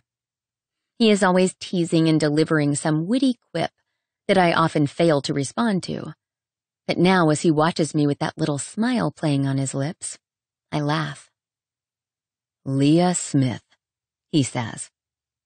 A mother. I roll my eyes. He likes those words, but they give me heart palpitations. When I am done, there is a large amount of watery-looking milk in both bottles. I expect him to do the rest, but he returns with a wailing Estella in his arms and hands her to me. This is only the third time I have held her. I try to look natural to impress him, and it seems to work, because when he hands me the bottle, he smiles and touches my face. Maybe that is the key. Pretending to love this motherhood deal. Maybe that's what he needs to see in me. I stare down at her as she sucks on the bottle. Her eyes are closed, and she is making horrible noises like she's half-starved. This isn't terrible. I relax a little and study her face, looking for some trace of myself in her. Caleb was right. She has the makings of a redhead. The rest of her looks more like him. Full, perfectly defined lips underneath a weird little nose. Surely she will be beautiful. You remember I have a business trip on Monday? He asks, sitting down opposite me. My head snaps up, and I do nothing to disguise the panic on my face. Caleb is often away on business trips, but I thought he would take a few weeks off to let me settle in. You can't leave me. He blinks at me slowly and takes a sip of something in a sniffer glass. I don't want to leave her yet, Leah, but she came early. No one else can go. I've already tried to find someone. He leans down in front of me, kissing my palm. You'll be fine. Your mother is coming in on Monday. She can help you. I'll only be gone for 3 days. I want to wail at this bit of information. My mother is a drama addict on top of being an insufferable narcissist. A day with her feels like a week. Caleb sees the look on my face and frowns. She's trying, Leah. She wanted to come. Just go easy on her.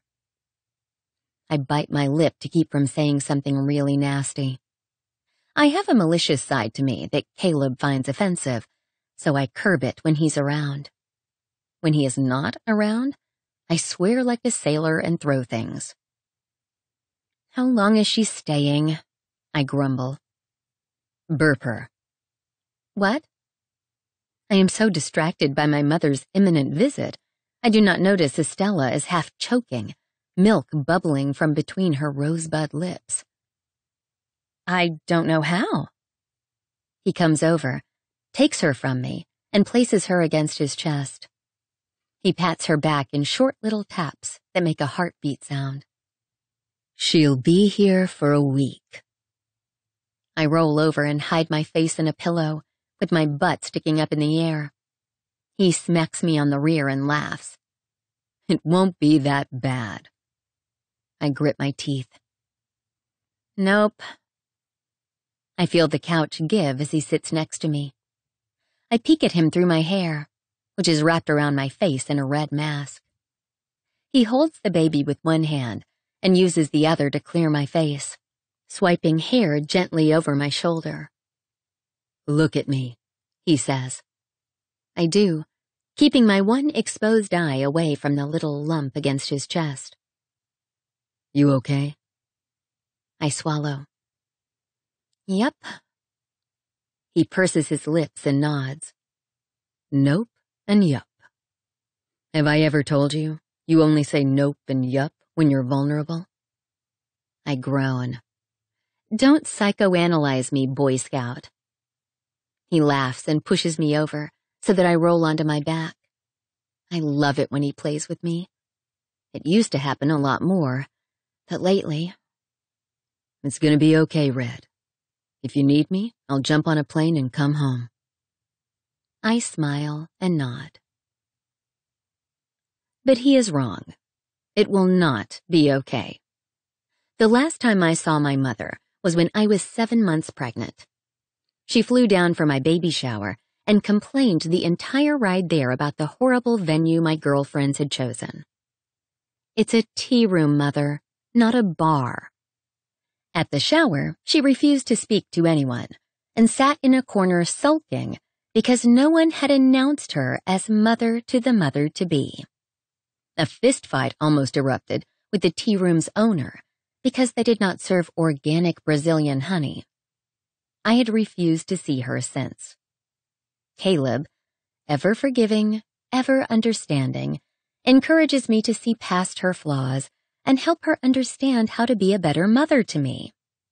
I love this about him, but I learned long ago that trying to be like him is beyond my reach. I pretend to understand what he is directing me toward, and then do my own thing, which usually entails some sort of passive aggression. So, I agree with him wholeheartedly. I promise to make an effort with my mother, and retire upstairs to get away from him and the noisy baby. I want a cigarette so badly it's killing me. I go to the bathroom and strip, then I look at myself long and hard in the mirror. My stomach has thankfully deflated. A few more pounds, and I'll be back to normal. Now all I need to do is get my life back to normal. We hope you enjoyed this free preview of Dirty Red, Book 2 in the Love Me With Lies series. To keep the story going, get the complete book today.